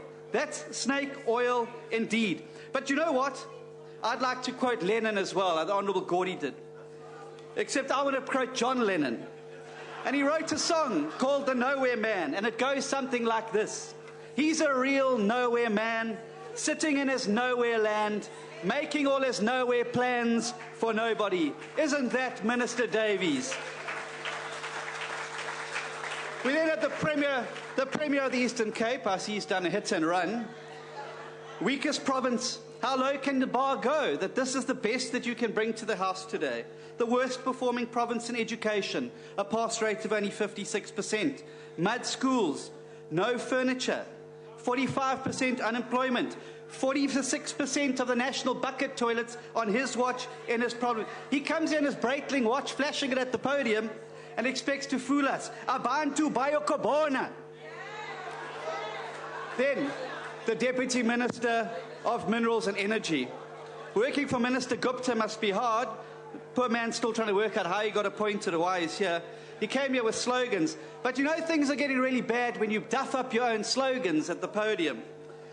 You've botched the MPRDA. But I want to say, I do agree with you, Honourable Oliphant. We do find common cause with you. You're absolutely right. The ANC has produced a lot of nuts. And given the fact that mining investment fell by 74% last year, I'm not surprised you want to come here and talk about macadamias instead of minerals. The Minister Hanekom, shame. Shame. Another Planet Zuma inhabitant, clearly. Forgets to talk about his tourism-killing visa regulations that he sat on his hands on. Isn't it shame? He could stand up against apartheid, but he cannot stand up against President Zuma. This mighty man reduced to being processing the visas to Planet Zuma. Honourable Mama Bolo, we know why the Premier of the Gauteng province isn't here today. We know. We know why he sent you. He shuffled you to infrastructure from COGTA because of your poor performance. Even your own party doesn't trust you, but you're here today. And frankly, your corny duet with the minister there was so stage managed, it was like a cheap soap opera, and about as credible as President Zuma on the economy. But let me answer your question, Honourable Julius. The reason the Premier of Gauteng province is not here today is because he hates President Zuma. And he is in his province doing what South Africans across the length and breadth of this country are doing, and that's plotting to get this president out of office and rescue this country. That's where the Premier was today.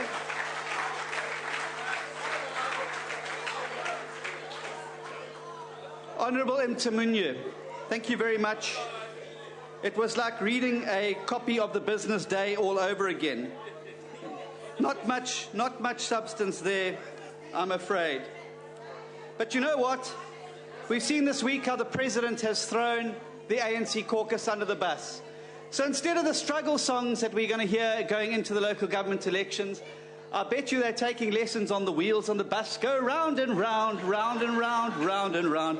Because your own President threw the whole lot of you under the bus. We now know why you guys bought those very large buses that don't fit anywhere in Port Elizabeth. You needed something big enough, President, to throw your caucus under.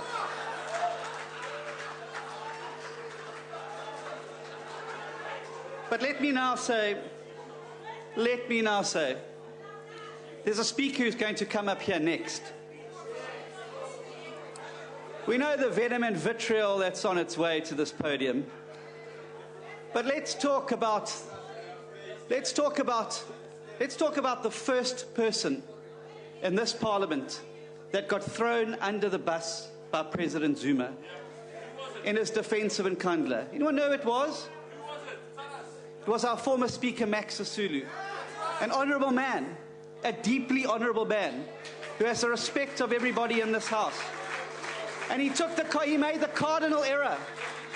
He made the cardinal error of putting this parliament first, his duty to the Constitution first, something all of you have failed at, and called for an investigation into Nkandla. And what happened to him? He got thrown under the bus. And isn't it ironic that the last person up today is defending the first person that got thrown under the bus? And she has something very familiar in common with him. The truth of the matter is, the ANC caucus has lost all credibility. And I leave you with the words of Dante, who said, and I quote, that the darkest places in hell are reserved for those who maintain their neutrality in times of moral crisis. Shame on you.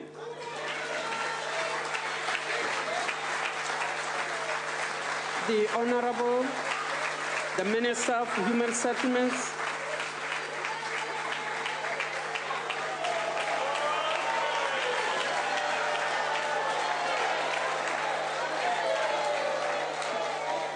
Order, members. Honourable Chairperson, to the esteemed chief clown here who's just left the podium.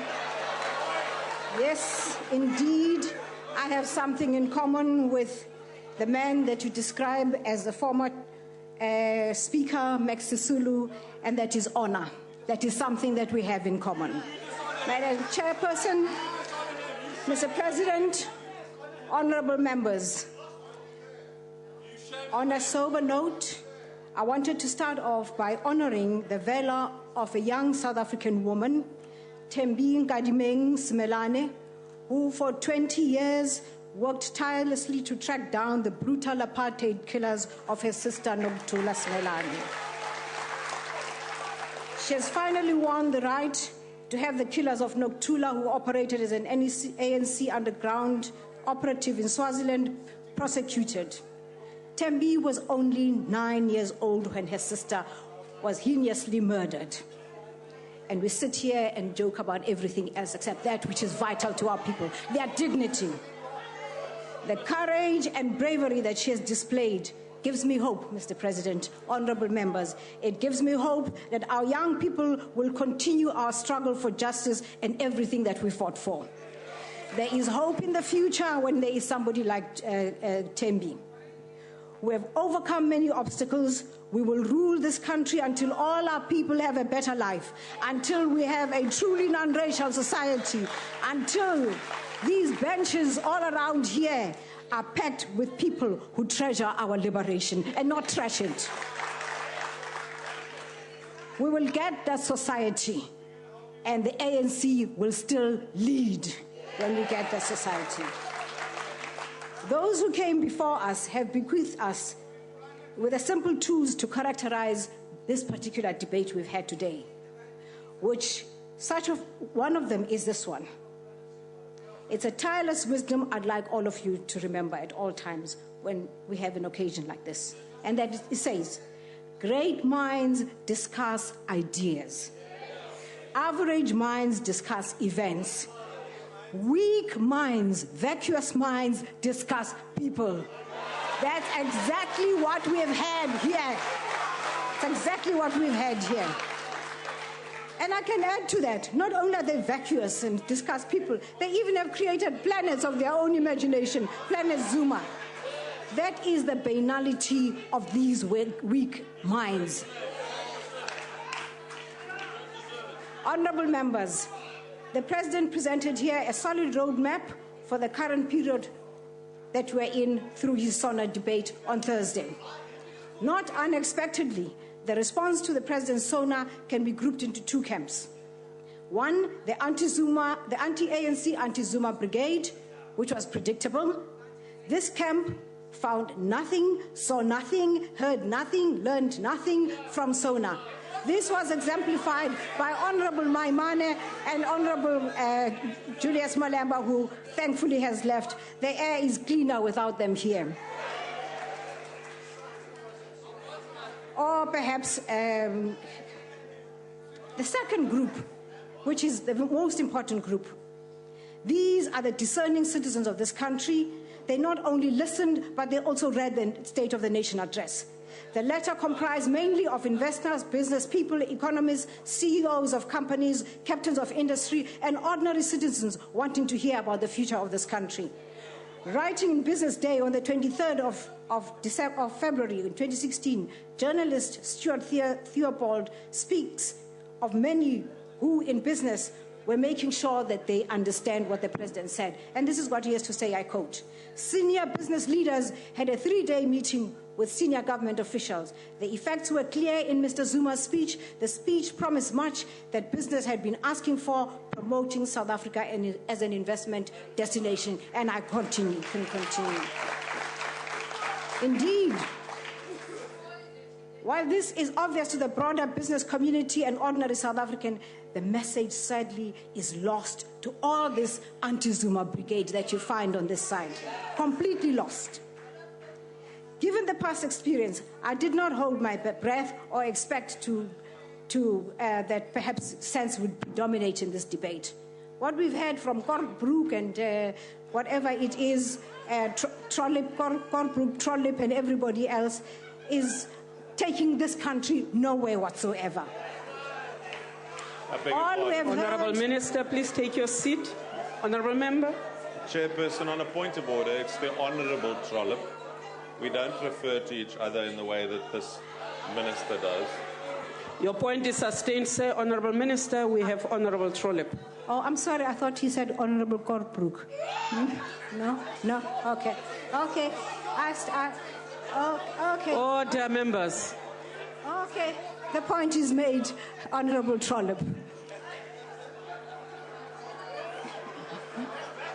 All we have heard today are the same repetitions of moans and groans, which within the grasp of everyone here is completely outside the grasp of the Western Cape province.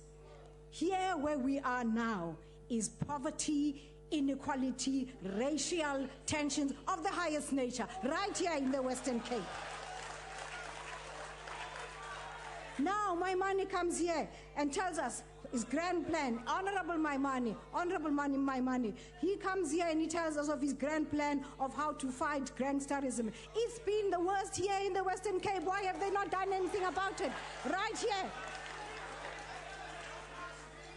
For us, therefore, the responses from the private sector, from BASA, from SACI, and ordinary citizens were very encouraging and supportive of the measures announced by the President. And here today, we are also very pleased to have had supportive and constructive statements from honourable leaders like Honourable Buthelezi and Honourable Godi over there. Yes.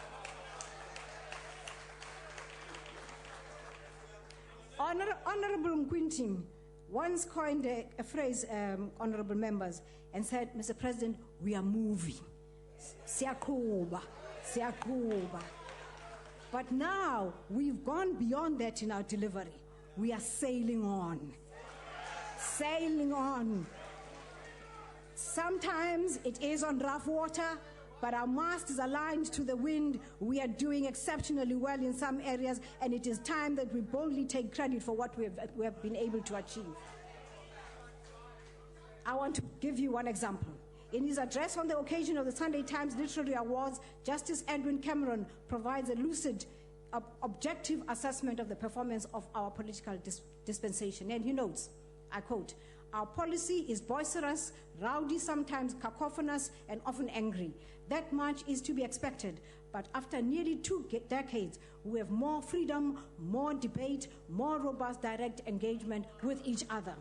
He continues, most importantly, "Much has been achieved, perhaps more than those who tend to be very hostile, more than they would ever be able to realize. Almost all violent crime is down compared to 1994. The number of murder has almost halved. Government's housing program has put many millions of people into their homes. In 1994, just over half of households have had electricity. Now 85% do. In 1994, just more than 1/3 of 6-year-olds were in school. Now 85% are. The income of the average black family has increased by about 1/3. And though the system of social grants of totaling 120 billion every year is in place and does not cover everybody, it actually has afforded most of them some way out of poverty. Close quote. The long and short of Judge Cameron's message by those and those others is that we are on track. The wind blows behind our sails and we are sailing on. Justice Cameron's observation has been echoed by many other independent research institutions. This includes Goldman Sachs' appraisal of South Africa's 20 years, the World Bank, Fast Facts, which is a record of race relations. And one that I want to quote to all of you is this one. And it is entitled, the pamphlet is entitled, "They Huff and They Puff, but They Cannot Blow This House Down, Dealing with Human Settlements Policy." And these are the facts. In 1996, there were 300,000, sorry. In 1996, there were 3,400,000 families residing in formal housing. But by 2014, that number had increased to 9,400,000. Can you hear that? An increase of 6 million houses that have been provided by this government. Now, anybody to beat that? Nowhere in the world have you ever had a record to beat that. These are not my statistics. These are statistics from South African race relations. Mr. President, honorable members, it goes on. The view that service delivery efforts of this government have failed and that the living standards are only a little better than they were 20 years ago is untrue, says Race Relations. On the contrary, service delivery, here specifically referring to housing, must be judged as a success story in many respects. We are sailing. We are sailing. Mr. President, he goes on to say that what we have achieved is an average of 912 families moving into a formal house per day since 1986. Honorable members, imagine this. Every day you go to bed, 912 African families have moved into a new house. I mean, we could never have outdone that anywhere at any other time except under the ANC government. Think about that. As you sit in your comfort, the poor, 912 of the poor move into a new house every night. What does the Western Cape do? It sits, folds its arms as Maspumulele burns down. There is no emergency. It burns down every week. No emergency called up. Because it is not Clifton. It is not Bantry Bay. It is of no consequence to anybody. But what we do is make sure we can bring dignity to our people. We provide them with some social network. We are a product of the liberation struggle. And this is what we want to make sure that we leave in this house as we move on. We have created this democracy to ensure that our people no longer live with the scourge of inequality. We created this democracy in order that our people no longer live with racism. We created this democracy so that our people no longer live in poverty and humiliation. This is what defined us in 1994, and this is what defines us now. We stand here on the will of the people and do the best we can every day. Every day, the best we can, in the name of the African National Congress. It does not matter how hard you howl, how much you whinge on your grandstands. Our government and our policies have been lauded internationally, and where we have erred, we have acknowledged it. not to try, we have. No, we have. This brings me to the issue. Honorable members. This brings me to the issue that relates particularly to the DA. And this is the issue of racism. We as the ANC were founded on the premise of making sure that the demon of the past is destroyed. We stand on the principle of non-racialism. The resolution of the race problem requires, amongst other things, that we understand racism from the perspective of the victim. Non-racialism presupposes respect for other people. It calls for understanding and the appreciation of other people's experiences. If we do not do that, we will be caught in a cycle of blame and political point scoring, which is what has been happening here. In a study, a US psychologist found that most whites refuse to acknowledge racial discrimination remains, and that it is widespread, and that especially is dominated in white-controlled workplaces, in company boardrooms, in law courts, in schools, and other places. For some, racism is limited to the extreme prejudices of some people who are in the extreme. No, it lives in each one of us. Those who've lived through legislated discrimination have in us vestiges of that racism. And if we deny it, it's because it lives larger than the next person. We cannot have lived through apartheid and not have been affected by it. And if we don't acknowledge that, there is something very wrong, fundamentally wrong with us. I am aiming this at you, Honorable Maimane.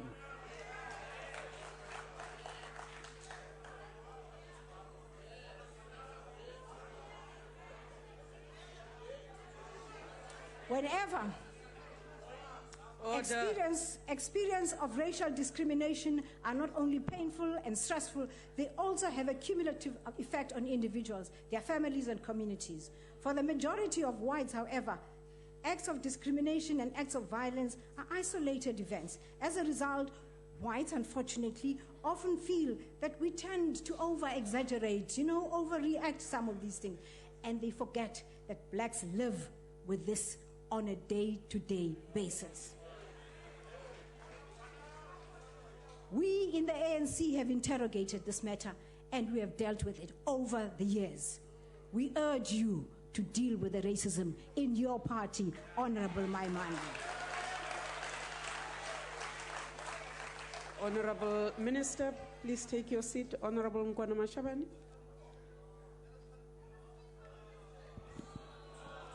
Are you on a point of order, ma'am?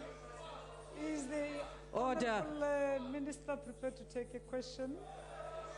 Honorable Minister, are you prepared to take a question? Yes, I will. Honorable.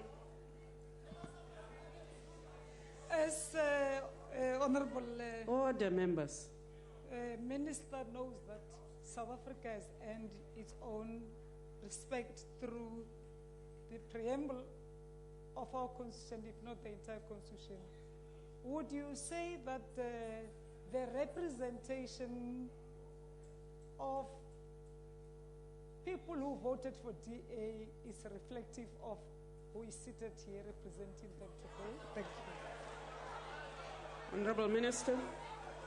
Order. Order.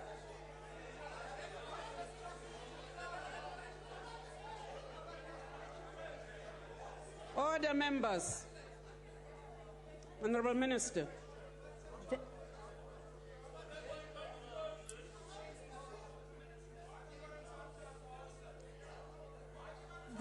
The DA loves waving the Constitution at us at every step of the way and talk down to us as though they are talking to some school children.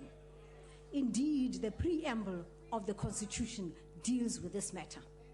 And indeed, the Constitution of the DA itself and the Cabinet of the Western Cape is a complete opposite of what the Constitution has declared for the Republic of South Africa.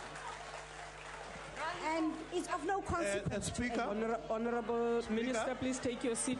Honorable Member, yes? Speaker, can I ask the Minister a question? Can I ask you a question? Can I ask you to allow her to finish responding to this one and give you the opportunity? If the minister will allow. Minister, will you take another question? No, I will not. Please continue, Minister.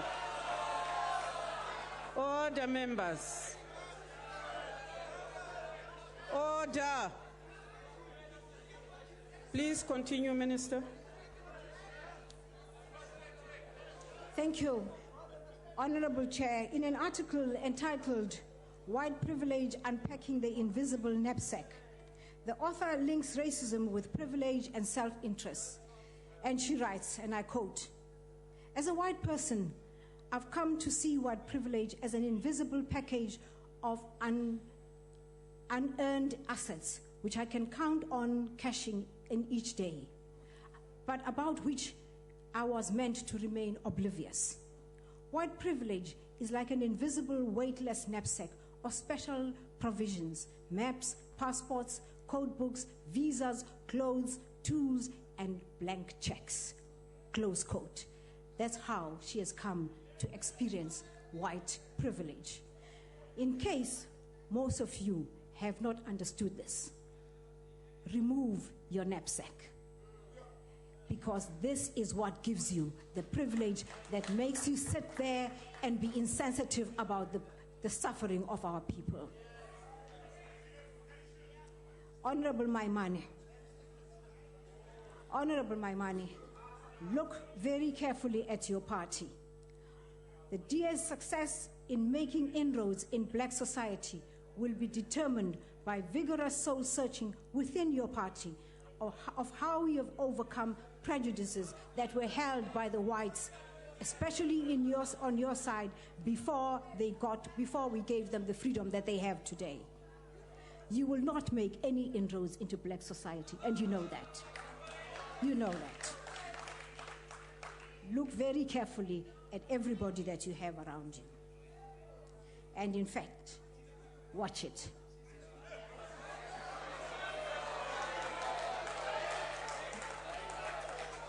Madam Chairperson, we came here in 1994 and deliberately transformed a stifled exclusive parliament into a people's parliament with the intention of making it an institution that is owned by the people.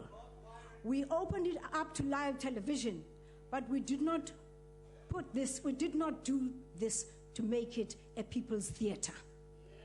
What went on in this chamber on Thursday last week was nothing more than a disgraceful display of tantrums and theatrics. At the last analysis of the ratings of television programs, the parliamentary channel was rated as one of the most watched programs. That is very good for television, but we are not competing with idols here.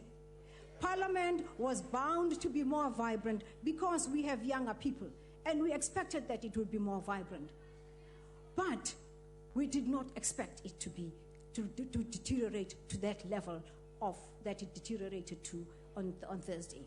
Worst of all, leading the pack is Honorable Lekota.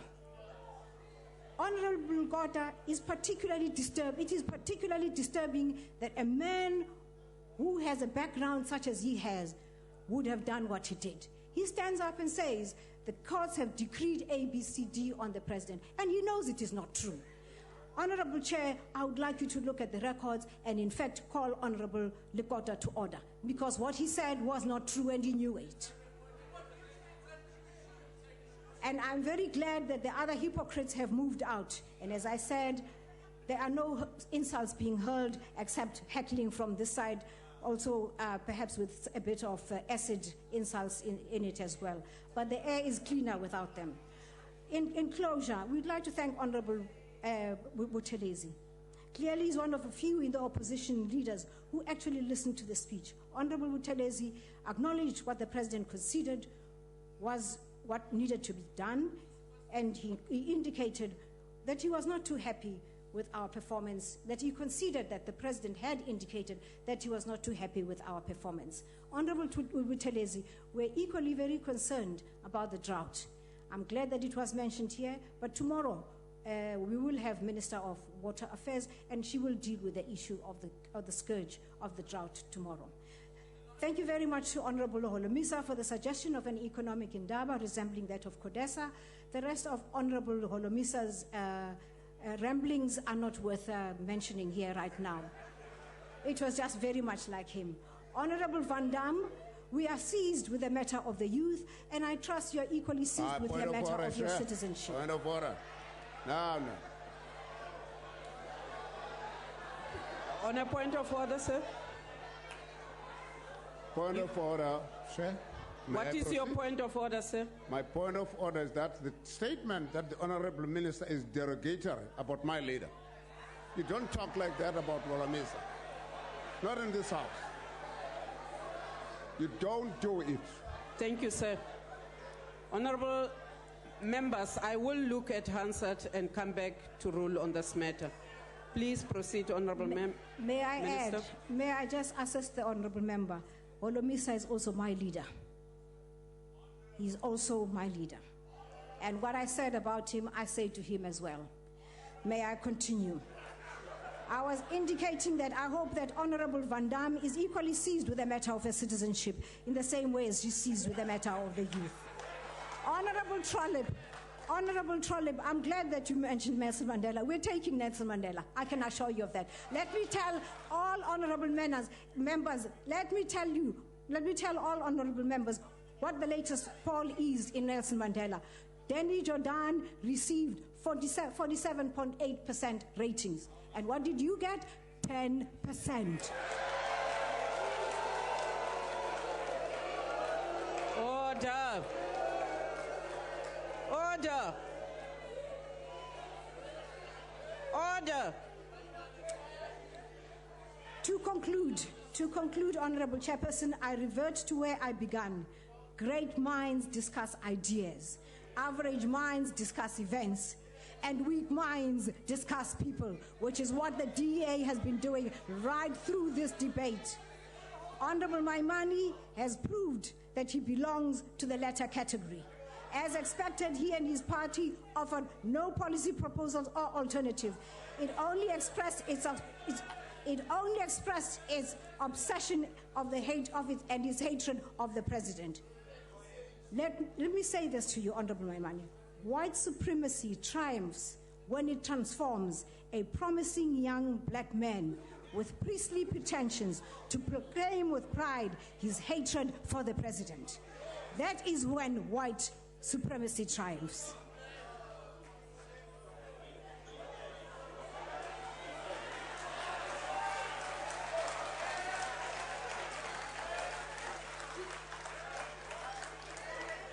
What we heard from you was howling and baying and with no dignity in it.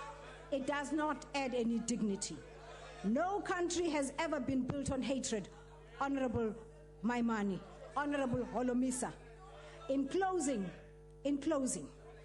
great leaders like Nelson Mandela are exemplary not only because they never faced enormous obstacles, but because they were able to rise in spite of those hurdles. Let us find inspiration in their spirit of no surrender. Honorable President, I support. Point of order, Chairperson.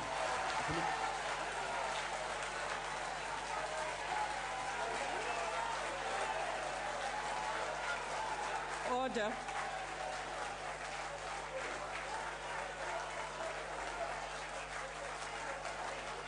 Order.